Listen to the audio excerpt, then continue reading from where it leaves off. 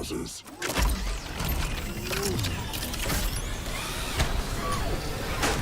Your setup wants Opera GX, and you're holding it back.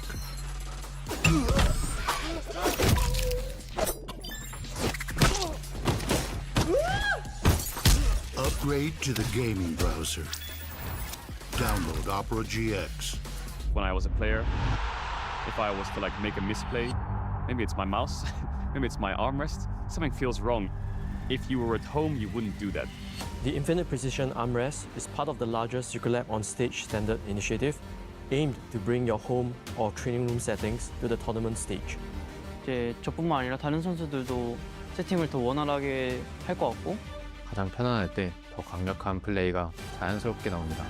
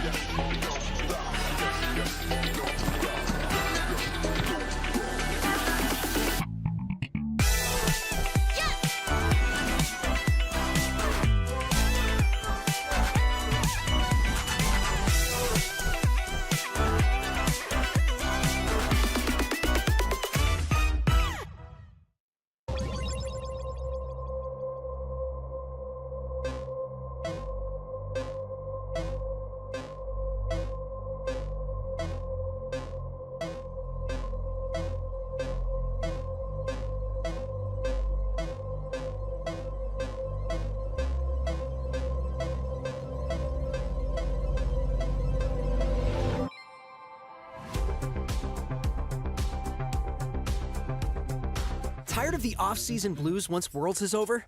Fear not, because League of Legends is coming to the very first Esports Nations Cup, where players split from their clubs and compete for national pride. Will China test every limit imaginable? Will South Korea turn every game into a macro masterclass? Will EU and NA actually play in the correct lanes?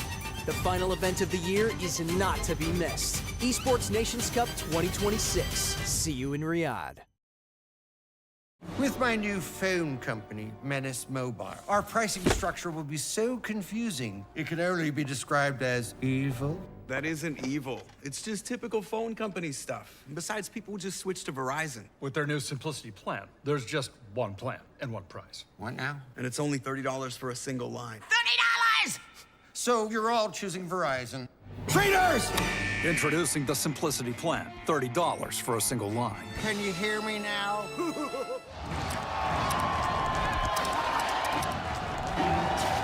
Red Bull gives you wings.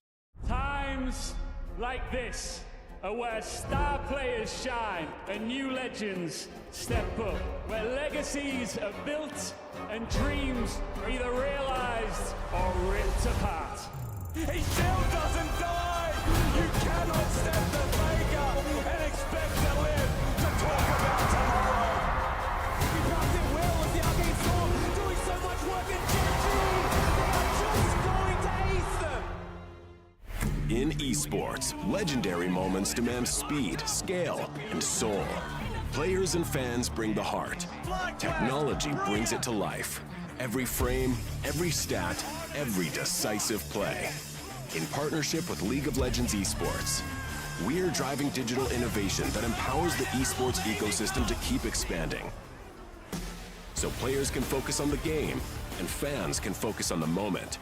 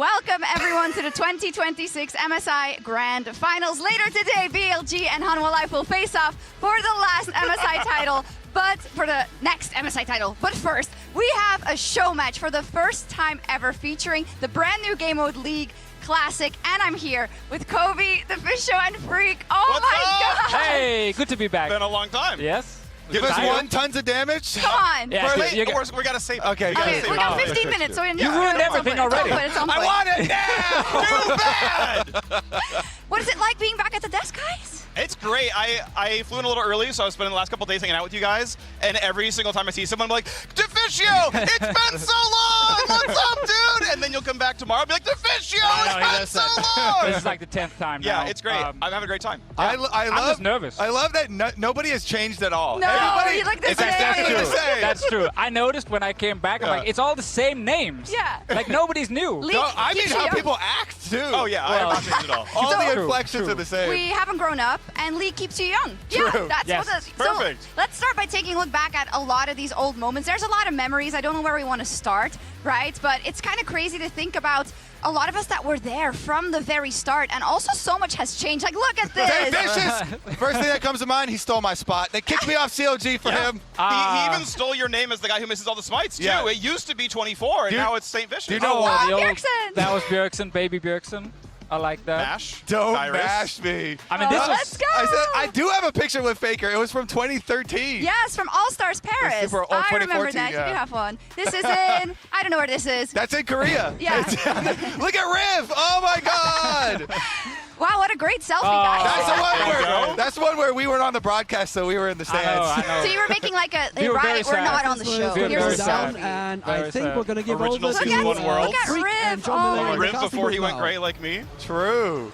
Hello, That's season everybody, one. and welcome to the League of There he Legends. is. It's me! There he It's is. me! And League of Joe, Legends don't call me Joe Joe Miller. Miller. So tell me, how far have we come since the basement? You know, a little bit. It is actually truly incredible how much things have changed over the last, what, 16, 15 years of LoL Esports? I cannot be happier to be here. I mean, I also still can't be happy to be here. Like, Yeah. whatever that man said, I still great, agree though. with. You look great. This, to me, was like the event that made pretty much myself and everyone around me want to go all in on esports. Yeah. Like, literally just watch Season 1 Worlds and, like, Freak talking about it, and we're like, this is serious. Was it like, for this you? is real. Was it also for you a combination because I fell in love with League and then I fell in love with that early? Gentlemen, I'm Fish supporter and I'll be your host for the next I'm gonna 10 cry. weeks as we kick off the You know how much I struggled with that teleprompter? I mean, respect for You doing look this so alone. relaxed. She looks so relaxed. Yeah, it was pretty wooden, I think. you're great. Definitely. But do you remember that the first years, like you were playing League, falling in love with League, and then it coincided with the start of esports, all those streamers, the early co-streamers actually from TSM? I mean, honestly, when I started, I never thought it was going to get this big. Yeah, sure. You know, I was in college, playing with my friends, and I was like, oh, well, graduated now. Okay, time to do something else. Get a real job. What did you do in 2010, by the way? Didn't you win something? True. We won the only gold medal for North America, WCG 2010. We don't count the IEMs that. The other things in North America also won. Yeah, no big deal. I mean, we won the grand prize beating Europe 3-0 a couple days ago. So SK. Wow. Yeah, That's old school. I know. Hey, I was Kobe. casting out on stage with D-Man. I was there. Do you remember? Oh, that's a special one. There he is. We miss him, Wait, don't we gotta hear this one. Which one was it? From our games, all the games were really good. I cannot choose one, so I think the best for me was to just come here and meet all the fans, and obviously see her pretty face every morning makes it a lot You better. made me think there was going to be a joke here. What? Yeah, what are we doing You're here? like, everyone be quiet. It's really important. Let That Peke was a talk. legendary moment. What's this one? My favorite one is the he's too tanky. Pass in the back door. That's solo queue streaming, though. We're doing esports. Give some context. Give some context. I mean, this game literally lasted like, what is it, like crazy long, and they were super far 55 behind. minutes, 56 and then they now, just yeah. came back into the game, literally just doing this for the first time ever, and everyone coined it the X-Pecker backdoor. Yes. Yep. Literally.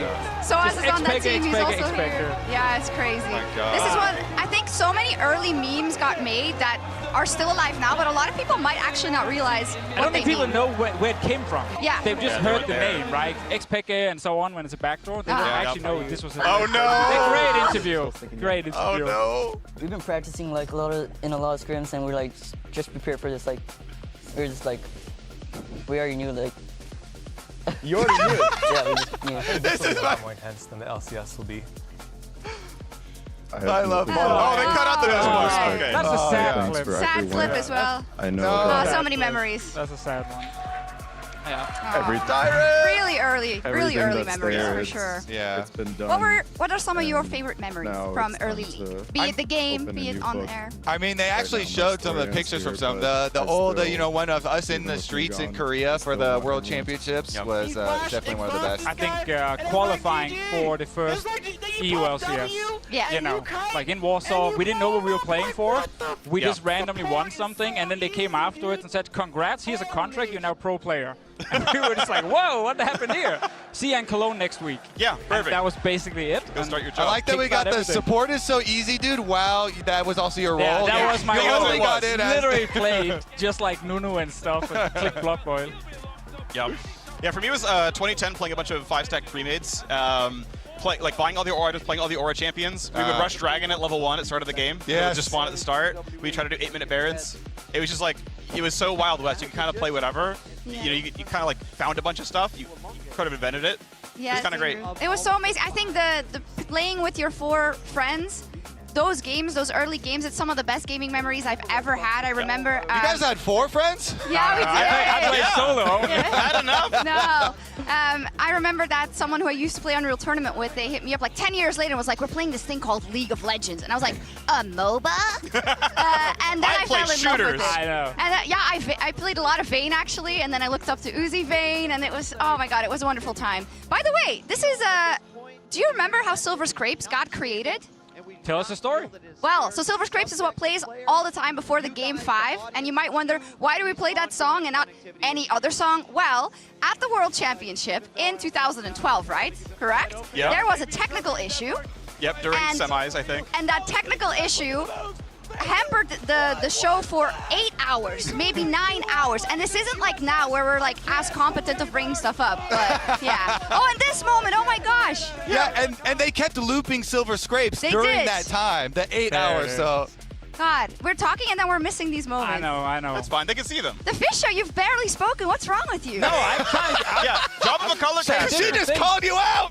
Straight on air. Welcome back. He doesn't have many good memories. His best player got poached by TSM after a year, so. It is true, actually. We did randomly get invited to Worlds, a bunch of us, Season 3. We didn't qualify, but we got invited, and suddenly by mid lane I went to Disneyland with another team, and then he came back and he was like, "I want to go to North America." That was it, and we sold him for I think $20,000. That was a good deal. That was one of the best deals we ever made. Oh yeah, literally the price. Bjergsen was our best deal we ever made. Oh, this moment, a yellow star. No, poor Here we go! Yeah! Poor yellow star. Dude, why you guys gotta do him like that? He's sitting right over there. To get him motivated, I guess. I love how you get famous for all kinds of plays, and then this is his play. I mean, they show the Captain Jack Insta Cleanse, and then they show this one right next to each other. Yeah, I wonder if we have the X-Peke Sivir 500 APM that's much team later. fight. That's much later. Just yeah, like standing season still. 8-ish, but. This is the SOAS Classic. Oh yeah. We will see this today, by the way. You think? Yeah, he will do this today. Oh. Bets now. Does he live? Always. Oh Yes. yeah. Always. Oh, the juke. Dude, he was in Season 1 World Championship Finals with Yellow Star. Isn't that insane to think about? crazy. Yeah, they're obviously playing it today, but they've been in the scene for so long. TP out. Let's go! Good call. It was Good good. call. What a good play. What a good player. Did he? And he's playing again today. He's playing again today. Maybe we can take a look at a couple of rosters in a second because we can keep looking at those old memories. Is this the illusion play? Double lift is right there. Yeah, he's also playing. Is this good or bad double lift? No, this is good double lift. Okay. It's not the Victor play. It's not the Victor that play. one. This isn't Worlds. He's actually good. Okay. Oh, let's go. This is the one where he takes over. It's clean. Wins the game. And yeah, look at all these kills for Shen. Pocket pick, by the way. Yeah. The Lucian at the time. Yep. When it was just like the most meta AD carry. Yeah. It's true. I actually asked him like 2 weeks ago. He's like, no, it's actually still like my favorite AD carry to play. Yeah, I wasn't just memeing. I was like, okay, fine. Yeah. But it's not in Classic, right? I don't remember. Oh, you don't remember? He's not on launch roster. You made Yeah, in launch. I was largely not in charge of champion. Okay. Let's take a look at the rosters then, what we have for our show match, because we could reminisce forever, but we can also reminisce by looking at some of these players. It's just an all-star lineup. Yeah, and we had a lot of them showing some of the plays we had. You know, Soaz right there, Double If right there as well, Yolastar, all playing today. I mean, half of them are famous for like a specific play. Not always the greatest, right? Scar Award, maybe not the greatest play ever. What's that one? That was that he tries to ward over the dragon into Tribush, and he keeps missing it, and he just gives up and walks away. Yeah, he uses all of his wards. Yeah, that's he a gives up and classic walks one. away. We got Wei Xiao, which it's probably a name most people don't remember. But Season 2, he's the best AD carry in the world. Yeah, and he was basically like China. Everybody like, was looking up to him. Yeah, everyone loved Wei For Xiao. sure. And now he's playing support today for some reason. Yeah. Well, he's with Double If, the greatest AD carry of all time. So Right. True. Who could, to be fair, play Blitzcrank today. Yeah, as I the know. Support. No, Double If was DMing me on like early Is today. Nocturne in? We could get Levi on Nocturne? I don't think that one's in. Oh. We got to stop asking him. Yeah, he doesn't remember. He's not sure. See the gameplay. It's supposed to be a secret. Yeah. Well, No, we got to play Paul now. told me that AP Master Yi is in there, Yes, so AP Yi is in. Yeah. Scar can play as Master Yi. Now he has to play Katarina. He's going to play Gragas. True. The Master Yi was so OP. Has I to know, play it was good. Katarina. Yeah. Double If was DMing me, he's like, hey, who's the best champ in the game? I'm like, bro, play something that's like different. He's like, I want to play like Corki or Vayne. I'm like, No, those are the that's so same boring. champion, bro. What are you doing? He's like, I want to win. I'm like, let people see something cool. I love how they're all turbo sweats still. Even after everyone being retired for years and years, the competitive drive never goes away. I mean, Soaz and Yellowstar were sitting in the practice room yesterday, actually just like figuring out what to play and like trying different things. So I think it will be a fairly serious show match. You think? Yeah. I think so. I don't like when people take it too serious. I I gotta be honest this with you. is literally Worlds for Classic. It's the true. first That's game. true. Yeah. Like, you kind of have to win. This is as important as Kobe's gold medal. Yes, thank you. Yeah, of Finally, course, of someone course, backing me up. That's okay. At least he mentioned my gold medal. I'll take it. Oh my goodness, yeah. I mean, it should be really fun. I mean, they'll sometimes they go into it and they're all serious, and then when one team starts losing, they're like, okay, happy game. Just kidding. Happy Now, game. now it's all for fun. Yep. All right, we have 2 minutes 40 left. Tell me why you fell in love with League of Legends. I was playing a bunch of Warcraft 3 mod Defense of the Ancients, the original one from Reign of Chaos. I'd even played Aeon Strike Back in StarCraft, but no one remembers that one. That's okay. And I was like, man, I really want to play something with like matchmaking and like some actual developer support. So I got into League, immediately loved it, played it nonstop throughout the rest of college. Applied to go join Riot because I really wanted to get into gaming, and was like, this game is amazing, and just kept playing it 17 years later. So I thought the game was a scam because back then free to play games were sort of like you didn't really touch that. You had to download it and everything. I was like, this might go wrong. This could be really terrible. But I downloaded, started playing, and then shortly after Pantheon got released, I picked it in a game. I went like 10-0, and my entire team basically said, wow, you're amazing. You're so good. You're so and I was good. immediately addicted. I just needed a positive feedback from my team and literally stomping someone. Positive feedback in Good job. League? I know, it happened back then. I did carry the game, to be fair. Just want Kobe? I fell in love when I saw the first champion spotlight. And that's beautiful. this beautiful man delivering some quality information to us. In an echoey conference room on a like pretty crappy microphone. Yeah, No, I high mean- production quality for sure. Yeah, nothing beats playing in the early days with your friends. You know, everyone's like, get on, we're going to play some League right now. And it took our group away from Dota as well, so it was kind of a similar thing. Yeah, it's some of the best memories in the world. I still remember like waking up early, hearing Monty and Doa cast OG Yen. Like it's like ingrained into my brain. But yeah, we're almost at the show match. How do you two feel about casting again together with It's Chad? gonna be great. Yeah, it's been a good long time. We cast together, I don't know, I think at least 8 years ago or something. Probably 8 years ago, yeah. I might be a little rusty, but we'll see. Okay. He's going to be great because Yeah, he just did I the know everything about retirement the game. tournament, and he Just literally about. made this game, so he knows everything. We'll do okay. You're gonna show you up. Nobody can call me out for mistakes. Why not? It's 13 years ago. How can I remember anything? He was prepping by watching old Copenhagen Wolves. I did actually do you that. know everything. I did actually do that. I did watch some old games. I got the pentakill from Bjergsen in there. Got to watch it. I almost stole it. I was like, Pentakill? I was literally You're like close. one Glad second that away we got from that out of the stealing way it. now that we know now. Would have ruined the whole story. But no, I watched some old games. Okay. I did watch some old games. We're ready. Yeah. You ready? Yeah, I'm prepped. We'll see what the players play. Hopefully it's exciting. Because like obviously Soraka some top champs lane. haven't changed in 16 years, so fingers crossed that's different. My very first champ that I played was Shaco, and I love that the cooldown didn't start when you casted it, and so you could be like permanently invisible with your Q. Yeah, that got nerfed. With For that, good reason. it's now time for our League Classic show match. Let's go.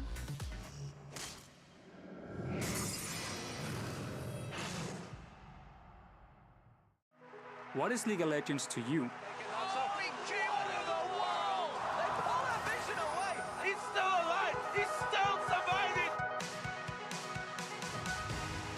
My first game of League of Legends, I remember it fondly because there was just a little bit of magic in how the game played, and I couldn't stop.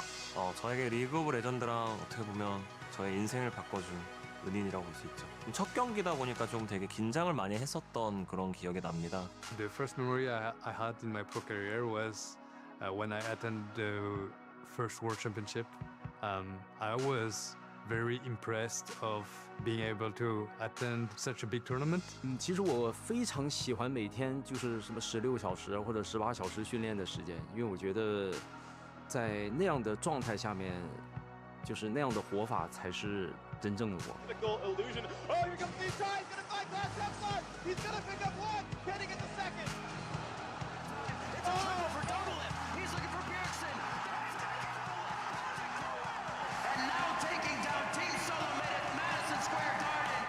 To me, League is my whole life. I was homeless, playing League in the League community. I got to get off the streets and live on Travis's couch. 솔로킬, 펜타킬, 에이스.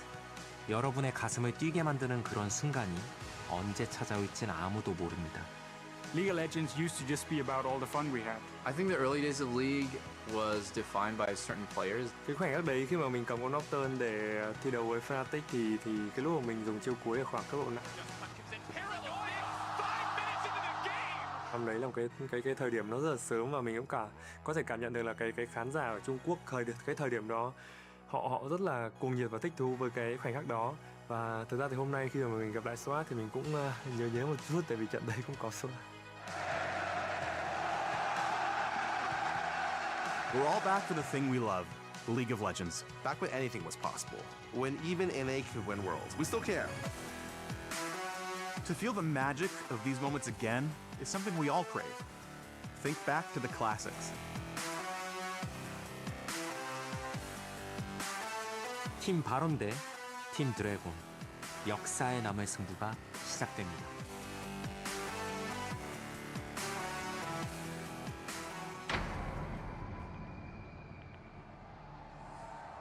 전 세계 리그 오브 레전드 팬 여러분, 한때는 불가능이라 생각했던 시간 여행을 오늘 여러분과 함께 하려고 합니다. 무엇이든 가능했던, 그리고 소환사들이 협곡을 지배했던, 그리고 우리의 상상력만이 유일한 한계였던 바로 그 시절로 말입니다. 이제 리그 오브 레전드 클래식을 처음으로 만나볼 시간입니다. 자, 리그 오브 레전드 e스포츠를 빛낸 전설의 선수 10인을 무대 위로 모셔보도록 하겠습니다.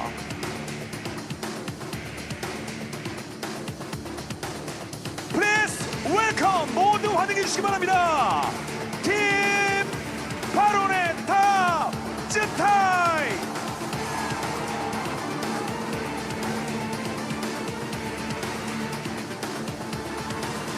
다음으로 정글 앰비션.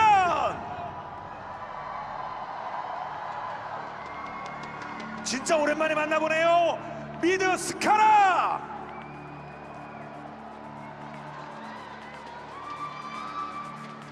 뒤이어서 원딜 더블 리프트.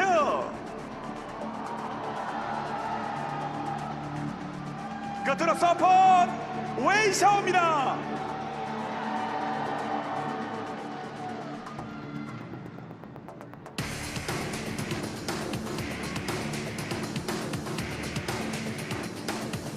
이에 맞서는 팀을 소개해드립니다. 팀 드래곤. 자, 한선산 선수 여러분께 소개해드립니다.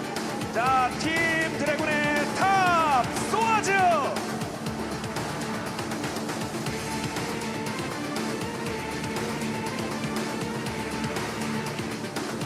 이어서 정글 리바이.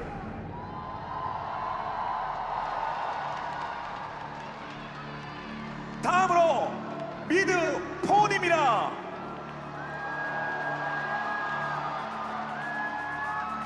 이어서 바텀 캡틴 잭.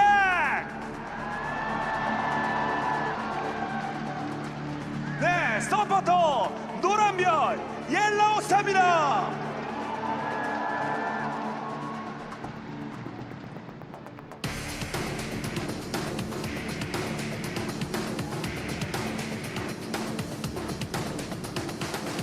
대전에 오신 여러분, 협곡을 빛낸 10명의 전설들에게 다시 한번 큰 응원의 박수를 부탁드립니다. 네, 그럼 세계 최초로 공개하는 리그 오브 레전드 클래식 지금부터 만나보시죠.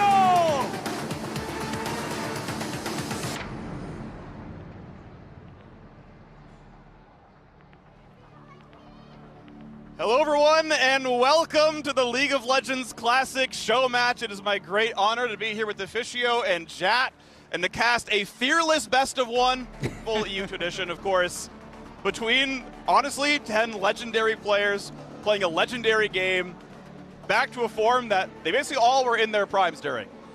I can't wait, dude. Just so much nostalgia watching them walk out, but so much nostalgia for me casting with Freak and Daejeon. Oh, you still remember my name? Thank you. I said it a second ago, so we got it back. I know we probably cast together at, I don't know, 2018 or 2017, but I remember, I think it was the 2015 World Final that we cast together. We did. It was actually Riv instead of Freak. That was 11 years ago, dude. I know. It feels kind of weird, but it's the same also with just League Classic right now. Yeah. Like, I keep rewatching old games and just realizing it was not 10 years ago. Yeah. It was like 13, 14, 15 years ago that we were watching Season 1, 2, and 3. And it's kind of crazy just to go back in time. And I still love how the game looks back then. So I will definitely love how it looks today. Sure, yeah. And so we're going to see here, you'll hopefully be flashbanged by some very fun and interesting icons. We are going to do basically no bans. There was some talk they were going to gentleman's ban Gragas. They're saying it was too OP. Yes. Not sure it's actually going to happen. Look at that so beautiful how is Ari the ban splash art. phase working now? Because this is different than what I remember. Right, so the way the ban phase is going to sort of work, 4th and 5th picks get bans. There's only 60 champions in launch roster, so only 2 bans per team. So they banned Gragas and Master Yi. They did. AP Yi is gone. AP Gragas is gone. Old No, it's Sona, good. You don't want to Ari. watch Master Yi right now. We need Katarina for Scar. I'm just Sona saying that ban already. and OG Ari ban before the alt had resets, but still very strong. So we have to teach everyone who didn't play back then, when you go into Champ Select, when you play yourself, it's about typing as fast as possible. True. Be mid, or whatever role you want. Jungle. There's no other way of getting it. Dude, if there was streamer mode back then, I never would have gotten jungle. Because, like, you could use your reputation to get your role back in the day. Yo, we get old Skarner. Nice, Okay, old good. Skarner. Lisa, Wait, of which course, version of Skarner is this? This is the very first version of Skarner. Flowers himself is over the moon. This is his favorite version of Skarner. Okay, so this is pre-Spires. Pre-Spires. W gives you move speed. And attack speed. Q just is it's a spam ability. Yeah. What was the E? The E is I mark people, and if I hit them, I get a heal. Yeah, But it's right. It's like a skill shot. It's like a traveling skill it's shot. the one you don't max because it's kind of boring. Hell yeah. Alistar top lane, we did actually talk to actually Soas different. yesterday. Go ahead. And Soas was basically saying, guys, old Alistar is back, which means you can headbutt, auto attack. You can get the auto attack? You can get the auto attack. Sheen Alistair? Yes. He's going to Oh, and we get the he's got Kassadin. Karthus. And Kassadin. Old Kassadin. We get Kassadin. Okay, so this is Kassadin with the long ult range. It's 700 range Riftwalk. And then it's Karthus. And a silence on his Q. It's Karthus who will have TP revive most likely. Yeah. So that's what Scar is going to be doing. Dude, TP revive. Back when he was a mid laner. Karthus. Not sure if a meme or not. Vayne. All right, okay, good. so Corgi's kind of tryhard. fast. We have to say Corgi's tryhard. Double is playing slamming Vayne, picks. bro. Yeah, but it's not as tryhard. Corgi's super broken on Okay. this patch. Like, Wait, ridiculously on this patch. broken. Yeah. Just highlighting that. Yeah. Yeah, this is Corki before the Q was a missile, so it just kind of hits the ground. It does reveal. And, okay, Korka Janet is really sweaty. Yeah. And this is also old Janna, her passive, global move speed to your team. Yeah, that's why. That is a very strong. Also, the E gets 50 attack damage for like 10 seconds. Yeah. We should probably highlight for anyone who's confused, like the champions are not all locked from one patch. Like this is across like different early seasons. Yeah. So you have different versions of the champions. So the way I'll kind of phrase it is like, it's like kind of vaguely Season 3, but not exactly. It's more, if there was a different kit, we tried to take it. So yes, it's the very first version of, for example, Skarner. That's period accurate already, not a big deal. For something like Twisted Fate, he was already on his modern kit by 2013, so we went farther back. We went like 2010 Twisted Fate. Gate is on his E. Yes, global teleport at level 1. Those are the kind of kits we went for, so hopefully it's going to be a very fun experience. If you had played since beta, you'll be like, I remember that kit, I played with that stuff. Understanding that it's not like, you know, it's not December 2009, everyone. It's certainly a mix of years, but trying to go for as much novelty as possible. It's good to see you you on camera. On camera? Yeah, Oh my actually God. here. I just wanted this memory again, right? It's been so long since we've been able to do this together in front of a live crowd with Double Lift and Scar at an international tournament. I like how you highlight them. I think of Soaz and Yellow Star. Absolutely. That's what I'm thinking Zatai, about. Wei Xiao. Yeah. Oh my God.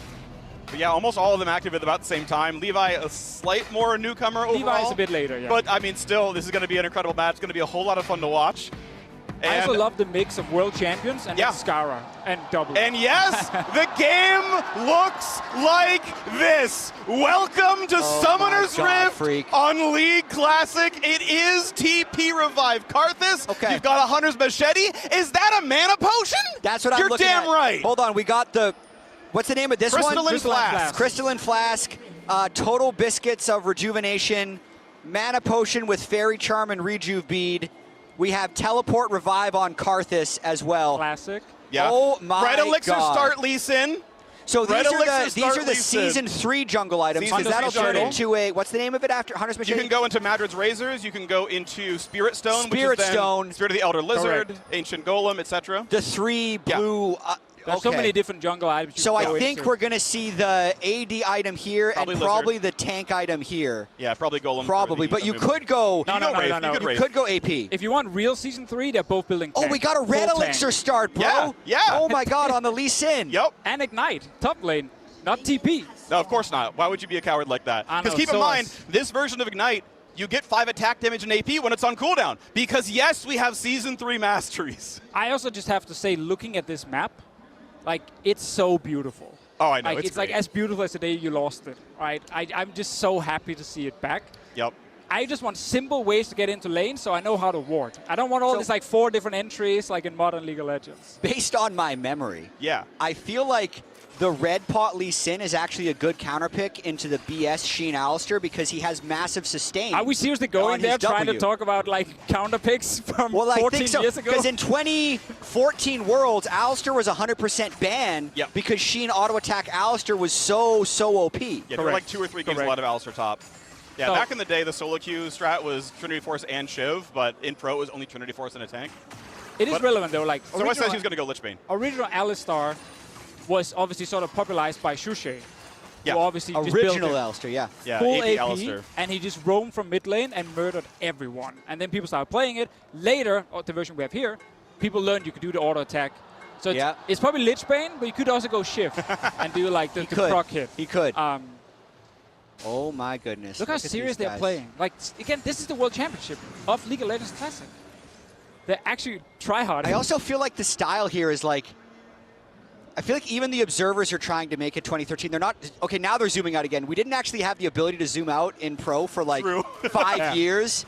Heck, we didn't even have an observer client for like so many years. Here's the first here gank, we go! Here we go, up behind him. Wei Xiao going to do his best. He's getting slowed down. Second Q means perma-slow, and that is first blood to the Skarner. Beautiful. Love it. Levi, of course, probably the best player in this match. The most recent pro. Going straight to the bot lane, securing a kill. And they got push. Early Corky Prio. Double, of course, going to do his best to farm, but he's farming okay. Nice slow Janitor Tornadoes. The old missile speed, I forgot. That's a 10-time VCS champion right there. Yep. So this is the Corgi where you have true damage, obviously, from your passive, your Q, which you max. It's just the instant bomb. You can't actually dodge it. Does it still reveal stealth and wards? I don't think it reveals wards anymore. I honestly forgot. I haven't played a Corky in this yet. And there's no package. We got no, of course not. No package. No package. So just raw power all the time. This is a silence, of course, on casted and Q. Oh, the full duration silence. Oh my goodness. Yep. But if Scar turns his E on, he can still just go right through it. Yeah. You can still hit him back. I mean, level 6 Scar is going to die. He has Yeah, no that's flash. probably going to be a kill. And then he's going to revive, and he'll be right He's back. going to revive and run That's back and true. die again. Like, I will say, remember, Riftwalk has like a much longer cooldown in this version of the game. Sure. When you know Riot nerfed the range, they also made the cooldown much shorter. So like, even with max CDR of 45%, if he has the mastery, like you're still waiting for a little while. it's probably also worth highlighting some like a big difference in laning phase in classic compared to modern is things tend to cost more mana, and you have less mana. Oh, region. flash Q. Headbutt into the turret range. Levi's on it, man. He red elixirs. Going to heal as much as he can, but he's going to get hit by the Skarner. Perma-slow is on. He's not going to survive this one. Levi's on for 2. I got to go play Skarner, dude. He's like the closest I can get to Udyr in League Classic because he's a fast-clearing jungle who just spams buttons. But Ambitious finally trying to make his gank. It's on a ward. Yeah. It's on a ward. Yep. You can buy wards in this game. You can spend 75 gold for a regular green ward. The sweeper doesn't follow you either. It's just a spot sweep. Yep. Yes, you did actually add in sweepers as sort of like one of the latest additions. Yeah, so basically I implemented trinkets. Basically we realized that players didn't want to buy wards, so we gave them really, really, really weak trinkets that had something to do with their time. But Oracle's Elixir's in the game, so red trinket does not get to be Oracle's Elixir. You got to go buy wards or a sight stone, so the yellow trinket has to be a lot weaker than that one as well. So it is the weakest trinkets I've ever been, but we wanted to give some players a little bit of free vision. Look at those Philosopher Stones by the supports. Yep. Gold per 10 Gold per generation because they don't get free support items. So because they have the trinket, they can do this. If we're talking real old school, this is actually the wrong build. They're supposed to rush Sightstone. Yeah. Just want to highlight that. But obviously now that you have the trinket, you can add that in. Probably good for supports because some of the games I rewatched from back then at like 45 minutes, you don't have any items as a support still. Nothing. So I like the fact you can get early gold from this. Are they buffed as well? Which ones? The gold per 10 items. They're pretty much like the last version you saw of them when they were in the game. So Philosopher's Stone, pretty much a straight rip from the end of Season 3, because they got deleted in Season 4. Heart of Gold is a straight rip from the end of Season 2 when it got deleted. So, yeah, they are basically the versions you last saw when you played with them. Nice trade down there. Good shield from Wei Xiao. Do we have comeback mechanics? How are bounties? Oh, he's Do we on have no 6 bounties? Oh, good. Yep, point and click. Skarner ulti. Good luck, buddy. Down you go. 3-0 for Levi. Levi is carrying this game. Again, he is the best player. He just presses R and it's instant. You can just flash and pull it back. It's incredible. He is the best player on the map. Oh, he does have a bounty that's visible on the scoreboard, though. Yeah, so champion bounties are in the game. Ambition. Yeah, can we get the stun? It's a single Q. There's the silence, going to buy him quite a lot of time. Gets over the ult. He jumped over the ult. Oh, it's a heartbreak. Double lift. Tries to push one back. Gets knocked up, though. He's not going to live. It's 4 in a row for Levi. Top lane. Wait a minute. He might have the damage. One more. Thank you, Red Elixir. Tatai gets one for the team, finally, with the Ignite Lee Sin top lane. So as the triple Doran's Ring build. Yep, that's in the game. Still couldn't get it done. Mostly sack. Okay, but Levi's taking over this game, though, for sure. But he's gonna build tank, so hopefully he can't carry late game. Like, you know, you're not gonna grab Karthus or anything and like just pull him into your team. So I think it might get a bit harder for him. True. But early game, yes. Vayne is a hyperscaler as well. Hyperscaler, if we get there, for sure. I think Vayne always had that issue back then that her laning phase still kind of sucked. And you can see the Scar is crushing in farm right now. One thing to point out about League of Legends back at this point in time is mana costs are very real. Right? We saw people start with mana boats. They've got some regen items in their build. So if you can last hit well, and of course, Karthus gets mana back for last hit. So like you can see, like Pawn's kind of out of mana. He's getting pushed around a little bit here, and so Scar's farming up. He's going to do plenty. Yeah, Scar's going to be strong. Also, got to call it the old boots of mobility. Love it. You were so fast when you're out of combat with these things. Just to get in range for that Skarner pull. Yep. Oh, man, so awesome.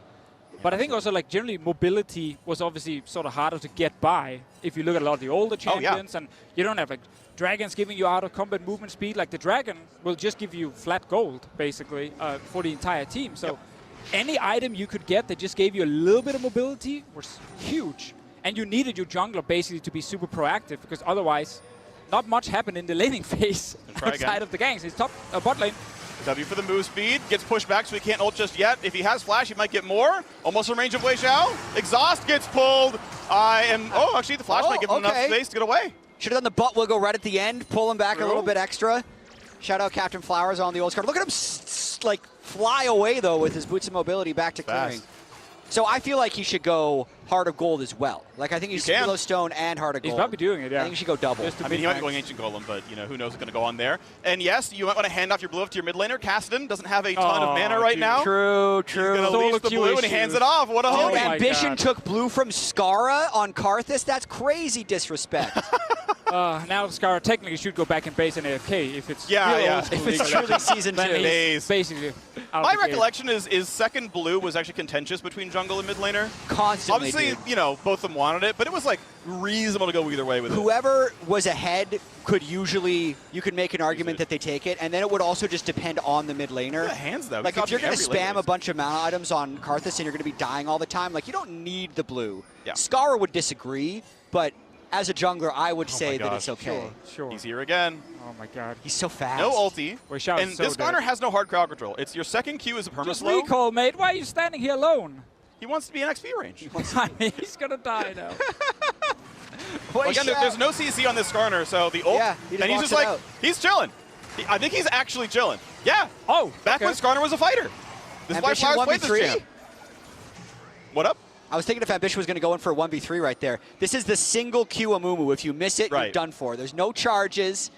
So that's why my strategy was always flash alt, then Q. Yeah, of course. Because you don't get those extra chances on the Q charges. Yeah, stakes are generally a lot higher in this version of League of Legends. It's in a lot of ways sort of more strategic because once you commit, like that's kind of the fight. It's just like it's more of a brain game, less of a hands game for old people like me. Exactly. Also, less combat mechanics. So again, In some ways, yeah. So if you make mistakes, it does hurt a lot. Oh, okay. Going for the flash into the pull, into the pull, back. Zatai kick damage almost enough, but Soaz gets the kill. Love it. Levi just going everywhere he wants. Soaz really needed this, by the way, because he's actually not doing that well top lane, despite playing what will become sort of a gimmick Alistar. It's still fairly weak before any Sheen or Shiv or whatever. I mean, he's going Lich Bane in this game. Great counter pick by Zatai with the high sustain on the Lee Sin. It's probably W-Max Lee Sin. Flash. Lots. He's silenced. He can't easily get away. He's going to survive for now. Will he tower dive? Look at the range on that one. And with the heal from Janna, it might be enough to survive through Requiem. It's going to be close. Pawn's going to survive it. All right. Here's Revive. Get back in there. Come on back. He might be saving it for later when it matters. I mean, no, there we go. He's back. Revive TP. Let's go. So half the people watching now just basically type GG because Kassadin got his first kill in the early game, and he's now going to snowball. Look at like this late crazy. prio. He wants Rod of Ages, upgrades the tier into Seraphs, and then he basically can't go Well, there's Archangel's Staff. I don't think it'll never transform into Seraphs, or is that version in here? You're right. I think it just stays at full stack Arcane. I'm trying to remember, actually. It might still change name. Thank you for the but I don't reminder think- of not saying any names. Because it has a shield on the active. Oh, are we You calling actively press for Armor the Boots shield. Ninja Tabi, or are they played at Steel Caps? I think they're still called Ninja Tabby. Nice. They have Do there's they have no random dodge? dodge. This is without random dodge in the game. So Jax has his Modern E, for example, as well. If you want that to change, let us know. This is a game that we could patch. If you want random dodge, that is a possibility for the future. But we're not shipping with random dodge. So mid lane now, basically, everyone who's ever played against Kassadin back then will have these memories. You're just at risk of dying 24/7. Yes, you have revive. You can just go back and feed faster and die again. Top lane, Soaz. There's Alistar. Gives him bonus AD, by the way, so Soaz can really scrap. There is a Bluetooth Sheen proc. You saw that W auto, chunked like a third of his health. Fighting in mid, Skara does not have revive. He's not going to have an easy time for this one. Pawn doing his best, jumps in, gets the kill. Ambition finally here. Big fight in the bottom side, though. Yellowstar's going to drop double lift now on the board. What a great gank. Double Lift wants to carry in this one. There's also, I mean, Team Baron has a Drake, but that is just like a for fun counter, right? There's no... It's gold and XP. That's it. And you kill the next one, and it's more gold and more XP. Exactly. You kill another dragon, it's more gold and more This is experience. before any of the, like, 3 dragons and the 5 dragon stack, and it's definitely before elemental dragons. But you did add in that you get more gold the later you go into the game, right? Yeah, so big stun. Stun. The polymorph at a good time as well, so enough to kill Captain Jack. That Valkyrie, but the silver bolt lands. Dude, he actually can carry this game. Yeah, like, he can. The only champ you want fed on this team is Vayne to just take down the front line. Like this Alistar as well can't use ult against him. Yeah, I'm thinking Ambition, flash alts, Karthus dies in alts, and that'll get everybody low enough for double lift to try and carry the fight. That's got to be their strategy. Just give me Rylai's on Skara or something so he slows everyone again. He can still build the QSS as well eventually. He's got to pay the QSX tax at some point, otherwise Levi's just flash alting him. And if he's not instant clicking it, it's really, really embarrassing against Captain Jack. True. You had better. Oh yeah, blue buff has friends, if you forgot. Blue and red buff has friends in the camp. So nice stuff there. That's true. Also, and actually that's quite relevant, because now when you counter jungle, you can leave one. You leave the small one, and it doesn't actually respawn. Correct. So just remember that. Yeah. Yeah, baseline leave camp one respawn little. timers. Are they Raptors or are they Wraiths? Wraiths. Oh, they're Wraiths. Okay. Yes. We also took the white from Season 4. We just saw Ambition just go fight there. This jungle, by the way, has a 75-second respawn timer, so if you want to be the CEO of full clear, Oh, geez. there is a lot of full clear available for you. Are there going to be any jungle timers on the map, or are those taken away as We're well? doing something not quite as aggressive as Modern. Yeah. You can find them on the mini-map. We are trying not to be too spammy with the visuals, but a lot of the Modern UI tools are there. Oh, both junglers coming bot lane. Karthus ult is ready. 3v3. Yeah, Karthus ult's going to be a big deal here. He's just hit level 11, too, for Skara. Jump on in. Whimsy, the flash, all the moves there. Gets pushed around. Karthus does hit it. Ambition waiting, pops it, but they've got the Impale. It's going to be enough. Captain Jack kills Doublelift, and there's no damage left. 2 for nothing. Levi got to get in range for another Q. Just the 2 for nothing. Dude, Yellowstar's Janna is so broken right now. Like, the shield for the AD, and then just the Janna ultimate basically immuned the Karthus ult. The level 11 Karthus ult that came from mid lane didn't matter at all. Oh, Soaz is there in the mid lane. Goodbye. Pawn takes him down. Oh, what a beautiful roam. He used to do this all the time. Soaz was the most annoying top laner to play against in Europe for years, because he actually understood how to leave his lane and just go gank mid or bot lane. It was insane back then. These types of roams were, even freezing waves was legendary. But look at this. The Lulu CCs them, but look at the, like, everyone is literally full health. Yeah. By the time Doublelift dies, the Karthus ult does a little bit of damage. Doublelift can't hit anyone through the Skarner ultimate, and they just run him down. Yeah, nicely done. This Gen ult also slows in the area, so if you can channel it, they like really can't get around. Yeah, so he realized he missed the flash Q, but he's like, well, I can still headbutt. It's fine. Well, I'm glad to see Yellowstar back. Gotta get the auto attack. Bluetooth Sheen. There we go. As Soaz told me yesterday during rehearsal, he is going to go for Lich Bane on the champion, so Yeah. it's going to be AP plus W auto Alistair. Big damage there. Oh, he gets to press his E for the heal. Yeah, the E is the heal. So the passive and E have kind of swapped essentially in that anytime you press any spell, you trample for 3 seconds and deal damage around you. Deals bonus to minions and monsters, so you can lane, you can jungle. Just to help anyone who's going to play Alistar Yeah. when the game is live, Yeah. Soaz did actually explain to us, you got a max range W, otherwise you don't have time to get the auto off. We had that in the very end here, where he actually just were too close in W and he didn't get to auto attack. Just so you don't look like a fool when you pick it. Yeah. You start feeding your lane because you're actually not that good in lane. So the pick isn't necessarily completely OP, even though it's a bit of a fun gimmick. Levi also over here buying arguably, the best item in the game. Aegis of the Legion, baby. Yep. Aura items are here. They are back. They are amazing. And armor MR to your team. Will he go to the Runic Bulwark as well, as he has Probably. another fight mid? Levi's so fast. Yeah, doing pretty well. 4,500 gold to the lead right now. Of course, as you mentioned earlier, there are champion bounties. There are no objective bounties, so those are not on the map, just simple gold for killing objectives. Of course, stakes rise over time, right? Champs with more XP, minions are worth more gold and more XP as time goes on. Doublelift pushes one back, tries to stay alive, will do so. Pawn, you see 700 range Riftwalk. Scary spell. Now, one of the issues for Vayne, also back then, obviously you can't really kill the wave. So you're super slow and always at risk of dying. Look at how tiny the Dragon Health Yeah, I bar know, is. it looks so funny. Oh, Gonna try for the play against Pawn. Big damage per auto attack. He's doing pretty well. Jumps into the brush, but this is a long cooldown. He's got to flash if he wants to live. No, he's got the shield. Will it be enough? Karthus is going to try. Deals some damage, but it's not enough just yet. He's got to be careful on Levi. He's going to be in range. Flash ult. And Soaz is here for more. The flash gets away. He's going to be okay for a second. Ambition in the middle of the team. Ult's on the 3. True damage. Trying to cut through onto the Alistair. Lee Sin Q not quite going to land, but they knock off one. Captain Jack on the way out. Datai going to try for what he can. Cannot stay in range. Q's going to land. Does not have anything else, though. Doesn't want to go for the kick flash. Oh, could have gone for the Insect in the spot of the map where the original Insect happened. Wouldn't have actually worked, but... Still here. Got to be careful, though. This is going to be big damage on the rest of the team. Nice long-range safeguard. See, he's still fighting. Doublelift, getting a couple of hits off. Skara is zoning. Oh, now Kassadin will chase you. Yeah. And about 4 seconds left for a walk. Exhaust is on, but yeah, he doesn't have damage yet. There we go. Does put it across. They get one. The kick a little bit too late, as already Karthus has dropped. He just keeps coming, Deficio. Pawn. He has blue buff. Let's look at the mana, man. He can just keep doing it. In range for the slow, and a fat silence as well. Finally going to time out there. Yellowstar wants to be in range for a bit. He wants to keep going. He's close to having another one here. It's mana per auto attack on the W, passively. Active is damage every auto. Double trying for a trade on Levi. Doesn't do a whole lot, but they're hitting this turret. Turrets are pretty frail in this version of League of Legends. You can see the siege pretty effective without that much concerted effort. That's true. I mean, most of the strategies back then actually involved around just how do we kill turrets as fast as possible.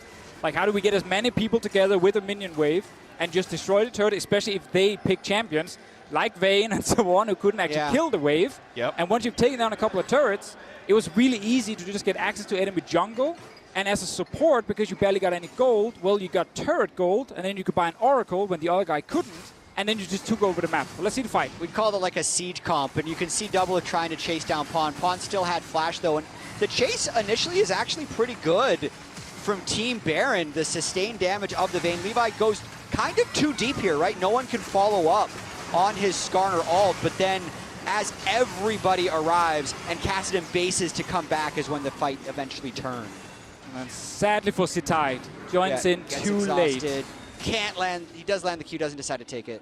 Oh yeah, not only does Amumu not have 2 charges of Q, his ult is not a stun, it is a root and disarm. You can cast spells like rule. I did not remember it was a disarm. But is the range of it really, is it bigger? Because at one point it went from be. 600 to 550. Like it should be. It has been shrunken and raised I didn't over implement time. every champion, so I don't have like every number memorized. Oh, look at the Archangel staff. Look at that amazing icon from Pawn. Oh, that looks That's the tier upgrade. Nice one. What is that Make thing? sure running away. There Pawn are on the so chase. many people having nightmares of playing against Kassadin right now watching this. There's your damage from AP Alistair, 100-something AP. Skara gonna have a bit of danger here. W should kill, W should kill. Just a punch, but next spell, down he goes. Love it. And the damage reduction, does it still go to 70% at rank 6 ultimate? Oh yeah, Or yeah, rank it's 3 ultimate plenty for strong Alistair? there. Big damage inhibition, a shield buys him a bit of time there. Q's not gonna land from Lee Sin, kick over the wall. Did they kill Captain Look, Jack? Skara's Try. back, Skara's Skara has revived TP, but can he kill backline? They're gonna try, and they'll get him with help. Ambition on 1 health. Levi cannot stay in range. Double it with a 700 gold shutdown. I mean, all these fights are fairly close, and I keep feeling like we're getting close to a comeback because we're getting kills on the Vayne. 5 for Doublelift right here. Skara, of course, is 0-5, but still his job is literally now to just go in and die in the fight.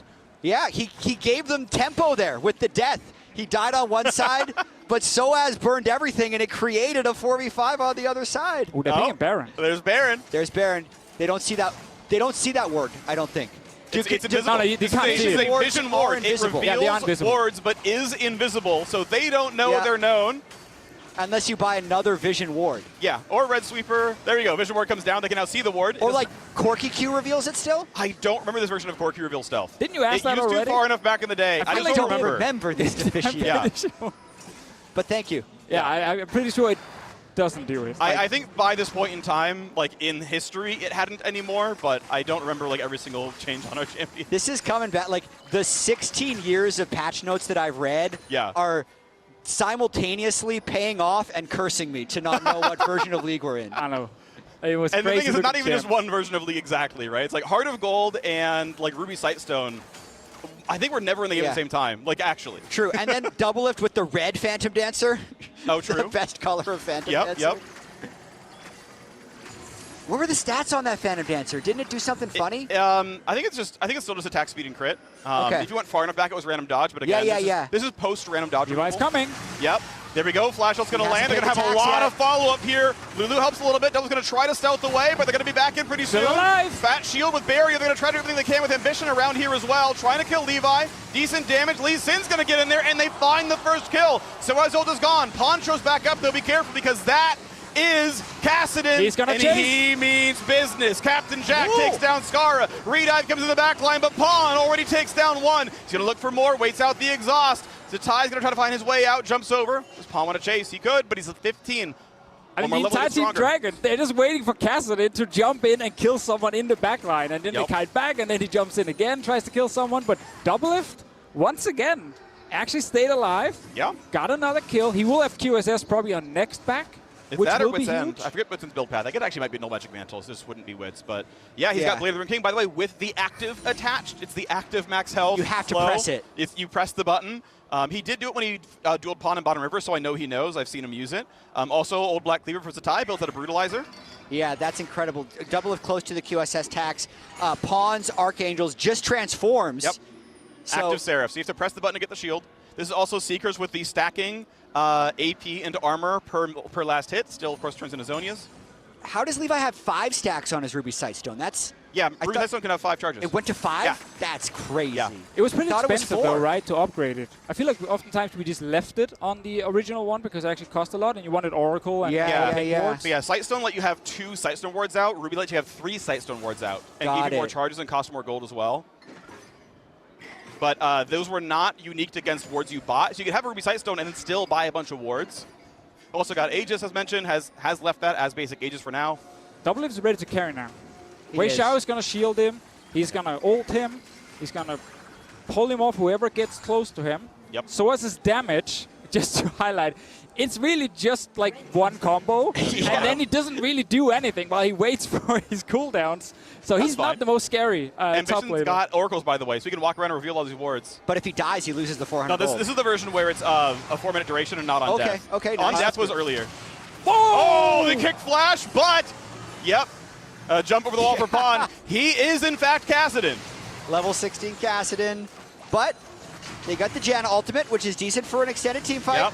Jumps in, nice slow. Stun's gonna land, waiting. There we go. Gets the ult. They have enough to kill him off. The polymorph means they have it, but can they chase down? Support's already dead. 1 for 1 so far. Shields coming across. Captain Jack running away. Double it flashes in. Is it enough? Can he fight? Looking for Yellow Star now. That's gonna be a kill from Requiem as down goes the Bloodthirster stacks. They're gone off of Corki, and so has Might Drop as well.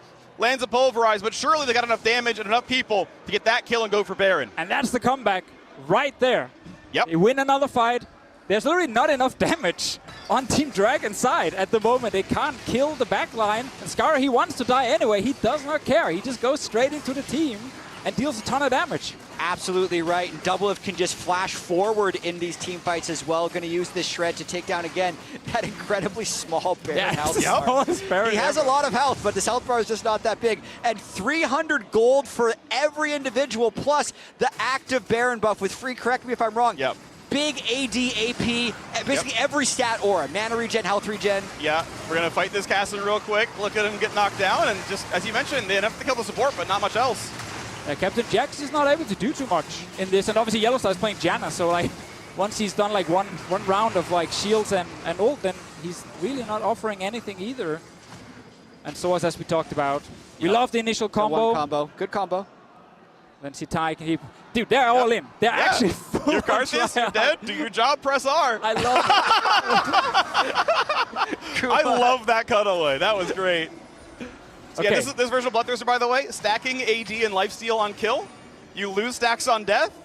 You often went BT first Amazing. all these champions. Corki, of course, wants Triforce. The Banshee's Veil on Ambition as well. No aura item on him, but it's going to help a little bit against Skarner if he can avoid poke. I mean, this is my MSI final, by the way. Like, yeah, this is what I care Back about when right you now. were good, this is what the game looked like. Exactly. Well, Back good when as I was that. good, Good this as is what the game that. I mean, looked that was like. quite a compliment. I'll take that one. You qualified for the LCS. Yeah, back when I got carried. You still managed to network your way onto Bjergsen's team and had to qualify without him. So, Exactly. well done. That's a fair point. What version of Ardent Sensor is this that Wei Xiao just completed? Very, very early. It's not life on hit. It's basically AP, or it's attack speed and on hit damage to your target. Nice. Yeah, this is before the overbuff in 2016 where it was like completely shattered. 1-3-1 on Team Dragon's side. Then you're obviously just losing your mid-turns. You can't really defend against the Baron buff anyway. Okay, I'm glad this game is actually so close, because I remember some of the OG games of League could be giga snowballed and go super fast, but this is a battle. Yeah, I rewatched quite a lot of games, and it's either you basically stomp them in 20 minutes, or it's 45 plus. Yeah. Guaranteed, where you just keep like losing and winning team fights back and forth. Nobody can really finish the game. Yep. Yeah, this is the version of the game where wave clear is definitely very real also. As you mentioned, you know, turrets are a bit squishier, but you kind of saw how like slowly Cass gets through the wave. Players got a lot better in the last 13 years, where it's like everyone has like Are you more sure? gold in CS. You know, generally they have. So you've actually like, slightly buffed some of the PvE stuff. Like minions get a bit more stat scaling because everyone just has like literally more gold and XP because they're better at the game. So some things are like, you know, a little bit different to keep up. There's the jump in. That, however, basically no different. He's back. Ban this champion. Pod. But he can revive TP back.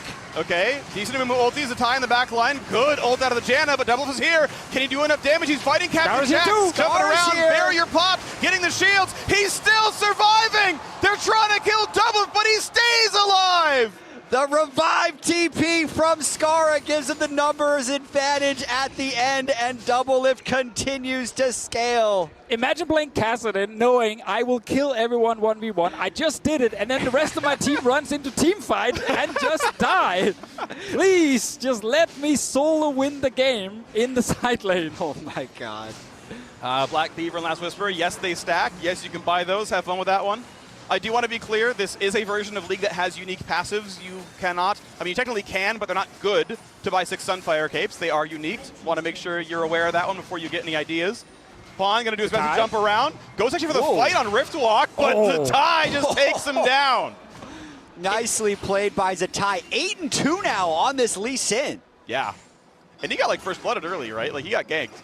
This is what I look forward to the most though with League Classic, right? Seeing great players now come back and try different versions of how you build these champions.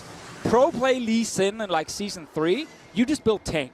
Yeah. And you did nothing in late game. Like you would just basically walking around trying to kick someone away from your carry. Now we have someone just building full-on damage, armor pen, everything, and he's destroying people. Yeah, it's a solo queue build. Slow comes out of Yellowstar. The whole team is here. Heavy Pulverize means a lot of damage, and Ambition's already quite low. Couple of shields come out. Double's already on the fight as well for Levi. He's got QSS. He feels comfortable. Scars are on the backside as well. Levi's at half. Double is still on the chase. Almost gets around the tornado. But that from Yellowstar means the disengage is in. Yeah, that's alt burn from Doublelift as well, but it's not like we're waiting on some Dragon Soul or some Elder Dragon. So we got to wait for a big team fight to happen. There's no permanent game accelerator other than the players just getting stronger. And to your point, Deficio, I can't wait to see like modern split push or freezing understanding or sieging understanding with the old game. It's going to be fascinating to watch some of the top players on stream. And nobody can actually predict the meta. Like I saw a lot of comments about, oh, this champion's going to be so OP, I don't want to play against this again, and so on. Because like, it's all a little bit different. It's all different, right? There's different versions of the champions. And again, people are going to learn how to play against them in ways that we maybe didn't think about back then, like 10, 13 years ago. W, oh yeah, by the way, you get full cooldown, Wing to a minion.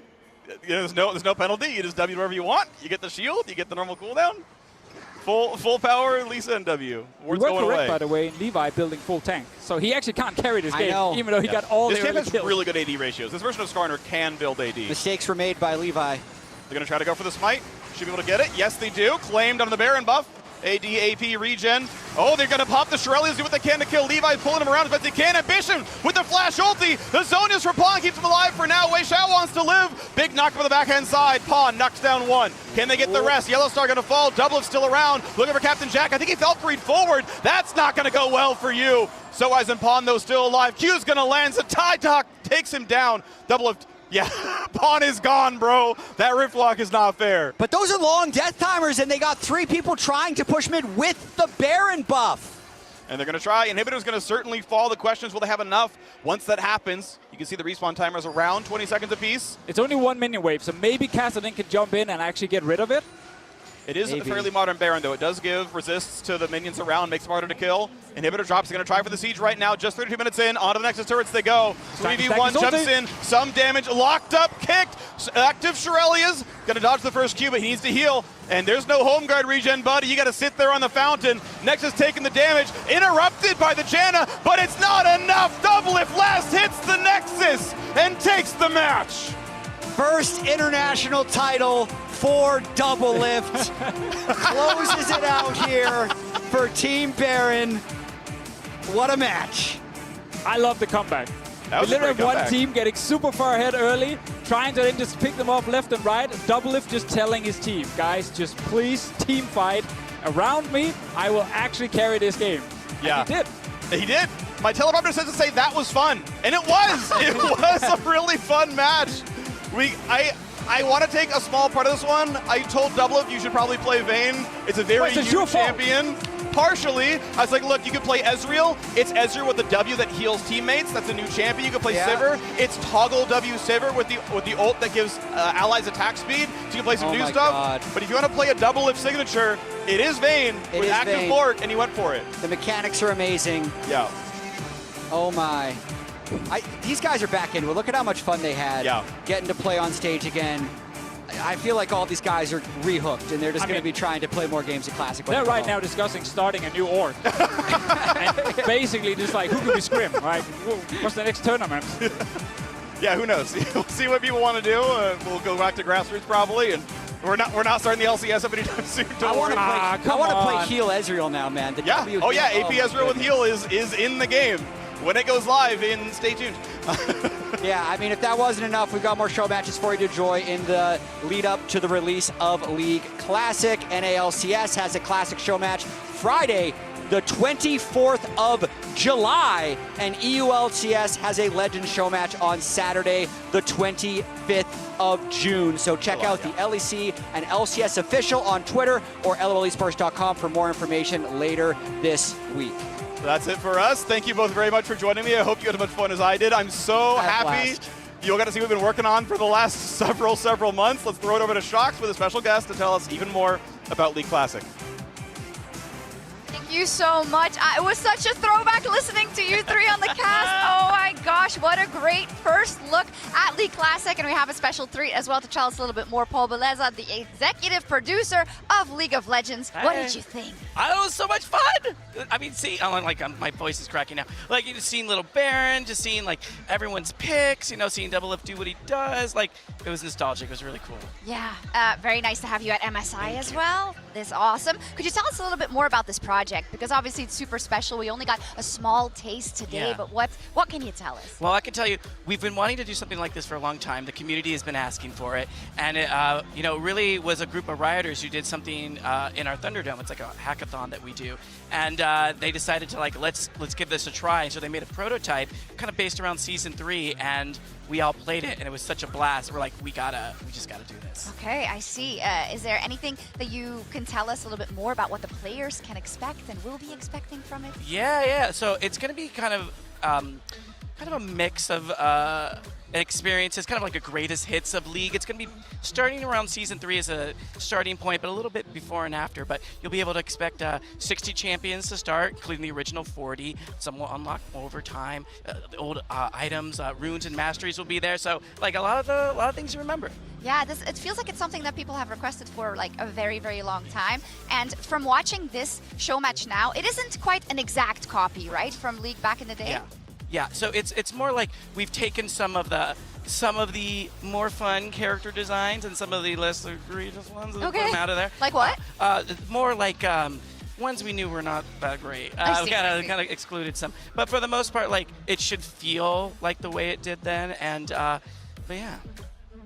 Yeah. So based on what we just saw, it's not going to be exactly like League back in the day. But what can you tell us about the development of League Classic itself? Where did the team pull the idea from? How did this? You talked about this a little, but it just seems like such an incredibly big ask and such a big project to dive into. Yeah, I think the team in that Thunderdome project proved that we could do it, right? And part of it was recreating some of the things that were lost from time, and some of that was just pulling some of the old art assets and polishing it off, and just like making it presentable in a way that felt like a fun package. But it really was a passion project that proved it can be done, and and testing it out with some players, they really responded well. So we knew we had to commit and bring it. And the big question: when will players be able to dive into League Classic themselves? We're just going to be in 26.15, which is on July 29th, so it's coming really soon. Okay, awesome. Thank you so much, and enjoy the finals, HLE and BLG. Hopefully we get 5 games. Thank you so much, Paul, for bringing this back to us with you and the team. It's really, for us as the ancient players almost, it's an absolute pleasure. So thank you for that, and now we will kick it over to a quick break. But when we come back, the MSI 2026 Grand Finals between HLE and BLG. We'll be right back. Bye-bye.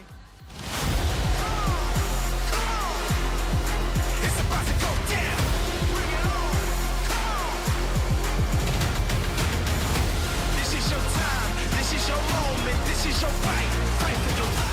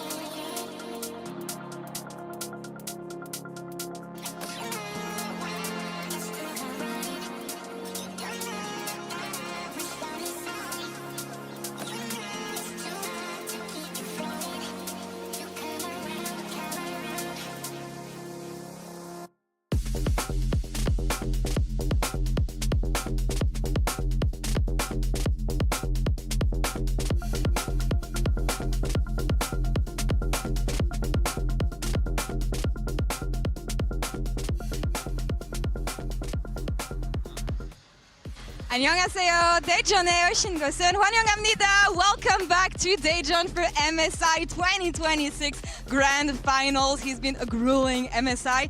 It started off really one-sided, only 3-0s, and then it got really interesting throughout the end. Welcome, guys. Yeah, oh my God, League Classic straight into this. So let's think about... Yeah, jumping back into the future, Wait a second, like straight up. What's good now? There's no Sightstone, or there is Sightstone?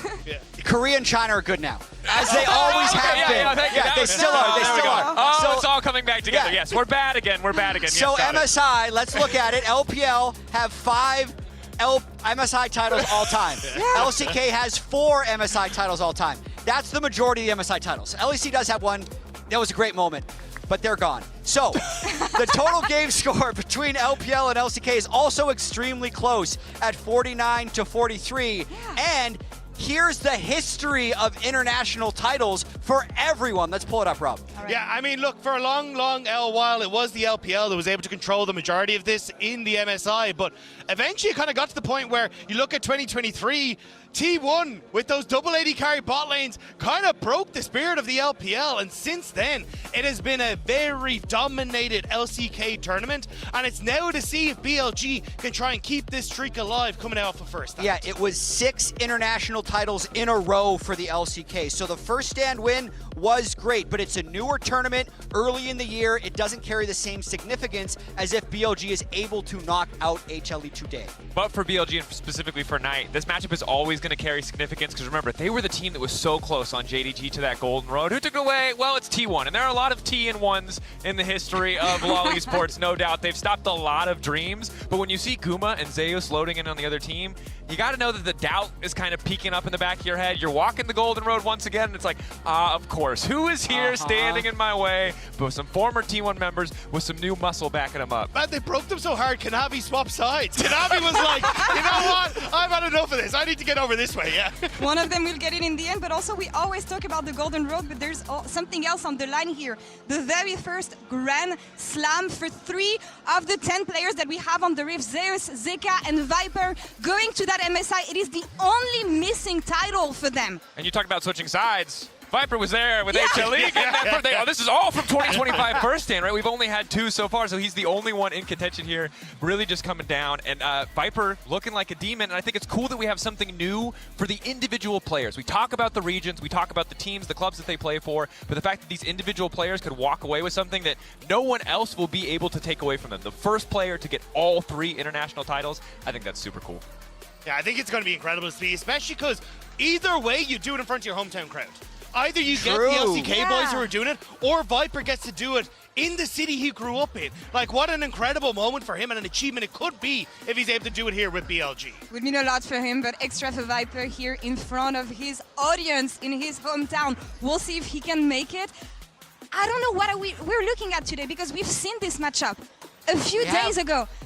It was a bit one-sided, I want to say, favoring BLG here. How much can things change within such a short time? Jad, what are we looking at Yeah, it's here? good that you called Jack, because the rest of us seem pretty convinced that things are not going to change. So that's a lot of confidence, Mr. Leesman. You got to explain yourself. I did say before the tournament that MSI has only been won from the upper bracket. Yeah, that's a good stat. That supports BLG. So what happened here? It would. I think it's a coincidence. I think I brought it up because it was fun. I don't think it matters. What I think matters is how the teams adapt throughout the tournament. And for me, Zeus has adapted the best. We've seen these mage bot snowball compositions, and what Zeus has done with his last 4 wins is he's been on these raid boss picks. Like his Mundo became unkillable and allowed him to run through the game. His Scion into a Jhin became unkillable. His Swain that was into a Mel became unkillable. And he's just been able to take over the game from top lane.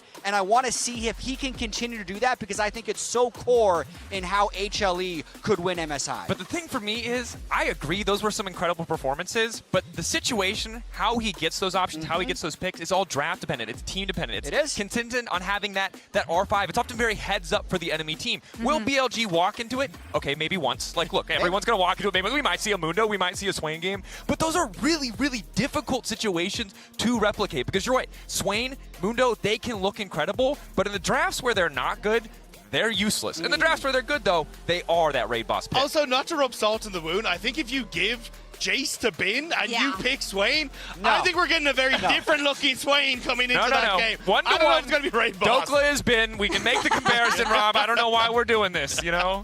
Looking at the stage of the competition, you know that gameplay and synergy is not something that you're going to be able to refine. So you really want to be looking at those drafts and how much you can implement, especially looking at these finals. And in the rematch against BLG, it's personal for Zeus. We know it, especially facing off against Bin. And he explained in the Verizon Game Day interview what they can make better about the draft. Zeus, thank you so much for joining me. Heading into finals, rematch against BLG. Let's talk about what went wrong last time. How do you reflect on the series that makes you think that tomorrow is going to be different? 더더욱 느껴지는 게 뱀픽 싸움이 좀 더 The more I realize these days is that drafting has a huge influence of the series in the current meta. Last time BLG, they managed to prepare a really good draft by having a really good understanding of our tendency and our playstyle. That made the series really difficult to us. But now we also have a great understanding of BLG, so we're not going to repeat the same defeat. 이번에 만나면은 저번처럼 좀 저 이렇게 아쉽게 해서 지는 그런 경우는 없을 것 같습니다. Do you have any message for Bin ahead of tomorrow's series and the revenge matchup against him? Let's play one-on-one without the jungle and support.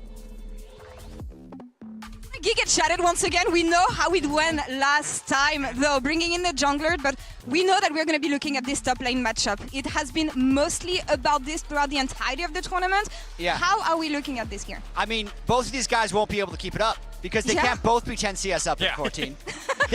They've been dominating everybody else. The fact they've actually played against each other and then it's still this high means how much they've been stomping on everybody else they've played. Sometimes, Jet, we do cherry pick the stats. I know you said you did it a little bit. You said it might be Quentin. Here, we didn't put their stats against each other because those numbers would be impossible. All these cherries.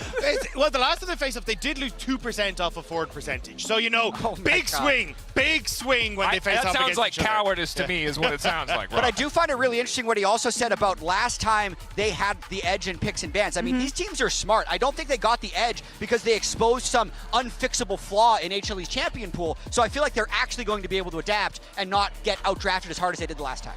And looking at this, we know that it's a matchup specifically important for Bin. He's been stating it time and time again, how he wants to prove that he is the best top laner in the world, especially coming in here against Zeus. And I'm just wondering, is it finally the time for him to prove it? It is his 7th international final, 2-5 scoreline for him. Can Bin prevail finally with everything we've said, Dagda? I mean, especially when he's up against Zeus, this would be the moment to do it, right? Like, so often it has been Zeus who stood in his way when he wants to try and get that World Championship. Now he could end up getting his 2nd MSI title here today against them, but at least then he would be another notch in Bin's belt to make sure, hey, I'm able to put this guy on the ground. Yeah, and I think having that title for the LPL for Bin personally, especially up against Zeus, given all the history that they have, is a big, big deal. But we're really excited about top lane.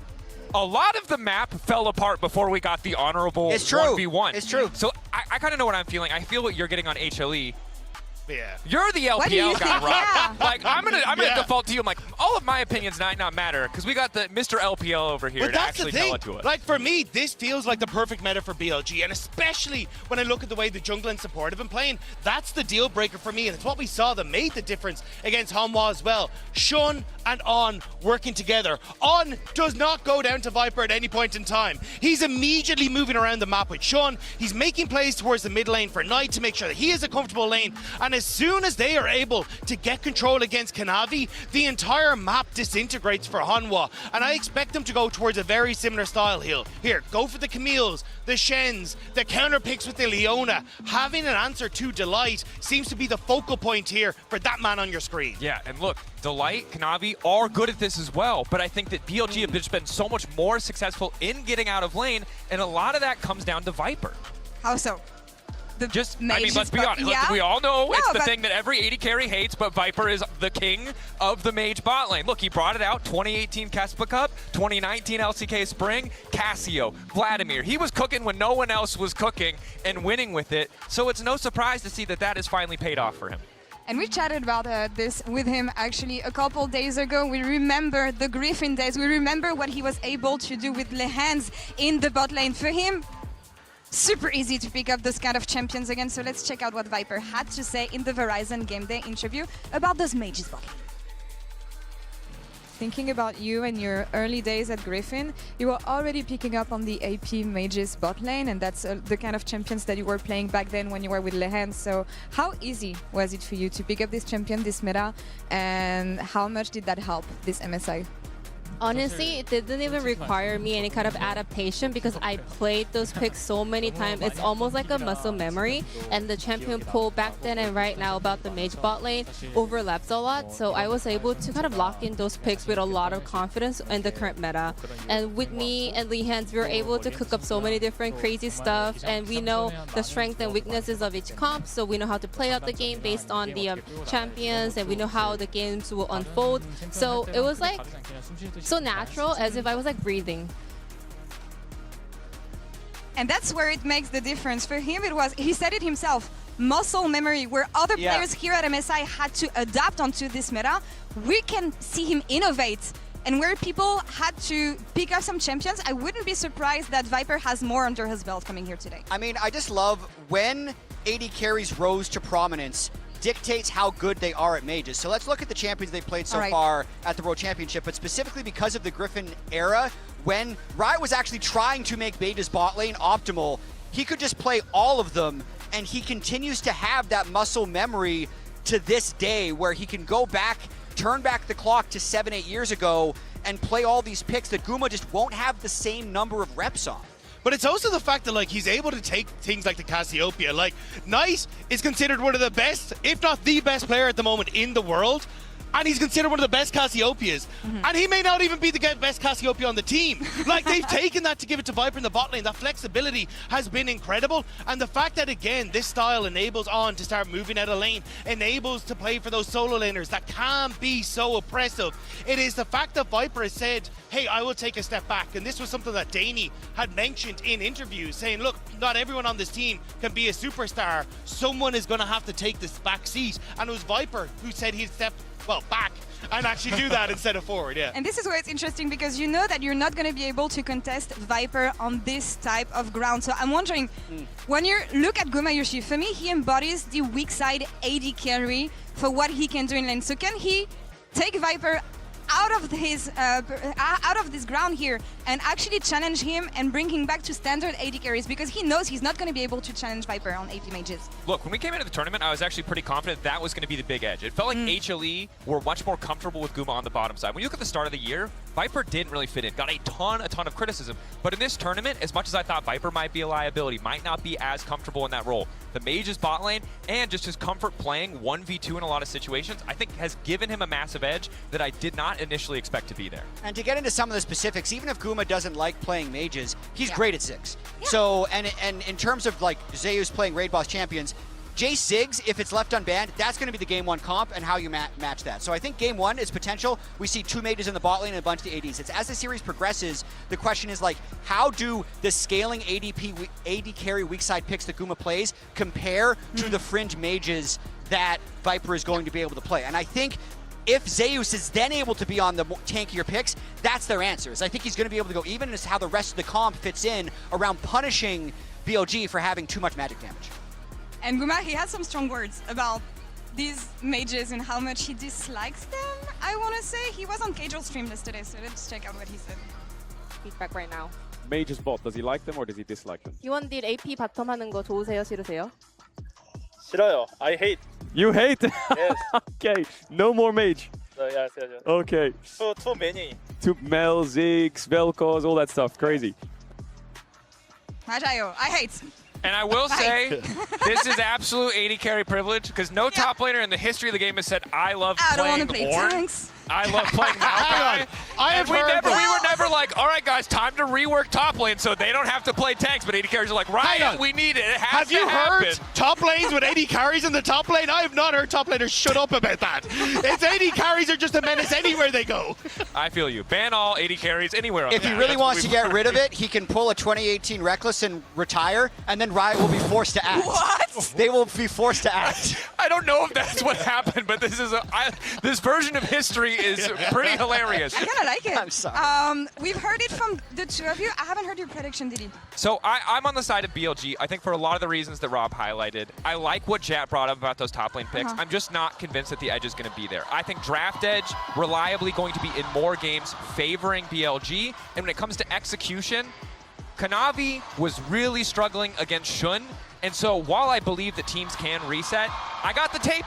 I have already seen them win once. I think they're doing it again. But there is always an option when BLG are just arrogant, they could throw it all away. Like, I know these guys, so I'm kind of curious like what the fans are going to say, because I don't know which way this one's going to go. And it's finals. Anything can happen, and I want to hear it from the fans with the MasterCard fan prediction at home, because, okay, usually Western fans are heavily leaning towards the LCK.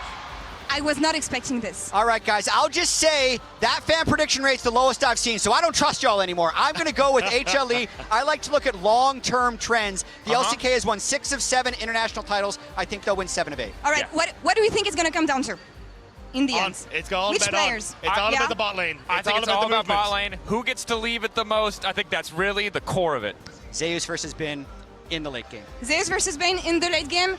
No junglers involved this time around. That's the only thing we want to see. Things can change within a few days. Last time BLG had the edge, but maybe HLE with the run they had, they can make it happen, because all it takes is one day to write your name in history. One day to reap the rewards of years of hard work. One day to make it count. To get your revenge and cement yourself as the very best. To be your hometown hero. Or one of the very few who actually won it all. One day for BLG to get a step closer to that long-awaited golden road. Or for HLE to finally prove that MSI belongs to the LCK here in Daejeon. Both teams have called their shot, but only one can be victorious, and it is time for your MSI 2026 Grand Finals. So let's meet the team in our player introduction, presented by MasterCard.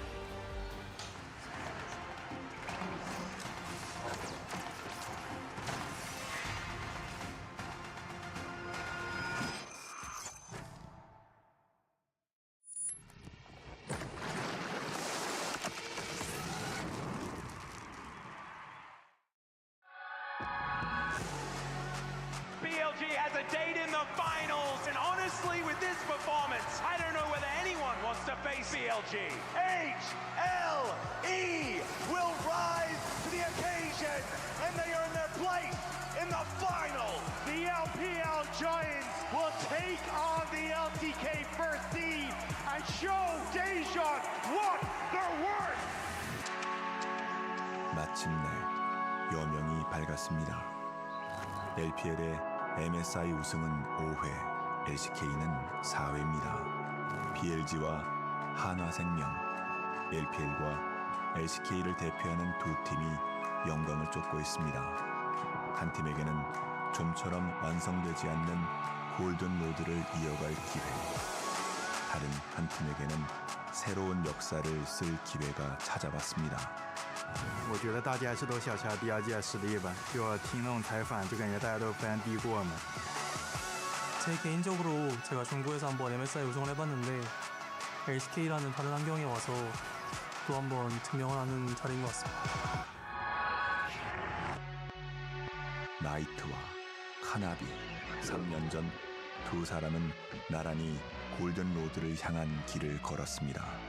因为我和 Kanavi 只有23年一起共事过嘛，就那年和他打的时候，我是觉得他是最强的打野。我觉得23年和 Kanavi 一起就捧起 MSI 冠军是我非常开心的一个时刻吧。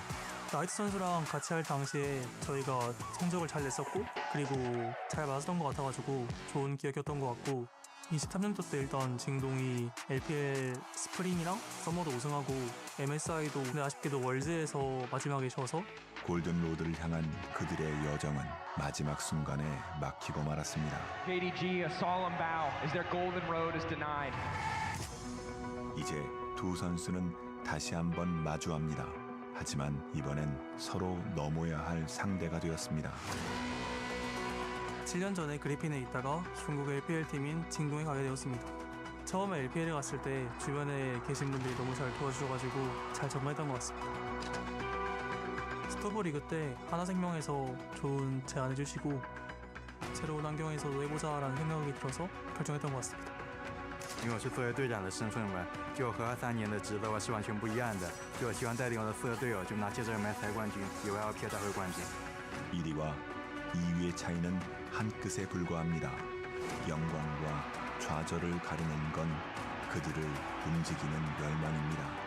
항상 이제 대부분 해외에서 경기를 했었는데 한국에 있는 큰 무대에서 경기한다는 게 뜻깊은 것 같습니다. 결승이 끝나고 꽃가루가 날리는 중간에서 트로피를 든 사람이 저였으면 좋겠습니다. 别人拿比说的话，就我非常是了解你的风格打法嘛，不会来逮捕你的。上次我们一起拿过 MSI 冠军嘛，这次我一个人拿 MSI 冠军吧。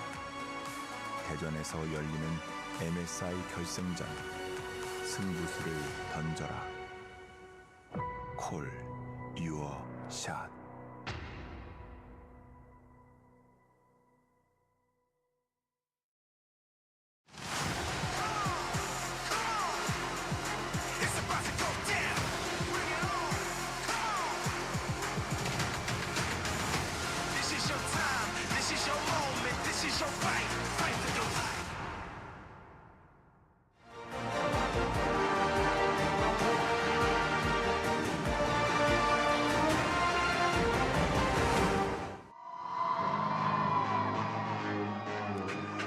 (2026) 미드시즌 인비테이셔널 대망의 결승전이 펼쳐지는 이곳 대전에 오신 여러분 진심으로 환영합니다. 치열한 2주간의 승부 끝에 이제 단 두 팀만이 정상에 도전할 기회를 갖게 됐습니다. 자, 그러면 그 두 팀을 여러분께 소개해드리도록 하겠습니다. 먼저 이 팀은 단 하나의 패배도 없이 전승으로 이곳까지 왔습니다. 그리고 전세계 유일 골든로드 후보입니다. From LPL BLG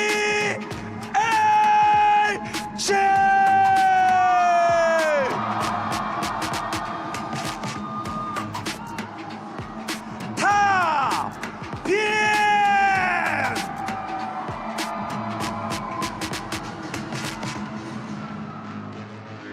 정결신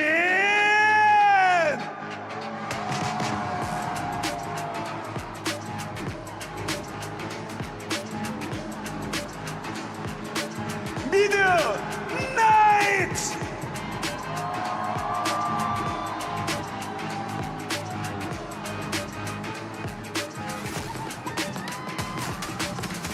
바텀 파이퍼 서포트 오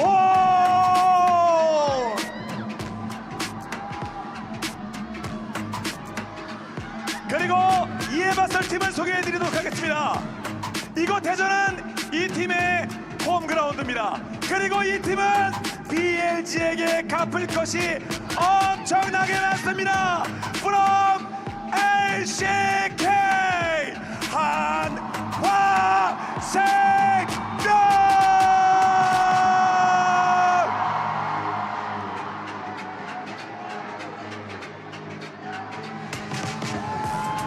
서포트 딜라이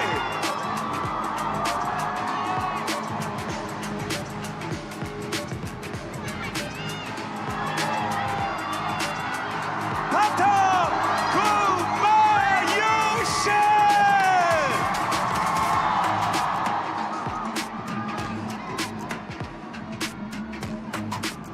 미드 잭카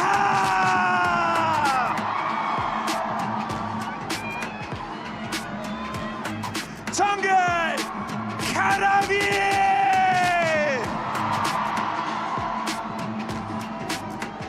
탑 제워서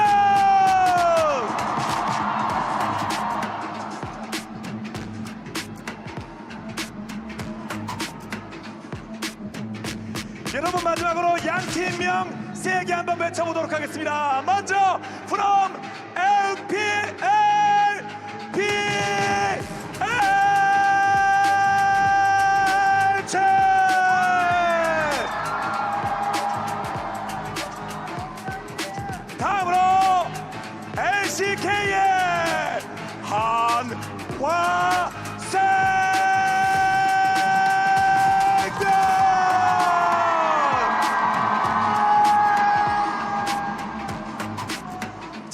결승 한번 제대로 달려볼까요? Are you ready for the finals? Are you ready? Okay, let the finals begin. 2026 MSI 대망의 결승전을 이곳 대전 컨벤션 센터를 가득 메운 팬 여러분의 뜨거운 파도 함성과 함께 시작하겠습니다.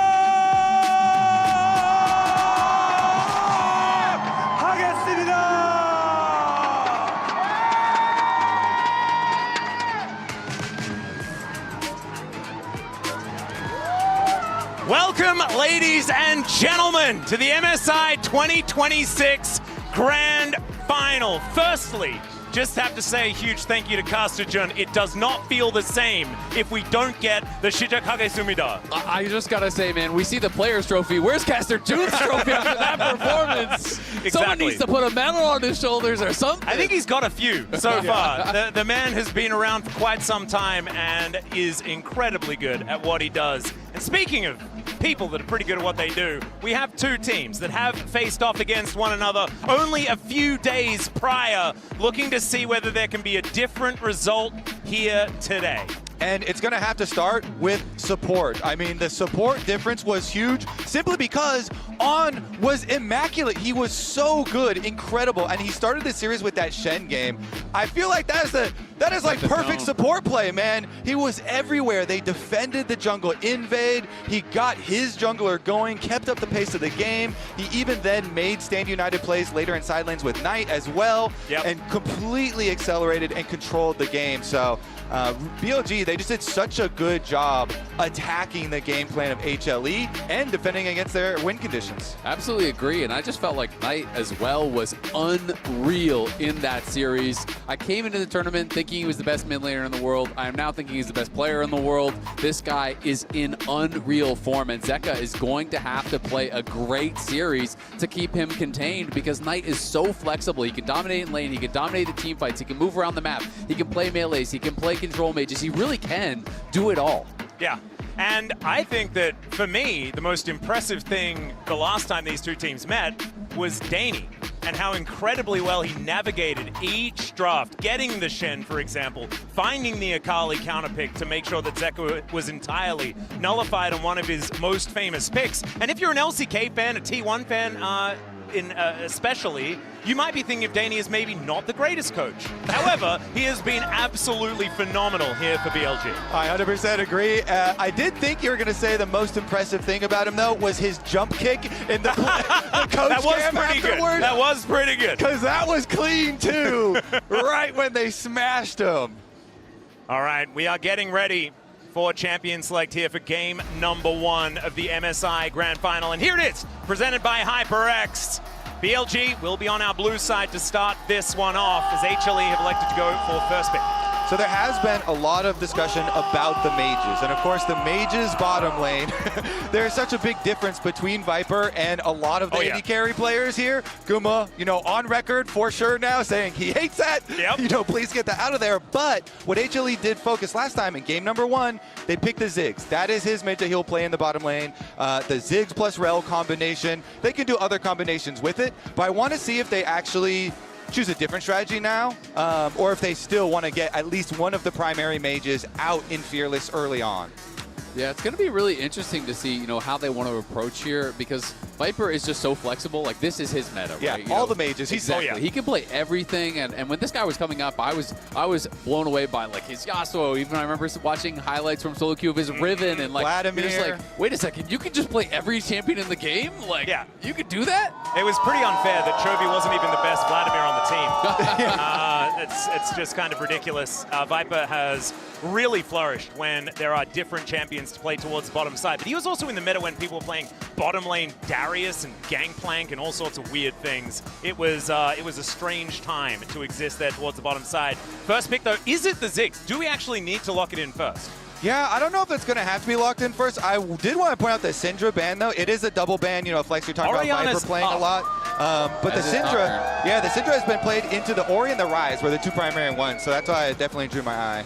I'm really interested because we actually saw this from Lion where we thought, okay, they're going to split it up. But then they let both through and they went Lee Sin Akali. And we know Knight has a dangerous Akali that he could bring out. Yeah. So it might be a similar draft. Yeah, they've got a lot of things that can attack an Orianna. Nocturne is also available. The idea usually when you give over this champion is that you're going to put pressure and burn her flash a lot and try and get kill pressure. And it did work. Oh, it said so. Bard does it too, though. Yeah, Bard definitely does. And I mean, of course, we could still see Akali on 2 or 3 if they do want to go towards it. They don't need to lock the Akali here, right? It's not likely that Zeus is going to play that in the top lane.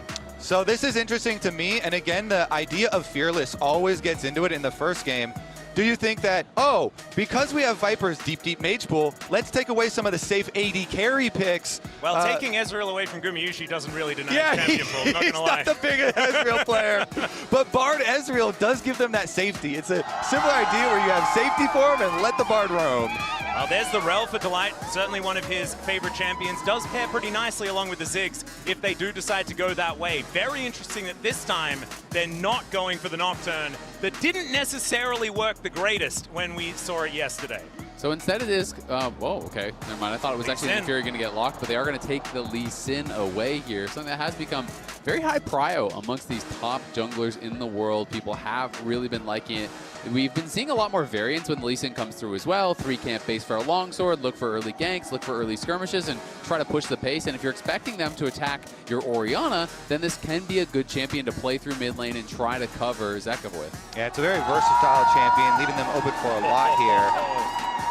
The Ambessa for Zeus as well. This is a powerful top side of the map, but still a whole lot of counterpicking can be done. And here's the first one with the Renekton, potential answer the Akali, another one into the Orianna. Yeah, it makes them choose, right? Do you want to, which solo lane do you want to counterpick? Yeah. I think this is the correct choice, by the way, even though Bin clearly does want the Renekton answer into it. Personally, I would prefer the Akali, get Knight on that Akali. He was nasty with it, and into the Orianna definitely would be good. But, of course, the other counter pick is also very good. Zeus, I feel like has been the best player on HLE if you take all of the games into account. Yeah, I mean, he has been really, really strong. And it's interesting, right? Because deciding between the Akali and the Renekton, I was kind of thinking the same as you, that I would prefer the Akali. But at the same time, maybe Knight is saying, hey, there's going to be good angles for Akali in later games. And this is a really good angle for Bin on the Renekton, be able to shut down Zeus on this Ambessa. This is one of those traditional difficult matchups that usually is banned out when you want to pick the Ambessa. And so they are going to have that advantage in the top lane 1v1. Lucian going to be taken away here from Gumayusi, certainly one of his favorite champions there towards the bottom side of the map, especially for playing around that mid game. And I think that HLE are going to have to ban an Akali, and then do they take away something like the Skana that we have seen find success into things like the Lee Sin? Yeah, going to be interesting here, because you don't have some extra way. They're okay, so they're going to ban the Poppy first. I still, like you, think they're also going to ban the Akali as well, but Poppy first because of the dashes of Lee Sin and Ambessa also makes a lot of sense. Yeah, it does. And I mean, if you are considering an aggressive mage bot, if you're considering playing something like the Pyke even, then, that would be difficult to play against as well. Ziggs going to be denied though. So, I mean, with Lucian, you're kind of banning Lucian Milio. You're obviously stopping those Ziggs lanes very easily. We did see MF come out from Guma yesterday in their series when Berserker did go to the Ezreal. It was very effective both in the early lane as well as in the mid lane. Once he got the BT, you can really kind of shrug that off, and it can be difficult for Ezreal there. So it is an option that Guma could go back to, but we're expecting the Akali to get banned out here. I think it would be a big surprise if it's not.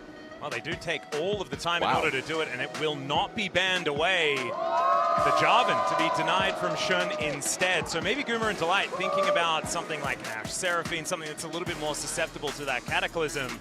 But I do still think that, why not get rid of the Akali? I mean, so are BLG. That's what they're thinking. They're like, what? Is it a trap? What's the trick here? I wonder if it's something they're thinking about, like an angle with Renata or something that could shut it down, or like a Lulu that's going to be good into it. I'm trying to think about what support picks could shut it down, because it's not really about AD carry shutting it down. So that's kind of the only angle that I have, is that they are worried that, oh, well, what if the light goes X? That could make it difficult in the 5v5s. But I just have so much faith in Knight's ability to pilot Akali in these fights, and given a good matchup, that I would be surprised to not see it. It might just be Caitlyn. Okay, so they're just debating between two different lanes here. I mean, it could be Caitlyn Karma, it could be Caitlyn Lux. We've seen Caitlyn Elise, so it's really just, kind of dealer's choice on what they want to go.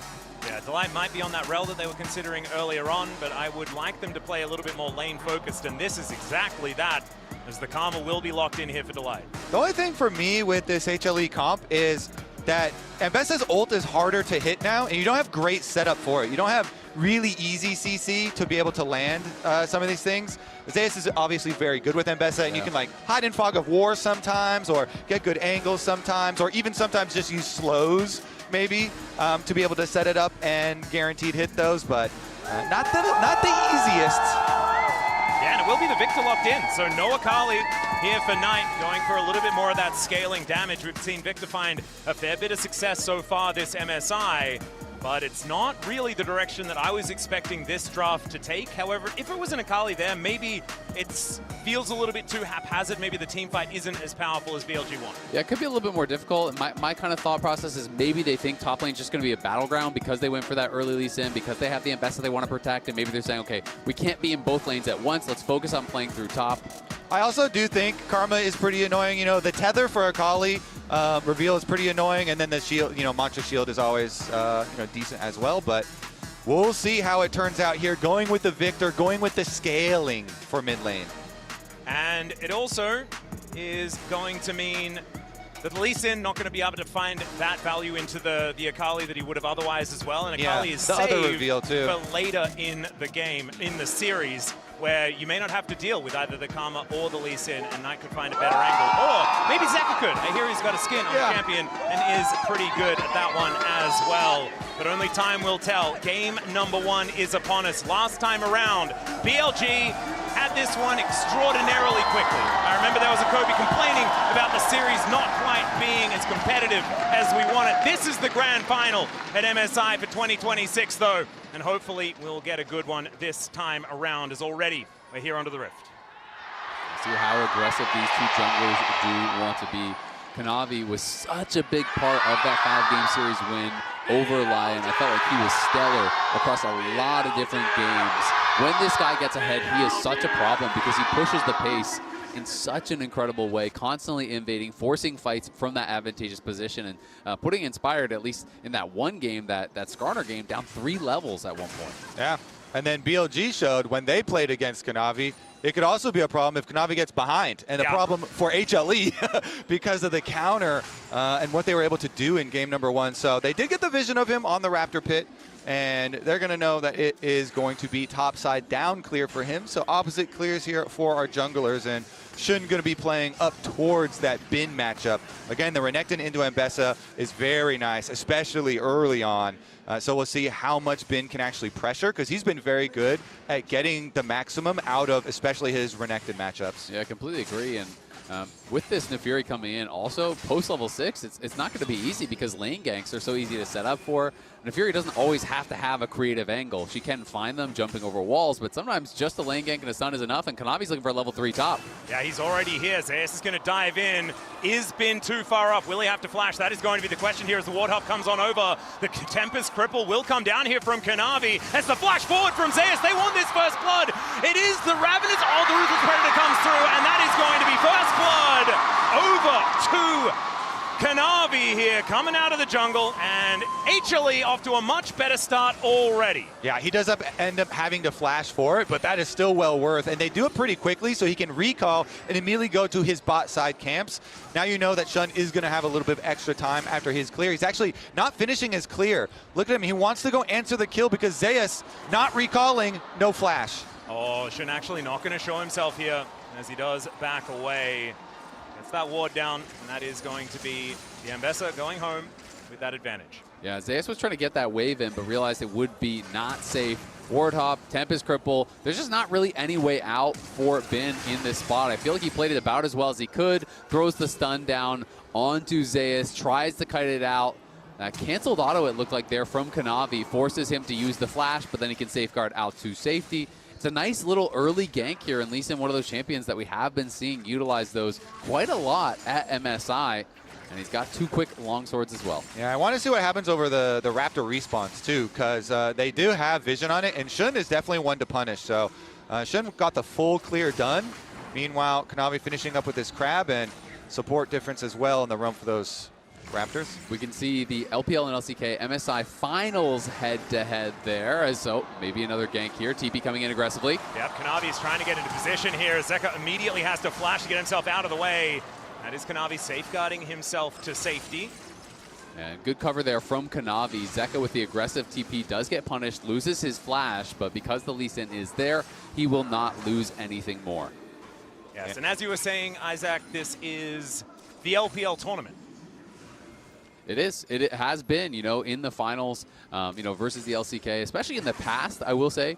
We have been having Gen.G do very well in more recent years here at MSI. So LCK has been kind of running things internationally. It feels like for that last couple of years, it was starting to feel like, hey, we're moving back into this previous LCK era where it's just a matter of which LCK team wins. Then we come to First Stand, and all of a sudden, both LCK teams out before the finals, BLG win. Then here, T1 out earlier than expected. BLG in the finals after taking down HLE. And HLE is now fighting for that LCK pride, trying to reestablish themselves as the best team in the world. Exactly. It feels like BLG fighting here, and they've got the year that looks like the revenge of LPL. They are constructing the Golden Road at the moment with the First Stand win and looking to repeat what they did in the winner's bracket final here versus HLE. And if they're to do so, I mean, it would be quite a big global shift here. It really would, right? And that's obviously so far off, in this series, but, it has been LCK running things. It has been them playing so well, of course. This is where they are in the Golden Road thus far. They did win Split 1. They went to First Stand. They won there and were quite dominant, honestly, in that run. Then Split 2, they win as well, and now here they are in the MSI finals all the way through the upper bracket. Halfway done. Of course, the second half of it is a little bit more difficult the than first stand brick is smaller than the world's brick, yeah. in my experience. It's a bit heavier to place. Yeah. Okay, a little bit of damage here onto Delight, but Lee Sin is the closer jungler as well, so Ana's just going to slip out. Yeah, Mantra W as well there from Delight to help get a bit of that health bar back. One of the handy things here for the Karma. One thing that will be fun about HLE, if they are able to get over this hurdle this time around, is that we will have a third organization here from the LCK being able to grab a trophy here at MSI.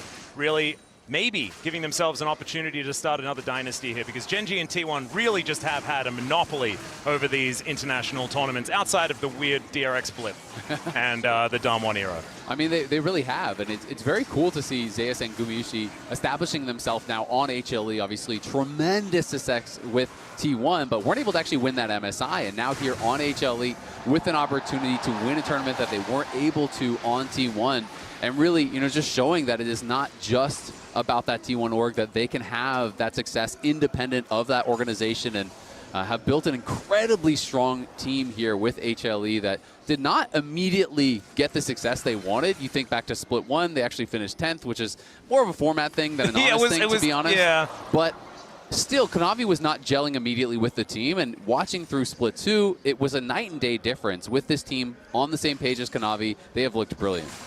They certainly have. Let's see if they can actually challenge and put the extra pressure here onto HLE, or onto BLG, because currently the early game is going well. Kanavi had the successful move. They control the neutral objectives.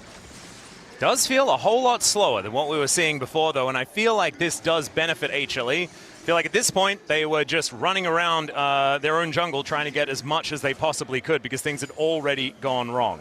You can see these are the 3 times that Zeus and Guma played MSI together. They were runner-up and then 2 third-place finishes. Both of those third-place finishes at the hands of BLG. So it's not just revenge for the upper bracket. They are looking for revenge against BLG here, who has stifled them a couple times at MSI.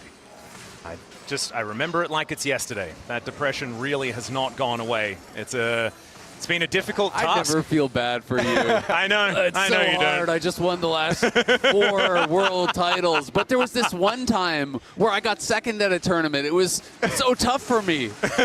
I paid my dues. I didn't start on the APL, the OPL, right? We didn't do a lot of winning at all. I've stayed in the LCS. That was the place to be initially, though, and I'm glad that we've got League Classic to see, incredible plays like Double Lift being able to completely smurf it here on the stage once again.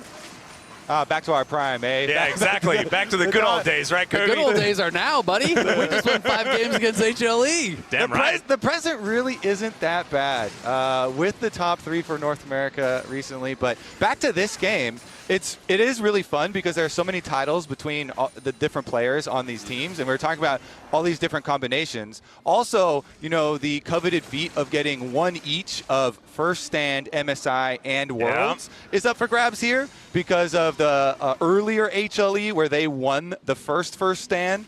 Zeus, Zeka, and Viper all on that team. So both teams here have the opportunity, which means somebody's going to do it and collect all 3, even though it's not in the same year. Infinity Stones will be complete. Indeed. But not. It could be double the amount of Infinity Stones completed if it is HLE that managed to take that one over the line. But Viper being able to do it whilst also continuing down the golden road and ticking over that 50% mark towards getting everything for the year. It's kind of crazy. Like, we've had League of Legends Esports for so long, but a team has never been dominant enough to win the entire year long. I mean, it speaks to how ridiculously difficult it is. The game is shifting all the time. There's multiple metas throughout the year. Just because you're the best in one does not guarantee that you will be the best in another. And even if you're looking that way, there's just so many tough teams to get past. And, you know, more recent one where we did have a pretty close golden road was that JDG team that had Kanavi and Knight on it. And now Kanavi's on the other side trying to stop Knight in his endeavors. And last time around, Zeus and Guma were there, and T1 were the ones to put a stop to it at Worlds. The large brick at the end of the road was definitely a heavy one. That is a tough one to remove. It's also kind of interesting, you know, talking about Viper, you know, in his road a little bit. Oh, Kanavi maybe going to look here. Yeah, Bin is going to look to get himself out of the way. Public Execution is going to pick up the Crocodile. Dominus is running, but there is the kick back. The flash out, though. Zeus follows him up, and Kanavi gets another. Kanavi is having a good game, and you know what that means. HLE are on fire. Goes to Zeus's lane. They hit the ultimate, and that's all you need to guarantee the gap close there.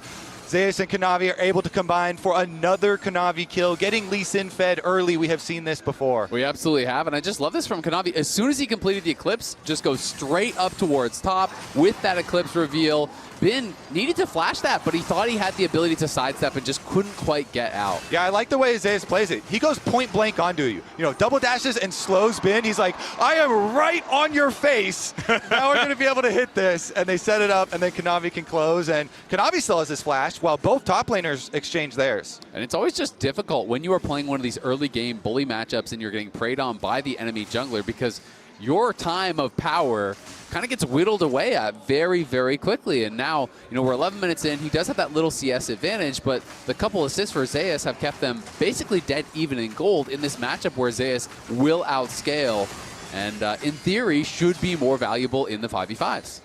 Not to mention the fact that Shun is getting less and less valuable, right? Like, being these more damage-focused junglers can make things difficult, but he is up towards his top side of the map, and he's got friends, as you say, Kobe. Let's see whether Zeus can survive this one. Doesn't have the public execution, but he doesn't want this to be public. That is going to be the first kill for BLG, and it goes to Knight. The cost is going to be hefty on the bottom side. You know, the Caitlyn Karma had already been doing a lot of work on turret plates, pushing in, using that range, using the double poke, and so they're going to get quite close to the first turret bonus gold, but BLG make the call, hey, yeah, we are also worried about Ambessa getting out of control, so try and get that extra kill.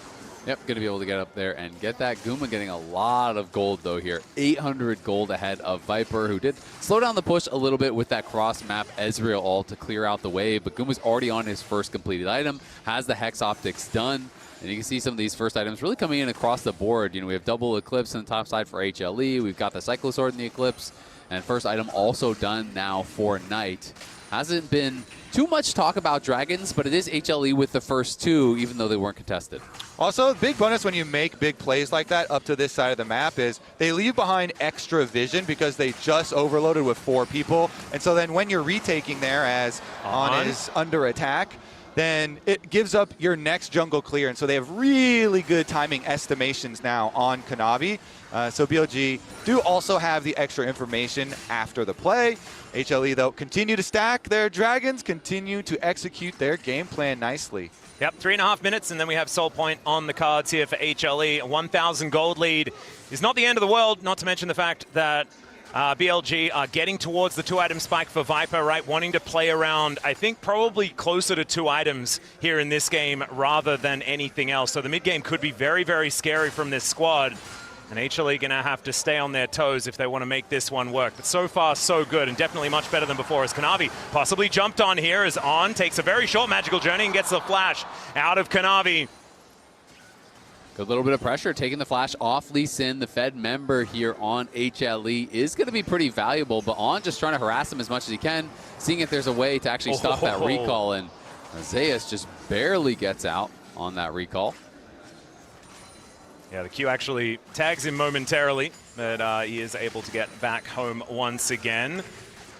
25 CS is going to be the lead here, a little bit above that here for Bin. So actually, despite the fact that he died a couple of times in lane, hasn't really changed how this matchup has been going in the 1v1. Yeah, not too much, and I think one of the critical things about it is that he was always pushing, so it's not as though he lost a big wave at his tower on any of these deaths, right? He had actually already claimed the CS, push it up, and then when Zeus died, it was at his tower. He was 4-man dove, so lost some CS there. Bin was able to get some plate gold, and that has kept him in a pretty comfortable spot thus far in the 1v1. But still, I think all things considered, HLE super happy with how this game is going. Guma and Kanavi super accelerated to use that bot pressure to get the early dragons. It's an infernal soul that will be available this game, and they would love to continue stacking. Oh, Kanavi has found his old friend here as Knight blast cones his way up. There's the resonating strike to follow from the Lee Sin. Kicks him into the wall, and he'll just find the kill. Zeka grabs an assist with a command protect, but that was all Kanavi. Everything done so well from Kanavi there. You know, dashed out of the gravity field, lands a Q, autos the Gromp to get his energy back, takes it over the wall after the blast cone. Gumiyushi gonna have to get out of the way of Shun here. We'll see whether that flash is going to be enough here as they turn it. He's on a trap, and Shun is able to flip his way out, but Kanavi is going to get there, and it's actually Zeka that locks up the kill. Turret goes down in the bottom lane, but HLE are off to the races in mid. They absolutely are, and they're gonna go for the Herald Q as well, with already so much damage dealt to these towers from this Caitlyn, but they don't want to give this up. They're actually TPing back in. They do have double TP available. Bin not coming just yet. Knight is there, though. Yeah, Kanavi going to see whether he can get this smite down. Is going to be able to land it there as the gravity well has been able to hold him in somewhat position. Safeguard gets him over the wall. Tempered Fate holds him in place. But he's got the ball. It's actually going to be the Death Ray that does it from Knight. So they do manage to get that shutdown. Kanavi's still incredibly far ahead. That's a big one to get, though. And I believe that went to the hands of Knight, correct? So that is exactly where they want their money. You know, BLG, so many of their games, it's always when Knight is fed. When Knight is fed, they are able to retake control. But let's take a look at how it happened. Yeah, Guma just 90 caliber nets in aggressively for the trade, has to flash out when he sees Shun, and then Shun flashes, goes in with the ult, but the early tether from Delight roots him up. Kanavi arrives very quickly. Zeka TP's in, they get that kill. And then this is afterwards. You can see Bin had his TP, but decides, you know what, the Dragon, or rather the Herald is already going to be gone. I'm just going to walk bot. Knight TP's up, but him and On are able to actually combine to take down the Lee Sin. The Karma Shield's expired during that Bard ult, and they're able to burst him right when he comes out of it. Looks like the Ezreal got the shutdown there. I believe from the kill call out. Oh, Kanavi is a little bit upset about that lost death, and he is just going to come out of a replay and absolutely destroy Shun.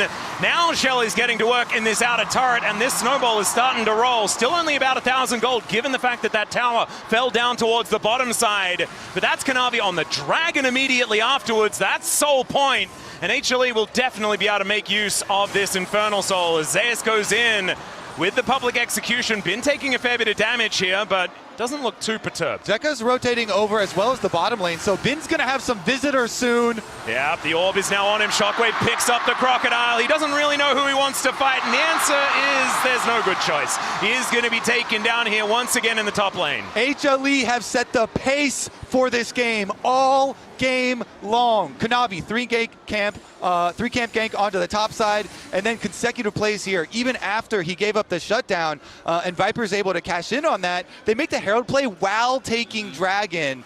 and catch BLG a little bit off guard. And then after that, the domino effect. You can transition your pressure from the mid lane up to Bin's lane and get another kill. And I just love how this is buying time for Guma as well, right? Caitlyn very strong in the early levels, then kind of needs some time to get some items completed.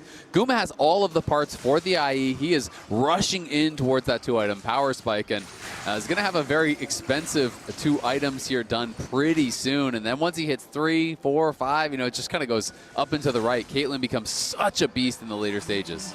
Well, there are 2 more beasts on the map right now, thanks to our Coinbase Gold Grind for highlighting Kanavi and Shun. And this is the biggest difference from the last time these 2 teams faced off. I felt like Shun was everywhere, suffocating HLE in that first game last time. This time, it is Shu on the other foot. Is Kanavi going to demonstrate it right now? Gets the magical journey out of On, and Knight is able to walk it off. Yeah, I mean, 2 full completed items. This is definitely a very big difference at the moment with the extra Sundered Sky too, and the steel caps being completed. It's just so much tankiness, this early on into the game.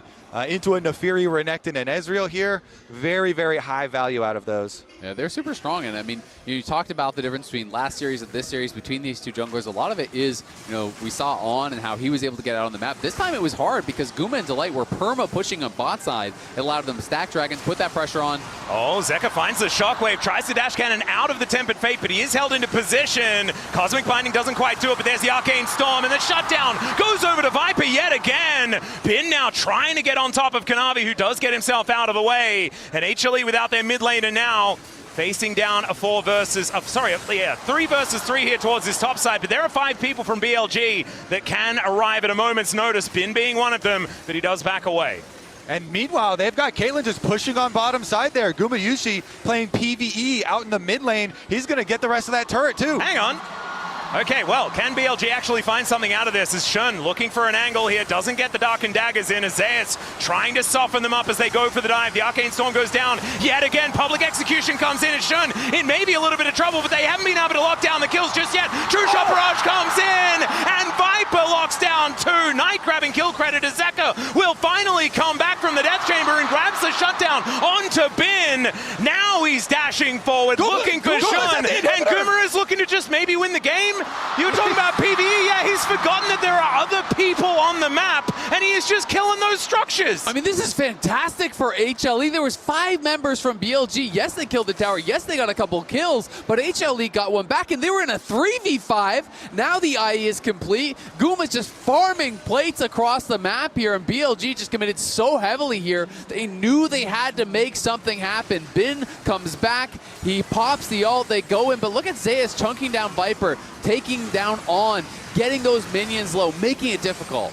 They do try and delay, try and make it difficult. You can tell from the beginning of this replay the tower was full health in mid lane. Viper is continually cashing in though. He got the shutdown and then this as well. Much more money into this Ezreal, and they're on the Baron. They are. It's down to 50% health so far. On just playing some defense here as Delight trying to get some vision down, but he is spotted. They know exactly what's going on, but can they do anything about it? The answer is absolutely not.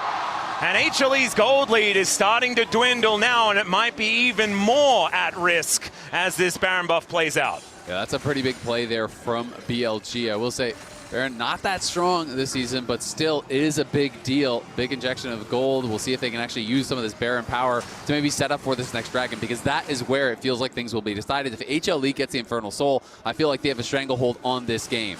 It's critical to me though, BLG with no flash on that Victor for Knight could be critical. No flash on him or Viper. So there is going to be a difference in safety for the backline carries here. Yeah, it's going to be so much harder again on Guma and Zeka, as you're saying. They both have their flash, so a lot of those key playmaking abilities. Kanavi's going in. Wow, half of his health bar with a Dissonance Resonating Strike. And that's the jungler. They're going to require him in 6 seconds time when this dragon does spawn. Control vision does go over. Zeus does find Shun one more time. He's got the defense of his bottom lane alongside him. We're still waiting for Knight to make his way over, and HLE have started off this Drake. Zeus now slips off into the fog of war, and there is the trap line. Bin gonna have to try and break it open, but he's taking so much damage. It's gonna be Viper that takes it! He's taken everything so far this game as Bin goes in, looks for the angle. Zeus does the same thing though, public execution, and they take down Viper! Their former AD carry now lying on the floor, Shun going untargetable, and they do get rid of Zeus. Now HLE wipe them off the rift. It's a triple for Guma. That is massive. And remember, the mid lane is so softened up, so Knight actually has to try to clear out these waves as fast as he can. Kanavi with a huge kick there on Shun, out of his ult in onto Guma. When Guma was low, he kicked him out of the air, protected his AD carry. Yeah, BLG, they're looking to deny his soul first thing here, and so they go for on trying to Bard ult the large clump of champions up at the top side so they can get the Dragon, good combo with Viper and Shun to get that, but then look at the fight as they turn. Exactly, Guma was very well protected, and Zeus created so much space here for the team. Gets in, the Shockwave connects as well onto Viper. They delete him. Then you can see Shun goes back over the wall, but Bin is getting in onto Guma, and this is where the kick comes in. Goes for the ult in onto him. Kanavi says, "You shall not pass, buddy." Guma stays safe, kicks him away from his AD carry, and Guma cleans up. A much better looking fight this time around for HLE here in game number 1. 11-6 is the kill score, and only one Baron remains. The Rebel Baron power play not exactly looking fantastic, as my goodness, those damage numbers for Gumayusi. There's a reason why his Caitlyn has been feared all these years, and he's now got 3 items put together, just looking for some armor penetration to finish off the 4th, and he is just going to be a raid boss. Zeus has been insane for HLE, and his targeting and their team's targeting on Viper, having said, oh, Viper had just gotten 2 shutdowns and a bunch of extra kills on the Ezreal, and so they just annihilate him at the beginning of the fight. That was extremely well done on the turn from HLE, and they have the luxury of being able to have more chances at Dragon Souls in just under 3 minutes. Yeah, I mean, I completely agree, because the beginning of the fight was looking like BLG might have had the better positioning, but Zeus just gets in the backline with that Shockwave 2 over the top, and Viper, who had been running this game and having a great tournament, just gets deleted, and it flips the fight on its head. Bit of a flank angle here potentially for Bin as the net gets Gumayusi out of the Tempered Fate. See where this Crocodile is lurking, though. That's the question. His public execution gets Zeus into the backline again. Bin might be too late this time, but Viper does create some distance and takes down Zeus. Gumayusi pushed out of the fight, though, as Bin is massive, looking for the angle, but Kanavi's another carry, and he's just wiping them out where they stand. Bin flashes in. He'll find the Cole the Meek to take out the Caitlyn, but the rest of his teammates are dead. Dude, they nerfed Ambessa's ult to make it harder to hit on people. You can nerf the champ, but you can't nerf the player. Zeus is going crazy, finds Viper again. It is so worth. I mean, even though he's the first one to go down on this side of the map, you'll see the rest of the team winning the team fight because of all this pressure. Look, both carries are running from Zeus here away. He flashes and does so much damage, puts so much pressure, the rest of the team just deletes Shun. Exactly, and look how low Guma was. Imagine if he's not putting that pressure on the backline. Any damage from Knight, any damage from Viper, Guma would have been dead so early. And look how much health Bin loses there. Tether into Trap, into the reset with that E to get even more headshots, and Bin almost got 1 shot, but at least got 1 kill back. HLE, though, on Soul Point, 5K lead, taking away camps. HLE starting to run away with this one, and Guma very close to the LDR. That's going to mean 100% crit for this Caitlyn, who's already been so hard to deal with. I don't think Bin is going to last that long next time around. I think you're exactly right there, Azael. It's going to be a tough one for BLG to come back in, but man, if they manage to do so, this series could really get difficult for HLE, because mentally rebounding from a series like that can be tough. I like it, Atlas. You're covering your bases. You're like preemptively, you know, already prepping. No casting curses from me today, Kobe. Heartbreak. And I feel like this is such a necessary first game, too, with how the upper bracket finals went and how handily BLG were able to take it and how good they looked in their first game, you know, versus them. So really nice resurgence here and strong look in game number 1 for HLE. Kanavi going for the Endless Hunger, trying to snowball a little bit here, so he's not going to go GA. Oh, he's hungry, all right. He is looking to just kill everybody. He already went first item Eclipse, which is not necessarily the most normal. This is kind of crazy. Tempered Fate connects onto 2 as the Gravity Well goes down at the same time. Kanavi not taking too much damage just yet, and now Zeus has made his way in. That big shield from the teleport on him now. It's 1 second until that dragon does come up, and Kanavi is already there.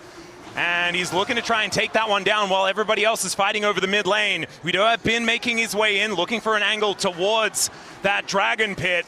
And BLG should be able to get over here, but there is the Q landing. Kanavi obviously is going in. Zeus holds the dragon aggro. And as we can see, that dragon's so incredibly low, it's stolen by Shun! He just bounces in immediately to try and take it down, and then gets the cooldown back, and he's over once more! Oh, Shun, that is insane, brother! The steal, it's perfect because the observers had the vision toggled. You could tell he didn't have vision until like it was like 1,700 health, and it's like, oh, I have to jump in now, and just full send. I think I saw it down to 1390. He just hops over and insta smites. That's a pretty good smite. So let's see this. I think it was 17. 1390. Yep, Boom. 1390 goes over. Perfect smite instantly there from Shun. HLE could have played it a little bit slower, try to keep it higher health, see if they could bait him in, then push him back out. Instead, HLE just made the call. We're just going to burn it down. We'll finish it before he gets here. They are not successful in that. Viper took the last one. Shun takes this one. Back-to-back soul denials by BLG. Keep their hopes alive. Okay. Not to be that guy, but if you're looking back and you're like, the damage lost by Kanavi taking the Q outside the pit onto Bin when they're coming over that guy, but I'm about to be that guy. Yeah. Did that damage loss mean the timing that Shun needed to get in there? Because it was so close at the end. Regardless, though, it makes the game so much more exciting that they don't have the Dragon Soul yet. And BLG, they keep them in this. I mean, Shun keeps them in this with that smite. Well, the Baron up and available, maybe something that HLE could look for their next sort of objective to go for, but it looks like they're not all that interested. Maybe they're on your side of the fence there, Zale, saying that it's not exactly all that important to pick up the Baron, and maybe starting it and tempting them to go for a contest is what HLE have on the mind. Yeah, they're going to look for the turn. I mean, just committing to Baron is so dangerous. The risk versus reward can be quite difficult. They will be spotted, and Guma took a pretty big chunk from that ult. Yeah, hit 3 people actually. High value on the True Shot Barrage as BLG are in position. Ace in the hole just going to be thrown over to Viper as he makes his way in, as Guma finding these headshots and on. He really cannot be tanking those. HLE have backed away now though, and BLG going to do the same thing as they slink into the fog of war on their side of the map. And the thing is, Kanavi has so much sustain, they can just do that, and then they get the inside route here. It's a really good rotation from HLE. They draw you out of your base, so now your inhibitor is defenseless. They just pull off the Baron and then go take it. Really nicely done from them, because they know that BLG are going to have to take the safe route over to approach that Baron from the top side, and then they just run straight through mid. Really intelligent call. Yeah, really just nice macro plays, right? They're not going to commit to the Baron. They're not going to do anything crazy. There's no opportunity to turn, but they get the edge on mid lane. The earlier pushing from Guma paying off there. And Viper going for the Serpent's Fang tech here against the Karma. There's obviously Safeguard shields. There's Orianna shields. There's shields as well with the Drakehound step from Mbessa. So is going to get some value on this. But it's interesting that the Ezreal does it instead of Shun, because you do get less from a range champion on that shield reduction. Yeah, and then you look over at the mobile turret that is Guma with the 4-item Caitlyn here. Those headshots are certainly going to leave a mark. Yeah, he is definitely not leaving anything out when it comes to damage. He's just building as much of it as he possibly can. Might be stopping by for like a Guardian Angel for his next one, or maybe he just goes BT or something like that and just tries to keep up the pace. Is it Kanavi, once again, looking to try and be frustrating here in the enemy jungle, denying yet another blue buff could be coming in, but he decides against it.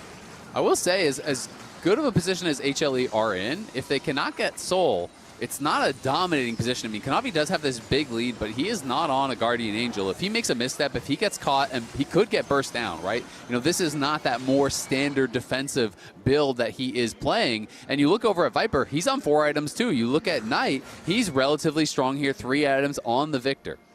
Yeah, I mean, we'll see.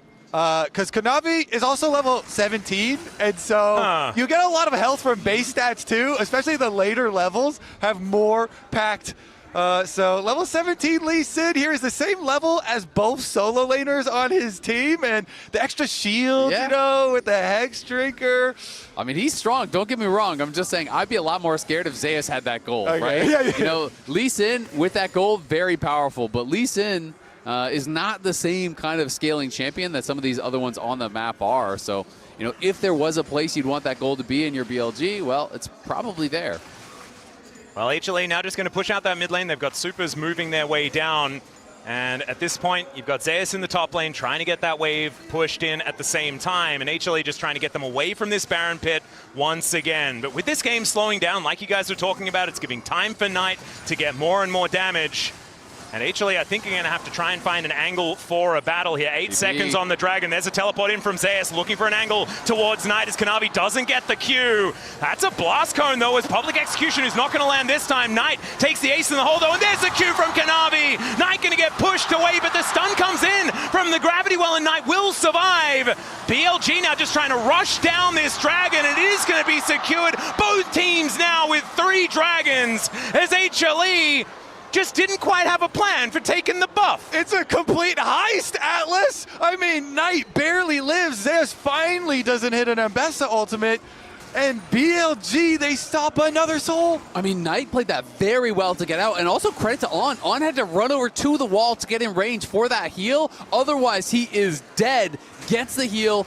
Barely is in range. Zeus trying to force here. Yeah, they're going in. On takes a magical journey to get himself out. As my goodness, that was orbital strike landing onto Shun there in the jungle, but he does survive for the moment and is looking to go back, but this might be HLE's chance to grab themselves a Baron. What do you do about this Caitlyn? It does so much damage. Guma now on the Baron currently and been looking, but they can't get in. Zeka zoning them here. The Orianna doing so much. She didn't even need to use the Shockwave in order to do all of that damage with the command attack dissonance combo. So the Baron will be taken here by HLE. Finally, actually getting themselves an objective here on this map. I feel like it's been about 15 minutes since we've seen them really take anything outside of that inhibitor. And we'll have to see how much they can get done with it. Obviously, great sieging power here with the Orianna, zoning with the ball, with Caitlyn pushing forward. But there is also powerful wave clear on the other side with Knight. So, you know, Bin is going mid, trying to push this out before they Baron buff up those super minions. And Viper kind of just threatening with poke on the side, while Knight is just trying to thin that wave as best as he can. Yeah, Bin doing what he can in the mid lane as well, dealing with those super minions that are making their way down. Guma gets a shield from Delight. Teleport for the shield. Yeah, Bin looking to make his way in level 19 on the Crocodile. Zeus could be in so much trouble. The ulti comes down, he flashes, but it's Shun that locks it up.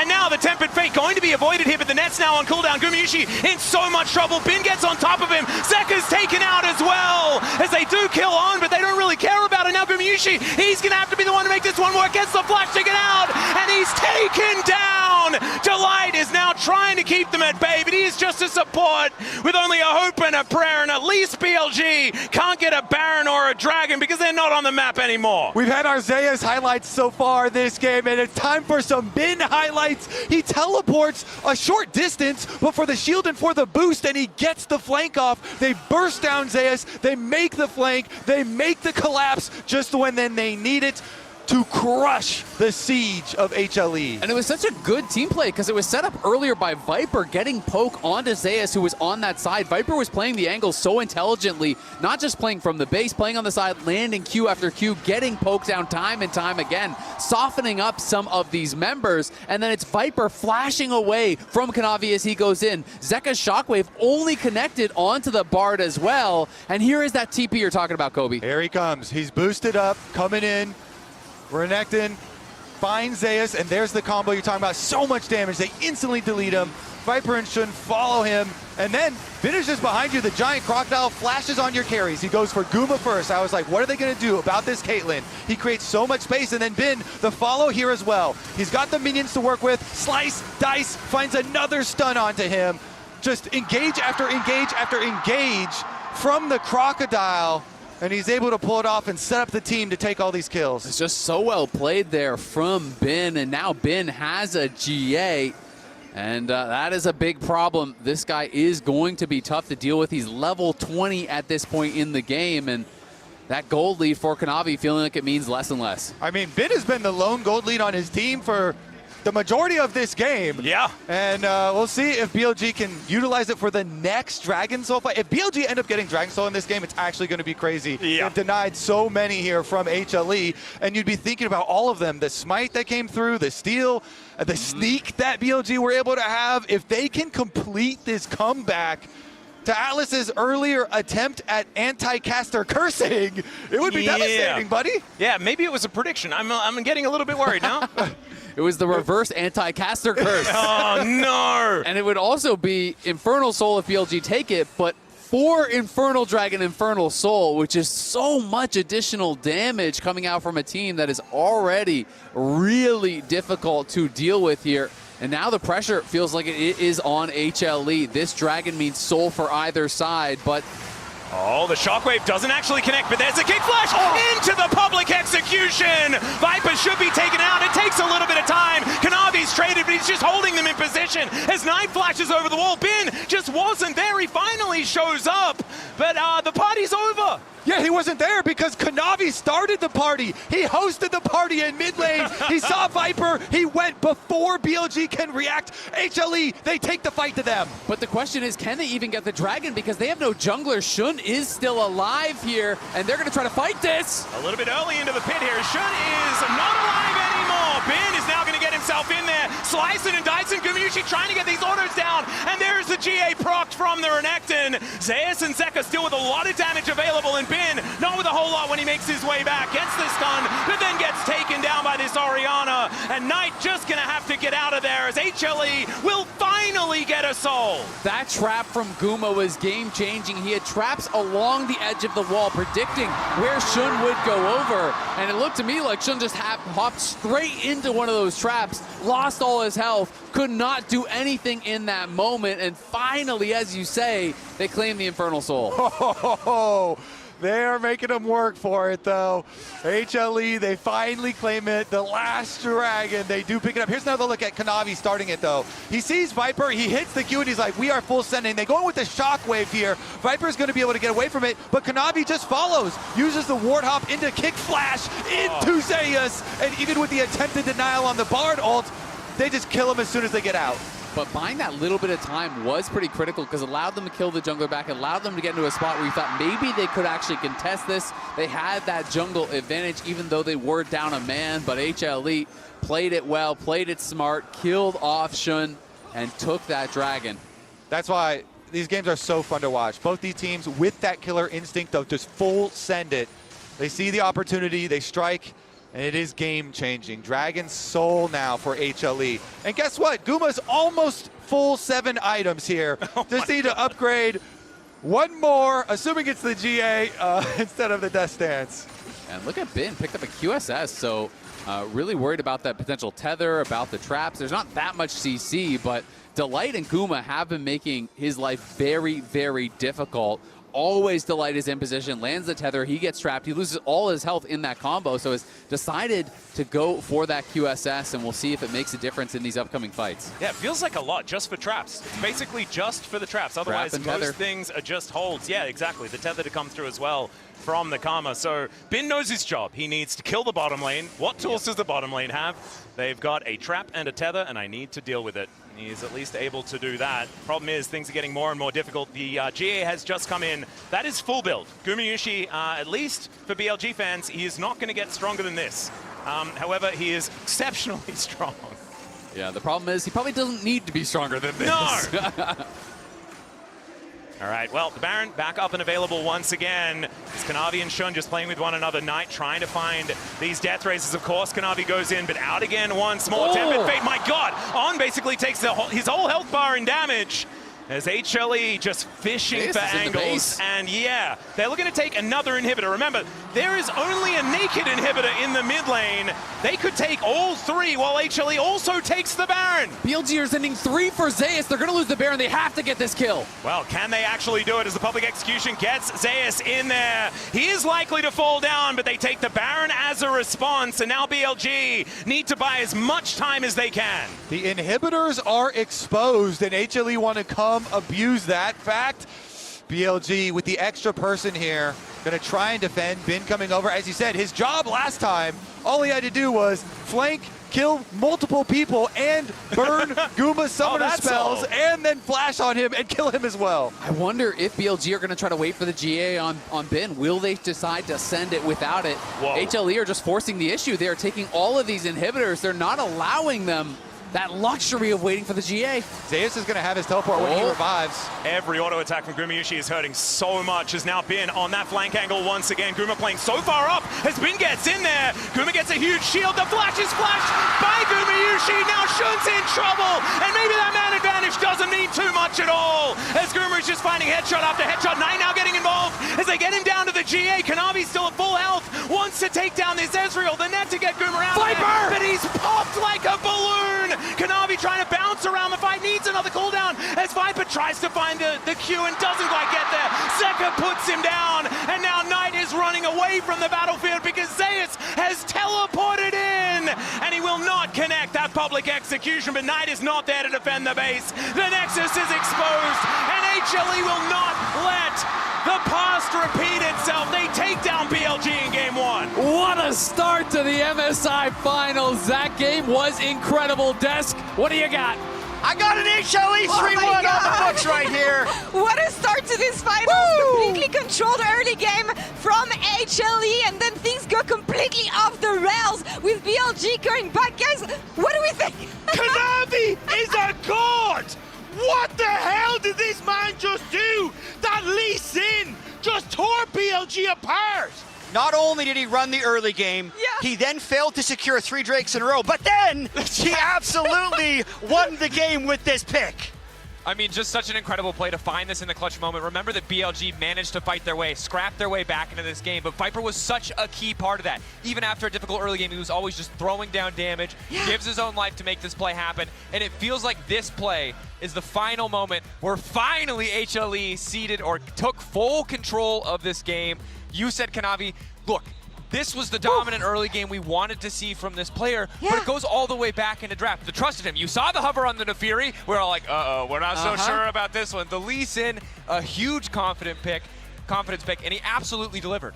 And you saw it in our HyperX Reflex replay, how strong he was on that Lee Sin. And look at the difference it made when this man isn't under pressure from Shun and on what he's able to achieve. Gank after gank in the top lane, play after play to kill the back line of BLG. This man has just put nightmares into the LPL fans. He completely broke the gentleman agreement that was set on the top lane. 1v1 here, stepping in, helping Zeus as much as he can. But I do want to praise the improvements on the side of HLE, because Zeus was talking about the fact that what didn't work out last time were the drafts, the fact that they couldn't read BLG. I love the way they stepped in here and adapted onto this one. And I thought the drafts were such an interesting mind game, because we were trying to predict these picks coming through based off of the previous series, and we're like, this is a Ziggs angler, this is a Mel angle, and they kept going back. So like the early Ezreal pick was potentially a denial from Guma trying to neutralize mage bots, but no mage bots, scaling mid lanes, meta top lane picks. It was a very 2 months ago draft. This to me felt very arrogant from BLG. This is not what they won within the last time these two teams faced up against each other. They took that losing bot lane. They didn't have the matchup that they wanted against the Orianna in the mid lane, trying to go for this 1-3-1. I think they have to go back to that style, that work that you were just talking about with those mages in the bottom lane. I completely agree. I don't think they gave themselves enough agency. When you look at that mid lane pick for Knight, Victor Orianna, you're just trading waves back and forth. And bot lane, again, we have to talk about the bot lane of HLE. We thought that this might be where we see the big difference, but they do exactly what you need to do with Caitlyn Karma. It was textbook League of Legends. The spice was Kanavi coming in, making those plays on the top side, but they get pushed. They get Drake. They move top side. They get Herald. They take every little early advantage away from BLG and stop any of these plays from ever happening. He just wandered around the map doing nothing for 12 minutes. Guma Yushi was the egg on the ramen. He really was for this one, you know?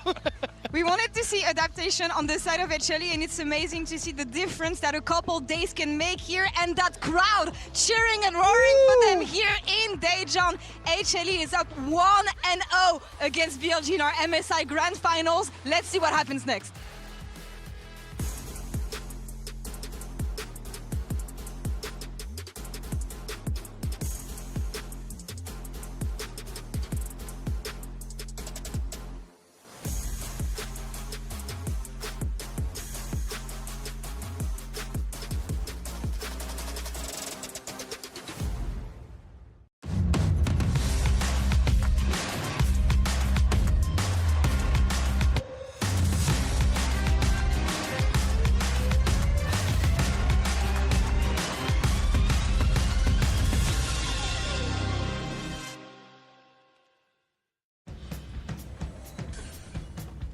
The TFT Open is coming back to Vegas. I just hope there's no conflicts. Why would there be? We're bringing the first North American Regional Championship to Vegas. So excited. Cool model. Thanks, it's extremely fragile.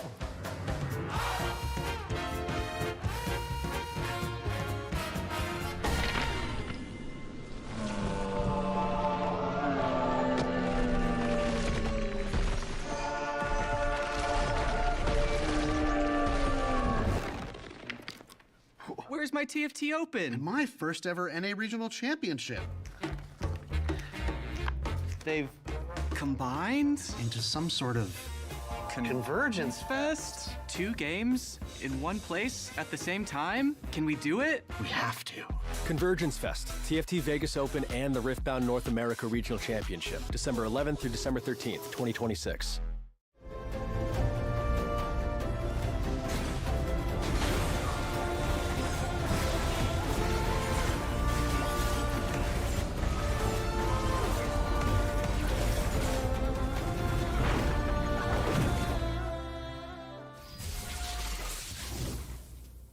Tired of the off-season blues once Worlds is over? Fear not, because League of Legends is coming to the very first Esports Nations Cup, where players split from their clubs and compete for national pride. Will China test every limit imaginable? Will South Korea turn every game into a macro masterclass? Will EU and NA actually play in the correct lanes? The final event of the year is not to be missed. Esports Nations Cup 2026. See you in Riyadh.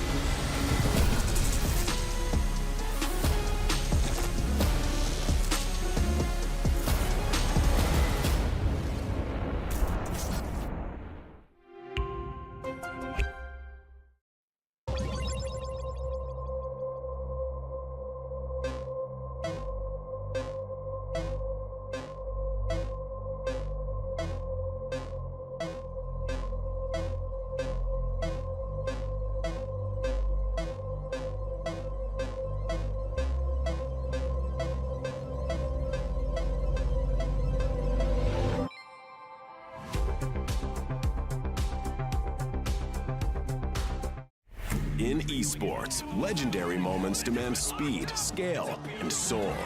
Players and fans bring the heart. Technology brings it to life. Every frame, every stat, every decisive play. In partnership with League of Legends Esports, we're driving digital innovation that empowers the esports ecosystem to keep expanding. So players can focus on the game, and fans can focus on the moment. Times like this are where star players shine and new legends step up, where legacies are built and dreams are either realized or ripped apart. He still doesn't die! You cannot step the Vega and expect to live to talk about tomorrow! He blocked it well with the Arcane Storm, doing so much work in GG! They are just going to ace them! When I was a player, if I was to make a misplay, maybe it's my mouse, maybe it's my armrest, something feels wrong. If you were at home, you wouldn't do that. The Infinite Precision Armrest is part of the larger Circulab on Stage standard initiative, aimed to bring your home or training room settings to the tournament stage. 이제 저뿐만 아니라 다른 선수들도 세팅을 더 원활하게 할 것 같고 가장 편안할 때 더 강력한 플레이가 자연스럽게 나옵니다.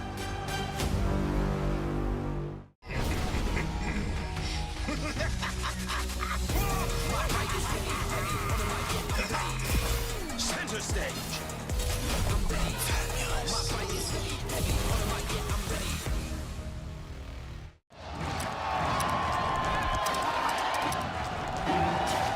Red Bull gives you wings.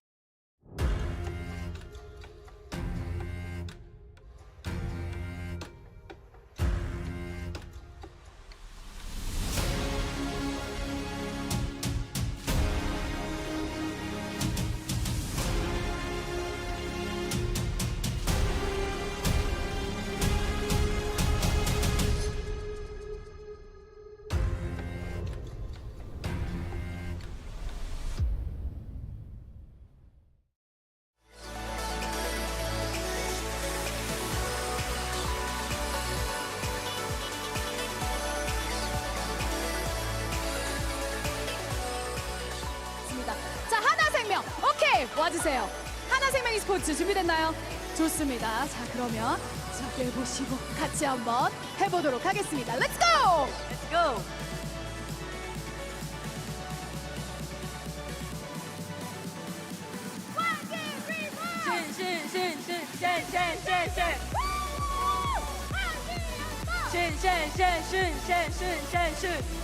노래 선장님!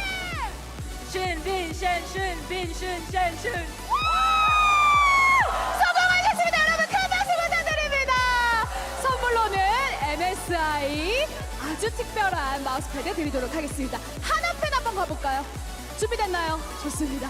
자, 한번 가보도록 하겠습니다. 오렌지 준비됐나요? 네! 자, 그럼 오렌지 팬분들 다 같이 응원 한번 보내주세요! 오케이, 문제 주세요!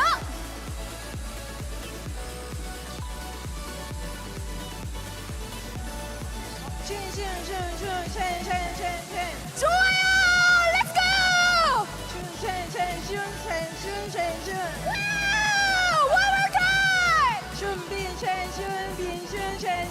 Wow! Congratulations! 좋습니다. 자, 이렇게 해서 1세트 팬 이벤트는 마무리하겠습니다. 2세트 때는 더욱 재밌는 이벤트로 찾아오도록 하겠습니다. 이따 뵙겠습니다.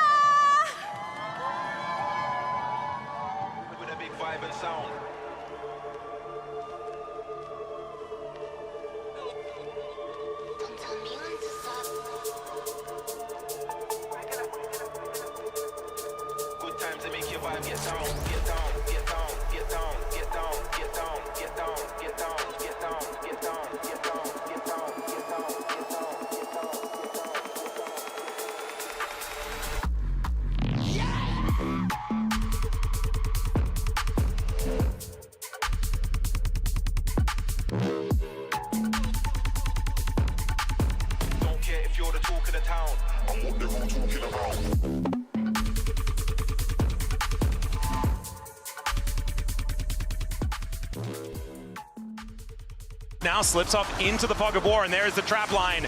Bin gonna have to try and break it open, but he's taking so much damage. It's gonna be Viper that takes it. He's taken everything so far this game as Bin goes in, looks for the angles. Zeus does the same thing though, public execution, and they take down Viper. Their former AD carry now lying on the floor. Shun going untargetable, and they do get rid of Zeus. Now Kanavi gets the kickback onto Shun, and now he is in amongst it. And HLE wipe them off the rift, and HLE will not let the past repeat itself. They take down BLG in game one. What a start to the MSI finals. That game was incredible. Welcome back, ladies and gentlemen, to the MSI 2026 Grand Final, where we do have a different team up 1-0 this time around in this matchup between Life Esports and BLG. BLG seeing whether they can pick themselves back up and bring this to a best of 3.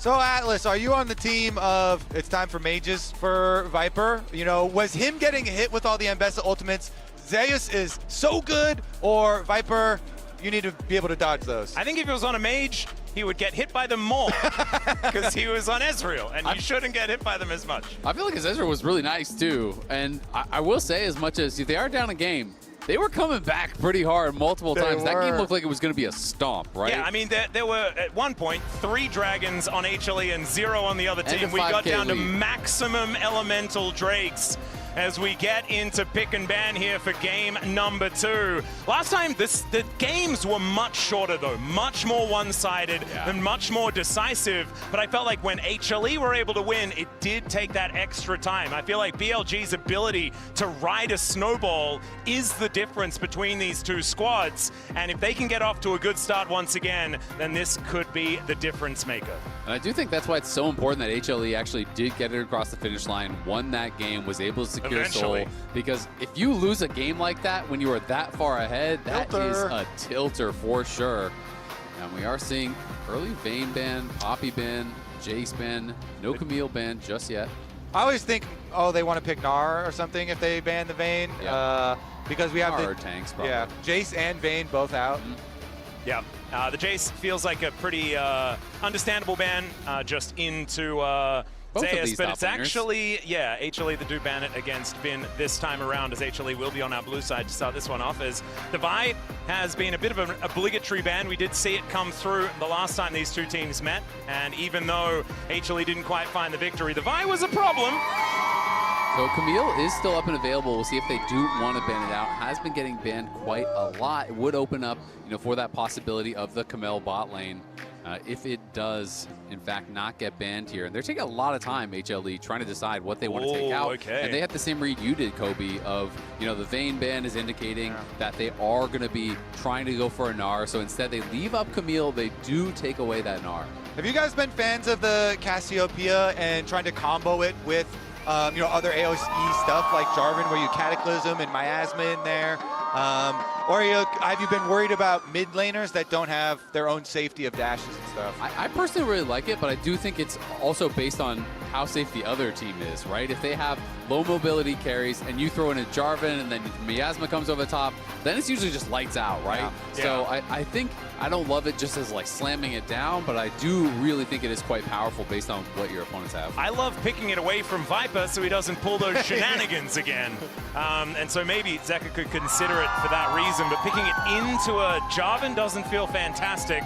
I think the Camille's got to be at the forefront of HLE's minds right now. But what I was going to say is that Viper brought out the Taliyah as the answer, and I've been loving the bot lanes that attack the Camille and not the Camille pairing, right? Yeah. And so if you do go Camille, you can go things like Taliyah Leona that we have seen before and really just attack that Camille. Anytime she hookshots Unraveled Earth, you get stunned up by the Leona. Leona much more tanky than the Camille, and you can just kind of focus on making Delight's life really, really difficult. And so that's kind of what I'm expecting again, because Viper was fantastic on the Taliyah when he brought it out last time, and I just felt like Delight never really got to play. My favorite thing to do then, if you're the Camille support, we leave bottom lane. If they pick a Taliyah and they put Taliyah in bottom lane, all right, I'm out. I'm going to go play with Kanavi. So that's what I will expect, depending on what Kanavi's champion is. I'm pretty sure we'll see it imminently here. But if you get Kanavi good pairing with the Camille, that is the way to take over games right now, is jungle support. And that's that Cassiopeia with Jarvan Cataclysm I was talking about. Yep. It is a really good combo. And it could be bot or mid, right? That's the thing, because this is another champion that is fantastic into the Camille. Shen support also very good into the Camille. I love these drafts that are attacking the Camille. Exactly. Taunt, and then also, Miasma comes down, and you have the parry zone during Hail of Blades, and also the empowered Q that comes out from Camille. Shen can answer so much of what you can do, and like you said, people's answer is then going to be, all right, well, I'm just going to roam. Well, guess what? Shen has Stand United. Shen can match that pressure on the map, so I feel like when the tournament started, I was thinking Camille is insanely OP, but as the tournament has evolved and people have drafted better and better answers, I'm less on the side of the Camille. There's also so much flexibility from BLG. So we're looking at this. The Cassiopeia Shen could just be a bottom lane. It could also be mid lane, top lane. There could be a jungle for Shun there as well, although the Jarvan support hasn't come out for a while. I just think that having that level of flexibility in draft really does make things so difficult for your opposition. Speaking of difficult, and I was talking about pairings of jungle with a support. The Kiana, I always like it into Jarvan. You have so much mobility and you have so much burst damage to play into it. Kiana and Camille, that is a recipe for death. They will delete someone instantly. So we'll see. You have to be very quick with your Stand United to protect that person if they do find them. But adding the Camille onto the roams early with the Kiana, I do like the game plan again from HLE. And so we'll have to look at, what are they going to be able to get for their mid lane? They are currently respecting the super flexibility of mages that does exist as well for Viper and Ignite, and so also banning the Syndra again this time around. Last time it was banned in the first 3, but they're still going to answer it here. And the other thing is, if they are going to go Cassio bot, then BLG needs to get AD somewhere, right? And Jace is banned, Nara is banned, Renekton was played, Ambessa was played, Vayne is banned. A lot of the meta AD tops are already out. There are always angles to go, like Yone and things along those lines. You can get AD elsewhere, but it is getting a lot harder as we go further into the draft to find AD pairings elsewhere. Yeah, and, the Tristana really is an assuming. option, I guess. Well, Lissandra banned out, yeah. Yeah, they feel like that Cassiopeia should be going towards the bottom side of the map. There's one more ban here from Daejeon as the mid lane is getting very thin. Yeah, That being said, you know, if you're going to spend all these mid lane bans for HLE, Knight could just play the Cassio mid, and that's not really a problem, and you could just play an AD carry. But, of course, you know, that Cassio-Shen combo really built to make the Camille's life very difficult, so could be a little bit tougher in that 1v1 on the bot side, but clearly a lot of playmaking potential here for HLE. If the Ahri gets locked in, you have Ahri, Camille, you have the Qiyana, you have so much mobility, and you have that follow-up from the Ziggs, throwing that Mega Inferno Bomb into the backline. Guma was devastating on this pick against Lion yesterday, was just killing it, got very far ahead, and his ults were doing 50, 60, 70% of people's health. Yeah, the HLE plan here, again, lots of playmaking to put pressure on low mobility champions. So the Cassiopeia may be under attack fairly early on. Definitely expect the early support roams there at level 3 from bottom lane. Jarvan with Rumble, the classic combination there, and so they're just going to pick that up for Bin. Oh, that'd be an interesting one, as they are considering some AD carry options for Viper. Try and get some of that AD damage like you were talking about. As soon as the Rumble was hovered, yeah, you know. Yeah, it's got to be something to do some AD. There's your Tristana Atlas. Yeah, well, there's that one. That means that things could get weird, but I don't know whether we're playing Rumble Shen in the bottom lane. That would be strange. So there is a Lucian to be locked in, so Lucian Shen down there on the bottom side. Yeah, and I think they were kind of forced into it by the fact that there were so many of these AD top laners are already banned out. You don't really have as many good options up there for Bin, so it is just going to be Lucian Shen and Yorick as the answer. Fantastic into that Rumble. Allows you to play towards side lanes where you have great ability to roam as the Light, as Zeka and Kanavi to move around the map and try to play through those sides, because there's not necessarily a great 1v1 answer to the Yorick split push if he gets accelerated. And speaking of accelerated, I think if this game is going to move in HLE's direction, I'm going to request that team fights are actually slowed down to half speed. Because I have a feeling they're going to be over extraordinarily quickly. There is so much burst damage out of this squad, and if they don't manage to kill their opposition, they basically die immediately, which could be a little bit of a frightening prospect here. Bit of an all-or-nothing draft coming out for HLE. And honestly, I really am going to have such a huge magnifying glass on these supports. I feel like this game is going to be similar to the first game of the series that we saw in the upper bracket finals. Whichever support does have the bigger effect early on the map is just going to fully accelerate their team and boost them to success. It's going to be interesting, you know, and it's also one of these things where HLE, when you draft for these types of compositions that are so good with that one punch, just deleting someone, Camille ult, Qiyana ult, Ziggs ult, everything thrown into the backline, they really do excel around a couple items. But when you get to later and later stages and the luxury items start coming through and all of a sudden there's Azonia's on Cassio, there's Azonia's on Rumble, there's, you know, a GA on Lucian, there's all of these additional tools, it can become really, really difficult to actually find that correct target and still be able to win out on the fight. So BLG will be looking for that. Hearing the fans, there is not an empty seat here in the Daejeon Convention Center as the Haitings and the Gyos go at it once again.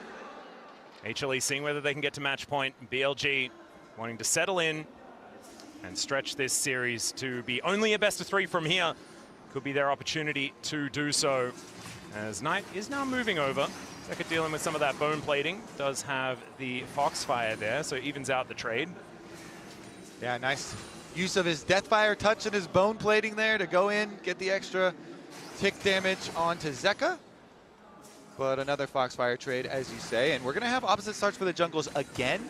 So going to be very interesting because the Yorick into Rumble matchup, if they do have Kanavi applying extra pressure up there and get Zeus into a very good spot for his split pushing later on, then that could be another avenue to try and pull them across the map. You want to open up the map here, and then it gives you all these chances for Camille to just jump out of Fog of War and have Ahri and Qiyana burst damage and get those picks that you're looking for on HLE. Yeah, I mean, I completely agree, and it's just such a good matchup. Yorick into Rumble really does favor the Yorick in the 1v1 pretty heavily. Then you have all these great enablers, people who can attack, and you have Ziggs who can hold. A 3-camp gank again, topside, and this time it's Shun going to disrupt the top matchup. Yeah, Bin was taking a fair bit of damage, but Zeus now gets the bad news that there is a Jarvan up here. The flash to try and get him out, but he still gets tagged by the knock-up. He's going to need a big old army of ghouls to make this happen, and he finds it! First blood goes to Zeus! Shun will be able to get the revenge, but that is not what BLG wanted. That is not what they wanted at all, but imagine if he actually flashed through that flag and drag. He could have had the 1v2, I think. I mean, all the minion damage. Look how many minions there. Zeus has the massive, massive minion wave here. And so, yes, he does try and go over the EQ here and gets it with the knockup, but still is able to turn it. All the minion damage and those ghouls onto Bin. Yeah, and Bin was not able to flash the Morning Mist. He flashed after he was hit by that E, and once that hit tags you, all the ghouls are going on you. He had a bunch summoned up, all of the minion damage you talked about as well, Kobe. You know, not a good flash from either top laner, but Zeus fighting in those minions gets first blood in the 1v2. And the bonus money from a first blood here makes it super, super not worth for them. This is the hunt for the Grand Slam we were talking about last game. These three players are that one. Oh, flash in from Zeka gets the charm, and they execute Knight. I love the acting there, too, as Kanavi is like, just passing through here, you know, don't mind me, jungle on the way to the Scuttle Crab. Remember when I used to do this when we were hanging out? Yeah, it's fine. Well, there's a taunt flash from On. They do manage to get the knock up onto Kanavi as the favor is returned as a teleport comes in from Knight, makes his way back. It's so fun to watch. Punch right back here. Another flash invested. On is able to sit him down. So during the celebration, immediately get the counter kill onto Kanavi, which results in counter jungling on top of it. And does mean that Shun himself is going to have a big advantage. 2 kills plus the extra little steal away here on Raptors, and he should be able to secure his. And you see, walking back out onto the Rift now, Kanavi, his jungle is very light on camp, so has to get this Scuttle Crab. Yeah, absolutely, and it's just such a good punish from On. You see this brilliant play from HLE, but double flash were committed, and they instantly punish it here. And On now hanging around, knowing there could be a possibility of a dive. 3 members from both teams moving up. Yeah, On doesn't quite know, does now find out that Delight is in the area. Kanavi spotted moving towards that top side. There's the flag and drag and the taunt as Delight keeps himself alive for now. Hookshot comes out. Delight doesn't quite find the angle as now On just looking for his target. The Morning Mist will connect once again as Bin has eyes only for Zeus. He's looking to lock him down. He silences himself. The drill goes in and they lock up the kill. Kanavi's dead at the same time, but now it's Delight and Zeka trying to get this fight to work as Delight has to flash to get himself out of the way as Knight turns up. Yeah, Bin says, you're not getting out of this one. I don't care if you have Zeka roaming up first. He forces the play. They get the extra kill on BLG, and they push them off the tower. Exactly. They get those extra rewards because not only do they get the kills, they deny the wave. The wave is going to push away from the Yorick. They get a plate. They push them out of their own jungle here, and that is fantastic for BLG. Just a slight advantage on money, but let's have a look at this again. And again, you're going to see the cancel on recall here on the minimap. So Ari's going to be the first one to roam up. So they make the call here for HLE. They're like, yeah, we're going to scrap it out, even though BLG got the early damage on us. But then Bin has this overheat, just goes in onto Zeus. Kanavi clearly trying to help him out, but Kanavi's getting focused down by On and Shun. And I thought for a second with the scrap shield that Zeka might not even be able to finish off Bin. And when Knight arrives, another flash has to be forced. They push it in, they deny it. And that man is locked in. Yeah, he is. He does that, you know you're in trouble. When Bin starts vibrating. Oh, On, speaking of which, is just going to be backing away. Hextech sweep just to try and soften him up there as man. Speaking of armies, there are a lot of things here in this top lane, and Zeka is going to show up as well. They're looking for the rumble, and they will be able to grab the kill. Zeus walks it off at the same time, but the rest of BLG looking to turn up. Zeus going to have to employ his maiden to try and help out his teammates as he is going home, looking a little worse for wear. Atlas, if you lose round 1 of the top lane fight, you just enact round 2. They go right back there. They started themselves again, first of the play this time, and HLE do get the kill unanswered. And it was so costly because Bin wasn't able to actually fight that wave, thin it out at all. He couldn't get 6, right? So the earlier 6 there from Zeus, he has the push. Bin had to wait at his tower. The fact that you get dove with a fat wave at your tower, he's 27 CS at 6.5 minutes. Oh, man, yeah, and all of those minions got wiped out, so there's no way that he can really get himself back. It's not like, oh, well, I'll pick up this fat wave that's coming up. No, well, that's all you're really getting, as we see right here, as Zeka sidesteps the flag and drag. Nicely done. Doesn't quite find the charm there, but Getting himself out of danger is the most important thing. And the amount that HLE have done prior to Stand United, prior to the equalizer, and these ways to manipulate side lanes and create advantages for yourself has been very important, because it's from now on that things get more difficult when that level 6 comes in from on and when Bin is able to just wipe out waves with the equalizer. And it's just funny to see how much of a battleground top lane has become. It is bot lane that is the island this game. They're just peacefully farming, chilling out down there, because both teams know how critical this top lane matchup is. If Zeus gets ahead, it's so problematic for Bin. Oh, Gumiushi just going to push Viper back and gets himself over the wall. That is going to be first rate going over to BLG, though.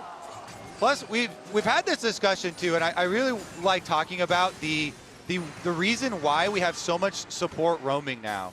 And we saw it again. Helen gets the flash. Gumiushi struggling a little bit here in this 1v1. You get it super early on, of course, you know, because the mages can be self-sufficient on the bottom lane. But also, I feel like the support role quest is the fakest of quests. Literally at 3 minutes, it turns off the minus 25% golden experience from minions in other lanes. And so at level 3, you're like, great, I've got my ticket. Let's go on the map. You know, let's go top lane. Let's make these plays. And then it's also the role that is best suited to abuse comeback experience. You know, look, Delight and On are level 4 right now, but as soon as the average levels of the minions of your opponents hit level 6, you start getting big comeback experience since you're the lowest level and so far behind. Well, now looking for some angles here as the Supreme Display of Talent finds nothing at all. On, he's going to get that follow-up as Knight, petrifying gaze! But it's not quite doing enough here as Zeka just gets himself out with that Spirit Rush. Shun getting a nice knock up there as Zeus running out of buttons, and Bin turns up! That Flame Spitter is hitting everything, but he goes down! Knight finds a Twin Fang to answer it, but it's Rumble for Camille so far. Shun looking a little worse for wear, and Gumiushi is now here to throw these bouncing bombs forward. The Grubs should be taken here as On is the one that actually finishes off that second one. It's huge for BLG. I mean, they've got an unanswered Lucian on bottom side, still pushing. Viper got another minion wave there and almost was able to get the second turret plate. Yeah, exactly. Being able to just soak up that golden experience on that bottom side is going to be able to base here. BLG had so many members of HLE low, but not the damage to finish them off. It didn't feel like the damage was coming in at the same time, largely because Lucian is bot. This Petrifying Gaze looked like it was going to be so impactful, get a multi-man stun, but Bin is very weak, Viper is not there, and they just didn't really have anything behind it. Yeah, they don't get their Kiana, you know, ult to land there, so goes down immediately afterwards, but then fighting right back out here, and BLG, Shun with the EQ back inside.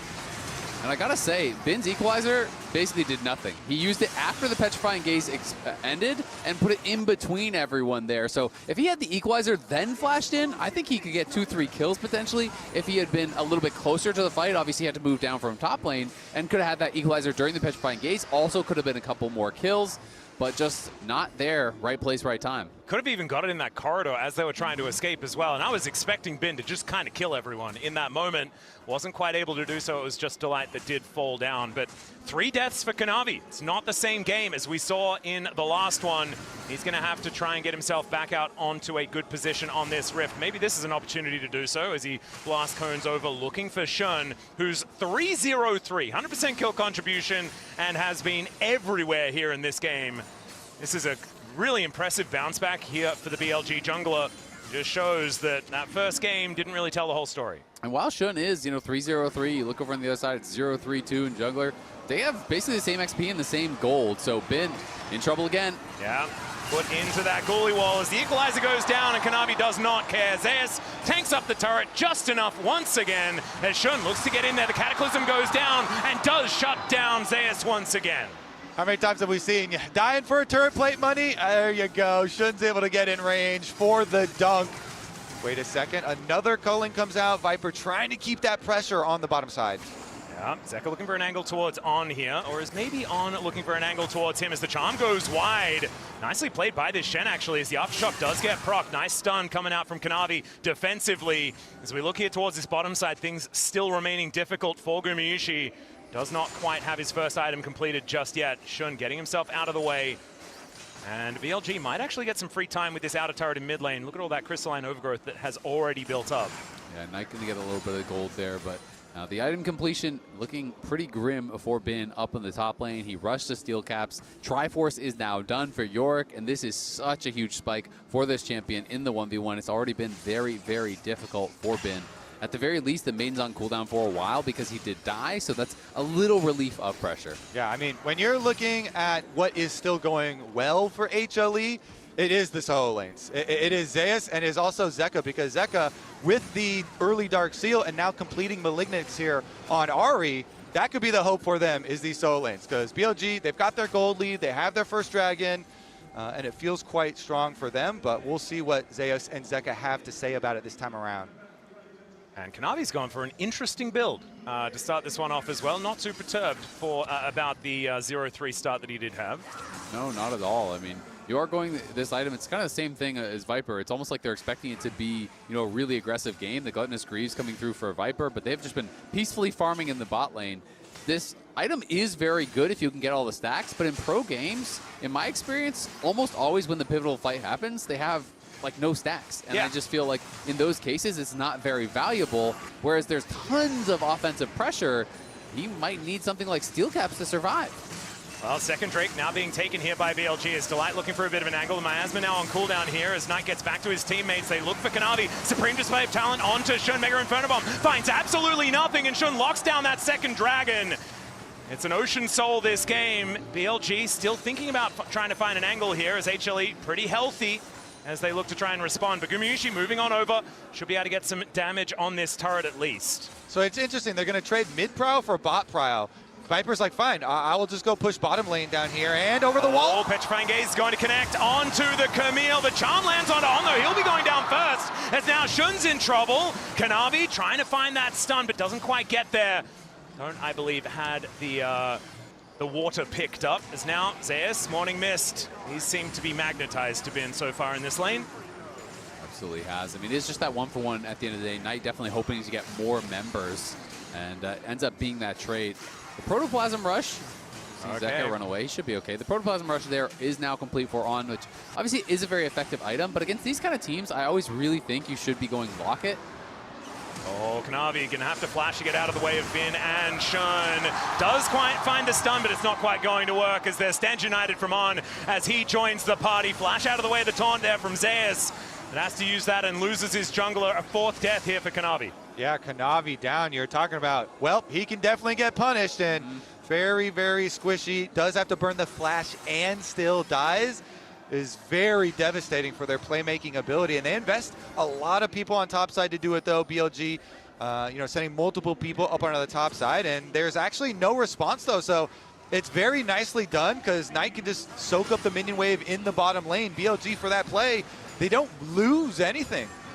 And Knight getting gold is just so problematic. This champion Cassio can get so damn tanky when you get a lot of early items, you get accelerated, the early Roa can build defensive items very, very easily, and Shun gotta be a bit careful. Yeah, there's the flash in, and Shun's put inside the Hex Tech ultimatum. Supreme display of talent comes down there as well, but Gumayusi, the first one to die. On might be picked up as well, but even his able to get so far away from this fight. Knight gets in there, and now the grounding's on Kanavi. He tries to escape, bounces over the wall, but it does not matter. HLE running for the hills as Zeus trying to turn it towards Viper here. The dash over the wall, he's into the ghoulie wall as well as Shelly gets involved, but Viper will survive this one, and now Knight making his way over, and a teleport out from this Lucian to make sure that he's all right. Zeus lasting a long time, but I believe he's dead as well as Viper gets in there and helps Bin take the kill. Yeah, Viper, I think, was just going for a little bit of a TP flank there as HLE committed in, but Viper had such a good angle just to lead it. Guma, but Guma's back. Okay, just blows him up. Petrifying Gaze is going to connect. Gets a stun onto Delight as now the poison's ticking down. And Knight having to avoid that bouncing bomb. Gumayusi finds a third. The teleport right back to mid lane, and then against the wall, you can't dodge that. Guma blows him up. Does have to flash away though, because Knight was waiting in the brush on the control ward as well, and the action just continues here. I mean, Guma quietly now is 1.6k up. This guy is getting so fed. He's done his Shadow Flame, his Ludens, and just kind of sitting on that tier as Ziggs players love to do. He's going to be pumping out so much damage. He's been going for these fully offensive builds. I'm assuming he's going to be going straight in towards the death cap once again. And that is so frightening. We can see this fight. The initial engage from HLE looks pretty good, but look at Viper on the side. This culling just destroyed Guma. He basically soloed Guma down, knocks him out of the air. Yeah, Guma down, so they get the shutdown there. Traded for the Jarvan, but I mean, the Shen is honestly fairly tanky there with the Protoplasm, and so BLG are able to run them down with the Cassio DPS, just continual uptime, and now we're right back at the scene of the crime. Yeah, you got the Hextech minefield down here from Gumayushi just to try and make sure it's as difficult as possible to get in. You can see it's pretty difficult. These bouncing bombs hitting 2 people every single time.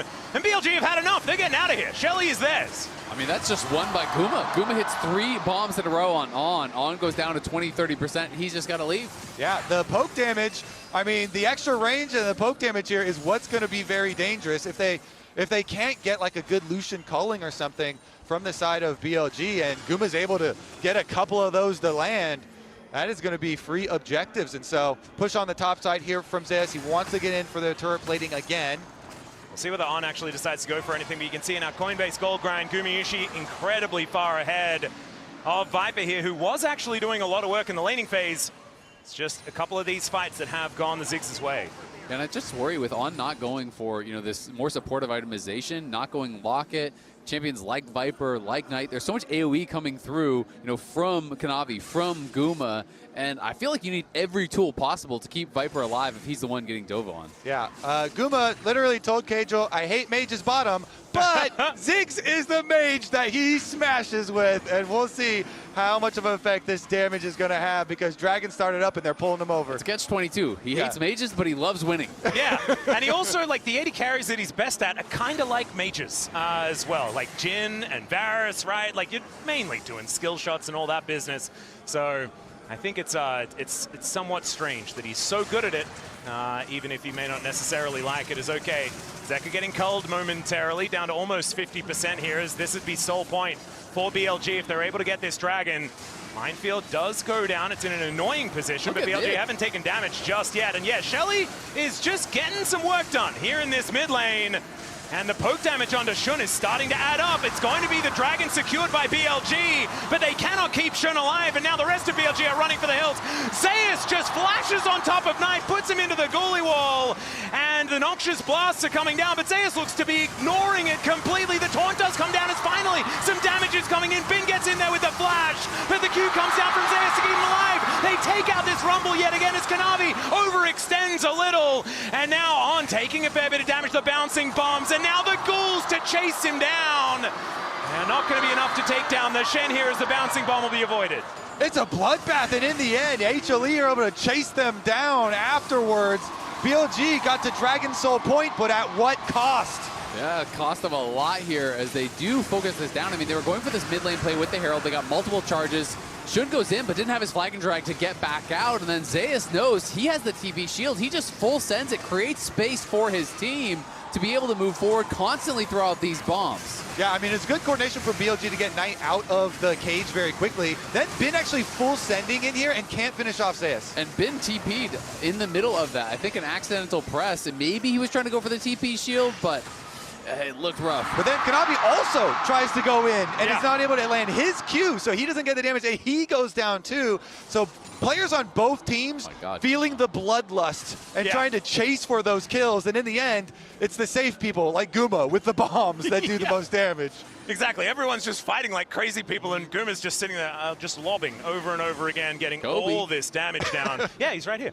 All right, Delight now moving in towards this mid lane, and I feel like this game, it's just all about Zeus and Gumayushi and what they can do. Zeus just a brick wall in this front line, flashing on top of people, and there just doesn't seem to be enough of an answer when this Yorick gets this far ahead. And he did this in the LCK. He's one of these players that makes the Yorick look completely broken if he gets any sort of lead like this. Yeah, when he is teleported in, he has created a lot of space for them and presence here with the Yorick, but they actually didn't even finish the recall from Zeka. Oh, Shun gonna have to flash. The flag and drag was interrupted as Zeka looking for an angle. Doesn't find it. Not gonna be able to find too much there. And HLE in control, they do have this 3K lead, and they have a super fed Ziggs who almost has a death cap, but BLG are on Soul Point, and Ocean Soul, some people love it, some people hate it, but it is still a lot of value here, especially against the poke that's going to be coming out from Guma. And we can see Viper now on 4 stacks of the gut and the Screeds. If you get an Ocean Soul too, maybe you can start to shrug off more of this poke. And so that is kind of the goal here for BLG, is just continue playing for the Dragons, playing for the Soul. And it's going to be up to HLE to try to deny it, because last time they were trying to do kind of both, right? They had the double charge with the Herald. Zeus was farming plates mid. They weren't really set up early enough to contest the Dragon itself. They were playing for the towers and the fight after. All right, now Delight just getting a little bit of homework done, getting some vision around that Baron pit that has now spawned. It's been up for a couple of minutes time here as On taking a lot of damage. The Shen, you're talking like Protoplasm Harness is really good for like efficient stats, but he's still a support, so he's not as tanky as Shen's can be. And that poke damage coming on through from this Ahri as he looks for a bit of an angle from the Fog of War is pretty scary. Yeah, all the lethality. Oh dear, the charming Zeka is going to land onto Knight here. He does find the Petrifying Gaze though, as Kanavi is taken out once again, and both of them just fall down. I mean, he might be a bit squishy, but he's got an R button. Beautiful stand united. It makes the difference, Atlas. They don't have enough damage to get through it to kill Knight. Knight survives, he flashes, and he returns the favor with damage. Very fast stand united, and the heal coming through, and Knight is building quite a bit of HP, has the upgraded Merc Treads. He is not easy to knock down. BLG were thinking about it, going towards Baron, and then you realize, all right, well, Guma is still alive. This is going to be very difficult to do it in his face. Yeah, I mean, I kind of see their thinking, though, for HLE. They're like, all right, both of us, perfect position here to get the jump with a Kiana and an Ahri onto him, but the save comes in for BLG. Now it's HLE starting this up, and York can actually do Baron quite quickly because of the additional minions. They are going to have to pull off, though. Guma now completes his death cap, and I will say, it does get a little concerning if in a pretty ideal situation like that, you still can't kill Knight, because Knight is going to keep building more defensively. In comes the Seekers now, which is just going to make things that much more difficult, and On now finally has his Locket. One thing is, though, also, you know, kills are one thing and getting the gold. If you don't have to flash on Cassiopeia and it actually is punished now, True. Then maybe you still call worth, right? If you actually can kill Knight this time around in the team fight and deny a Dragon Soul. Oh, On taking a bit of damage here. Stand United, we are still waiting a little while for it as he's down to 50%. Fish in a barrel. Check Guma's BC. He's scripting for sure. Yeah, he is. I don't think I've seen this guy miss a Q in 20 minutes. Apart from that last one. It did go a little bit wide. I closed my eyes for that one, buddy. Yeah, that one hit the dragon. Sense. That one hit the dragon. That was just fine. As the rest of HLE not starting the fight just yet. The poke damage needs to rein in first before they do commit to anything. There's Viper in the back of the pit, not exactly where he wants to be. As the Supreme Display of Talent goes over, Zeka finds the charm onto Viper and will be able to take him down. But now the Soul still on the table. Mega Inferno Bomb comes in, and it is going to be Kanavi falling down. The Soul is picked up as On. Let's see whether he can find it. The taunt connects onto Zeka, but he will go down. Gumayushi still at full health. Here as Knight is trying to get out of there. Shun as well, down very, very low, finds a knock-up onto the Camille, but he does go into the sky, finds his way out, utilizing the ultimate. Bin is going to die, though, as Gumayushi just needs another short fuse, but the flash gets out, the blast cone's there as well, and Bin is going to survive. BLG, the heist is successful. Yeah, Zeka's hunting for him, but it looks like he is going to get out. They got the dragon. I loved how Kanavi played in this moment. He's so calm in these really panicking situations. You know, Kanavi was trying to get in there, but Shun is back, and he's going for Zeus. All right, yeah, they definitely need more than 2 people. The teleport is going to bring Gumayushi over here at the same time as these ghouls onto Shun, almost taking him down. Now Knight in that ghoulie wall, but goes golden, utilizing that arm guard that he did have. Another mine would have been enough to take down Knight there, but he's able to get himself out. And that is just the Yorick falling down. Oh, the healing, the value of his arm guard there too. Knight able to slither away from it in the end. And while HLE, they take the fight to Viper and they jump over the back of the wall and they kill Delusion, that gives the opening there, and BLG do get that Ocean Drake, and now with all of this healing, it is going to help so much. So look at them all jumping over the back of the pit to go for Viper, but then look at the focus on Dragon. Exactly, they commit to that. I like that decisiveness, but then On and Shun turning here onto Kanavi and the Miasma. He is grounded. He can't get out of there at all. So they have full eyes on the objective. HLE started the fight off well. They killed it off that carry, but it is Soul going to BLG, and even though HLE are picking up some kills, BLG are able to kite out. Enough of them survive. They keep that Soul, and they're going to be feeling so good about that fight. Yeah, incredible work in the priceless moment of the game here for BLG. They lock themselves down the Soul, and now Elder is going to be spawning so incredibly quickly in this game, as it was only about at minute 25 that we got our fourth and final Elemental Drake. And so we could have some very interesting fights. Look at Guma's damage. He did as much as BLG combined on the goodness. 6. 8K in one fight. That is one fight. That is insane. But Knight just completed his Zonias now. So he used the Seekers, immediately has enough gold to get the Zonias, which is such a big purchase. And that flash you talked about earlier, Kobe, it's almost back up as well. Important item, though. Oblivion Orb is done for the Ziggs as well, and he's the one that's been landing everything. And he's going to need to keep doing so if they want to fight against this Ocean Soul. And Atlas, if you can 100-0 someone, then the Ocean Soul, yeah, it's not going to have a lot of time to take over. So Yeah. I do like that angle you're talking about. The thing is, with the Stand United 2, maybe that buys enough time for them. So it really is kind of close there. Yeah, I mean, now they have the Stand United. They have the heal on, they have the Locket. Viper went Cleaver for a little bit of HP. They have Zonias done on Knight. You can see the Shred has been purchased up for Bin with a double AP Soul Lanes. He's going to be going Zonias next, and things are going to get more difficult. So HLE trying to see if there's an angle on this Baron, but BLG are aware of it. Knight's TPing, and they're going to contest. All right, they get another control ward over that wall. As Gumayushi has to flash. The flag and drag comes in from Shun. They're not out of the woods just yet, as the Ghoulie wall actually is set up to make sure that they're unable to get into the river. There's a trade of flashes there. Jarvan did go for that EQ flash, but Guma flashed early. Yeah, no flash on the Ziggs. Maybe that is the hope here for BLG. It's not a massive gold advantage, though, for HLE. And as you guys were talking about, this is about BLG building up the tools to make the late game incredibly difficult for Humble Life Esports. And maybe in 2 minutes' time, that will have enough of them to make sure that this Elder goes their way. So much is going to depend on if the pick is successful. You know, if this big burst damage comp from HLE is going to be able to successfully execute their kill. You know, Shun here with his Guardian Angel feels very secure. So secure, in fact, that they are going to start up this Baron with their vision control. And they've got the Scuttle Crab to pop here, too, to make sure they have full coverage. And with Ocean Soul, so they're going to stay high on HP, but they're looking to turn on this TP, maybe. Yeah, teleport comes in from Zeus as well to join this fight, as Shun is over the other side of it.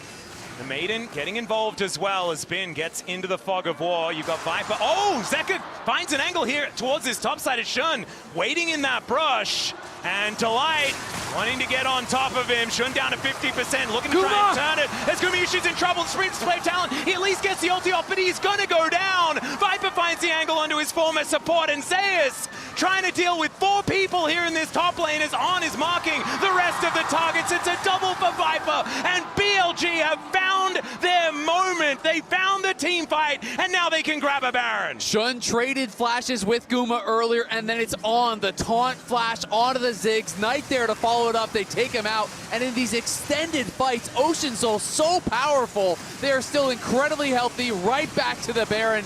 That is going to be theirs, and they're going to have this Baron during the Elder spawn to try to take full control over this. Guma's got to go into overtime now, trying to clear all these minion waves into a Baron-empowered minion. So here's a look at it. With the Shen Stand United, as you say, on the bottom side, boom, they instantly kill off the Ziggs. So much of the damage of HLE is lost, and the team fight is instantly lost. And I just love the communication there. You know, Shun using the Cataclysm to close the gap. Oh dear, he's grounded. He is very, very dead. Shun going to be the one to lock down that kill. And Kanavi, his 9th death of the game. A little bit of a difference from what we saw in game number 1 here, as this one has not been his favorite. And that is Elder gone now. You have no jungler unless there's heroics to be played by Guma, maybe some sort of a try at an alt steal or something, but this is Ocean Soul. This is now a gold lead for BLG. The gold lead completely gone, and it is Elder. We'll see if Guma can maybe make some magic happen, but doesn't feel like he's even in range. I mean, this is Exodia. They've got absolutely everything right now. As the teleport to bring Zeka over there, but he is just going to watch as this Elder is going to die. Go for Cassio. Yep, looking for a bit of an angle here as Gumayushi underneath this turret. Knight is just fine, though, as Viper looking for a flank. No Charm comes in. He knows that that's his angle, his opportunity to get on forward. The Cataclysm goes down. The Dragon's Wrath will be wrought all over HLE. And that is 2 kills, a double for Viper, and they will just proceed with these minions towards this bottom lane and destroy the base. BLG strike back in game number 2. They're inside the base, and I don't think there's a lot that HLE can do to stop them. These empowered minions, there is no Gumayusi to get through them. And yes, Zeus had a decent start to this game, but I don't think he can do anything. There is Elder, there is Baron.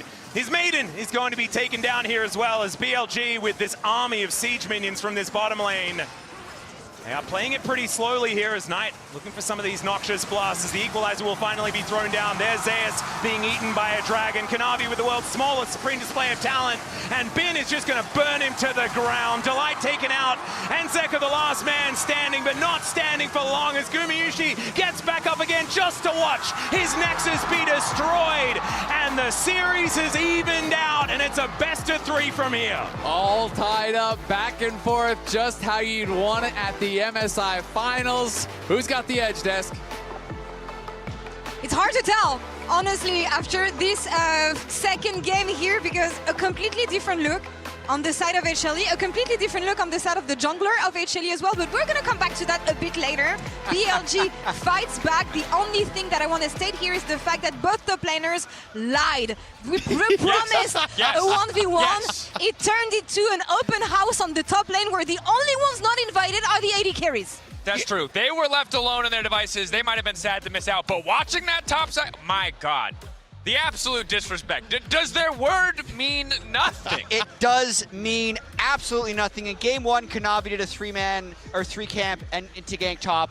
This game, we saw a gank into top after 3 camps. And my God, after that, they just kept bringing more and more people. But it became an arms race in that top lane. It was in the game 1, okay, Kanavi's up there a few times. Then it kind of moves on to, all right, you know what, I'm going to bring my support. Okay, well, I'm going to bring my mid laner. Okay, we're bringing the AD carries. Everyone was moving up that top lane. And it was actually the fact that Zeus was able to turn around this kill in the 2v1 that really started everyone moving up there. Okay, and I got to throw some shade because game 1, Bin enemy jungler comes up, Bin dies. Game 2, allied jungler comes up, Bin dies. This man needs to chill out. Now this play, there's nothing that can be done. But there were a number of bad deaths. And my man was feeling himself, but he needs to calm down. He needs to chill out. It's a rivalry for a reason, you know? 4 out of 5 on both sides. It felt like calm, cool, collected. Then you've got Kanavi and Bin just like, just like screaming. Watch and me. running. Kanavi literally built hubris. Exactly. You cannot write this down. You have to show people the clip. They won't believe you that the greedy feeding jungler built hubris. For what it's worth, it's 2 on the nose. There's a lot of takedowns in the early game. Maybe it'll stay bloody. Maybe it's a way back in. I don't agree. And it did, to be fair, stay incredibly bloody. It was a pretty bloody game. Do you know what solo laner didn't let us down though? It was Knight. This man was absolutely insane, and he's in our every second counts thanks to reliable Cisco network replay. Because holy moly, he was absolutely insane. This guy was a beast. His KDA, the goal difference. This was the matchup that you expect. Knight, when he started his career, was a Cassiopeia one trick. This guy has had Zeka's number, and in this play, he does so well alongside his team to keep himself alive. Really crucially, the Kiana ultimate actually moved him out of the REQ return, and that bought time for the cavalry to arrive. The Shen ult, the Jarvan flying over the wall, and the double Keep kill. flaming Kanavi. That's the no. It was a really rough game. Other than the hubris, I think there are good deaths mixed in. But this is like, okay, back to the drawing board. Let's calm down a little bit. And the thing is, we finally got to see Mage's bot lane, and we got to see the value of Viper's champion pool because it's what set Knight up. He got double mid lane bans because they weren't anticipating the Cassio to be flexed back into the mid lane. That is the value of that additional champion pit. Really setting you up for success, and with the Lucian also doing well, it's feeling like BLG are one step ahead in draft as we initially expected. Well, it's interesting, right? Because they played 0 mage bots, and that was kind of their calling card going into this. But I do feel like Danny is just continuing to try and stay unpredictable. Earlier on in the tournament, it was unpredictable to throw mage's bot lane. Now he's getting it the unpredictable way of flexing the bot mage back to mid to get the advantageous matchups, which I find really fascinating. It's also taking a lot of those AD carries answers out of the pool, right? Like Lucian we've seen as an answer into the mages. So if we are now going to be pushing for a game 4, a game 5, you don't have those picks left for Gumayusi. So unless he's been able to pick up a few more, I think he's in a little bit of trouble. And that's the issue. Are they going to be able to bring the attention back to AD carries, or can they find solution in game? Because They had the upper hand in game 1. I'm just wondering if they have it in the tank to bring it back here now that BLG is fighting back. I'm a little bit nervous for them. I think draft is still so incredibly important. After you lose, you obviously get right of first selection. You can optimize your draft a little bit, but it is only getting trickier as we get deeper in. That's the one mage we expect from Guma, right? Now it's kind of liability central. Based off what I've seen, it's 1-1. I'm going to still favor HLE in the series. I feel like they're looking much better than they did the first time around. I don't feel like they're getting outdrafted the same way they were in the first series, and I do feel like Zeus versus Bin is going in the favor of Zeus in these games, and I'm just hoping that Kanavi continues to flip a coin and land head more often. Yeah, because it was just Grand Slam in Lee Sin, Ints completely in game 2. The good news is that he cannot play Kiana anymore, and Bin cannot play Rumble, so things should get better, Shout out to Fearless. Big up Riot Games of LoL Esports. Just really keeping the LPL strong by stopping Bin from playing Rumble again. We love to see it. Shout out to the meta that we have had so far as it keeps everything open. BLG fights back. Let's see if HLE can find an answer in game 3.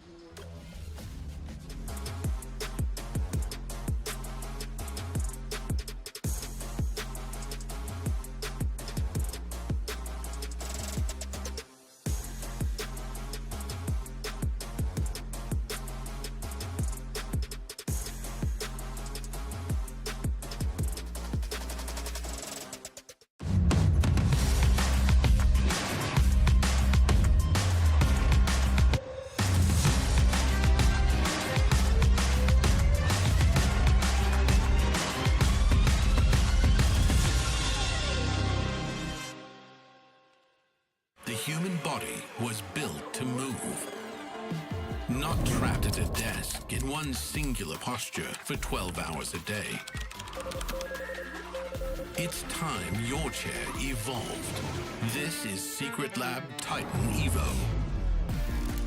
Ergonomically engineered for you, gamers, hybrid workers, artists, backing your every move. Times like this are where star players shine and new legends step up, where legacies are built and dreams are either realized or ripped apart. He still doesn't die! You cannot step the Vega and expect to live to talk about tomorrow! He passed it well as the Arcade Storm doing so much work in GG!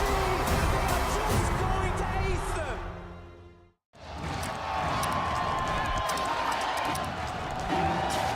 Red Bull gives you wings.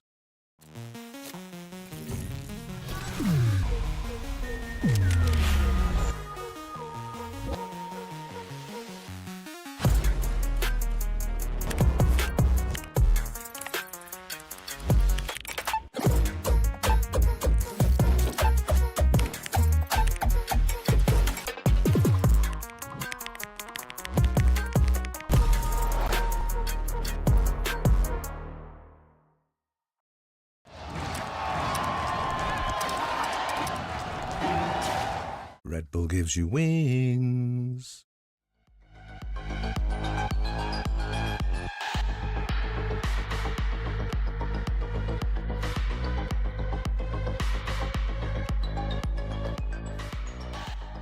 구마유 씨와 하나에게 이렇게 응원을 보내주셨습니다. 다음 분 만나보도록 하겠습니다. 준비되셨나요? 좋습니다. 자, 그렇다면 트로피를 오늘 하나와 가져갈 수 있을지 뜨거운 응원 보내주시기 바랍니다. 리듬 게임 주세요.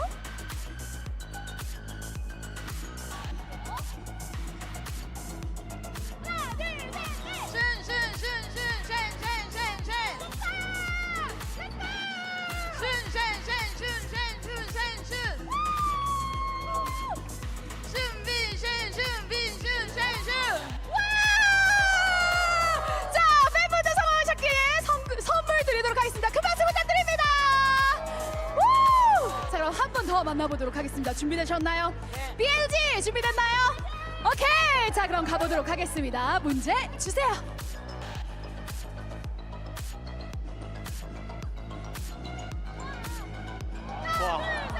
라이언 사이언 라이언 사이언 사이언 사이언 사이언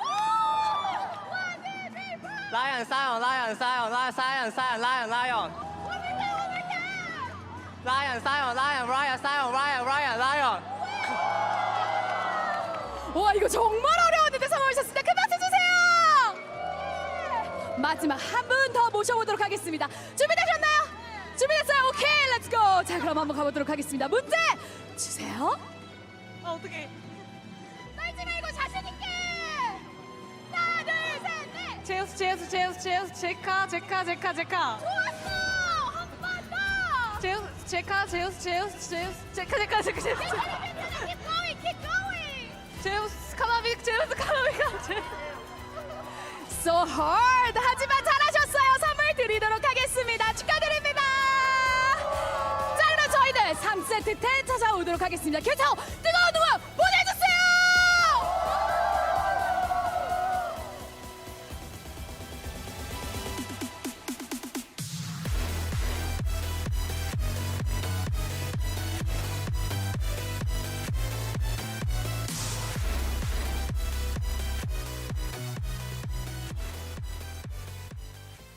Whoa, you got Viper. Oh, Zeka finds an angle here towards his top side of Shun, waiting in that brush. And Delight wanting to get on top of him. Shun down to 50%, looking to try and turn it. As Gumayushi's in trouble, sprints to play talent. He at least gets the ulti off, but he's gonna go down. Viper finds the angle onto his former support, and Zeus trying to deal with 4 people here in this top lane as On is marking the rest of the targets. It's a double for Viper, and BLG have found their moment. They found the team fight. All tied up, back and forth, just how you'd want it at the MSI Finals.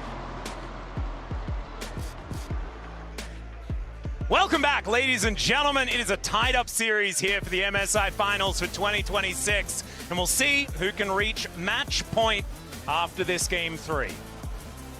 I mean, with the last one, too, we had a lot of variance. I would say so. In the individual players. I mean, Kanavi was racking up some deaths on that Kiana. I liked what you were saying, Atlas, when we are off screen, and you're like, well, did you lose your Kiana card when you leave the LPL? Yes, you definitely do. It kind of looked like it. Unfortunately, you get the LCK Kiana card, which has not ever been all that good. It's okay, we're gonna give him a pass. He's had some really good games. Yep. You know what? We're never going to see him play it again this series. It's fearlessly banned. That is the case. So True. At least there is that. But I think that was definitely a bit of a thorn in their side. I think he may have had a little too much hubris in that game. And once again, I always liked Sean on this Shen. I thought he had a really good performance again, you know, having a big effect as far as the support comparisons that we have had in controlling the map and controlling the other lanes. And they kept Knight in a very good position until Knight was able to take over again. And I really like their draft just in general. I just think, yes, Kanavi had some oopsies, but at the same time, I feel like compositionally it was very, very difficult with Miasma, with Shenton, with the CC from the Jarvan. You're playing a very squishy character. If you get caught at all, you just die. And so I feel like they thought, hey, we're probably going to get outscaled, so you kind of just keep sending it, right? You know, you don't really have much recourse. They were losing all the dragons. They had to just try to fight their way out. It did not work. BLG looked more cohesive for sure. Vayne remaining on the bans, and an early Syndra ban with that Gnar going to give you the response as soon as that Vayne was banned. So I feel like I, at least personally, have a pretty high Rise priority, especially with the Syndra ban. Yeah. So a lot of people have been playing it into it. I mean, it's a very good, you know, flex ban versus BLG in general. That's why they keep on doing it. But it also does even raise more priority on the Rise. Yeah, I think Rise can be really good. You know, we'll see what else gets banned out. But if someone does go Rise, I do always like, you know, any Wukong or any Pantheon, kind of like aggressive answers, allow you to really, you know, start fights, attack pretty heavily in that mid lane too. Yeah, you can go the Annie route or the Talia route. I feel like the other two good answers into it still up right now. Yeah, I feel like the Talia has started really becoming a popular option into it. I feel like Annie has found not all that much success so far this MSI. This last ban, I think, should go over to the Vi, because then you'd be contesting Vi or Rise for that first pick, but the Pantheon will be taken away instead. And will BLG just leave both of them up and take whatever is not taken here by HLE? Yeah, exactly. You could go for a trade, and I mean, there is still Nocturne up and available as well, if you want to use that to kind of counter plays and look in and have that pressure as well. Yeah, let's see. Because then I guess, yeah, if you give over the Rise and you go like Talia and Vi combination, and you have point and click set up too. A lot of discussion though.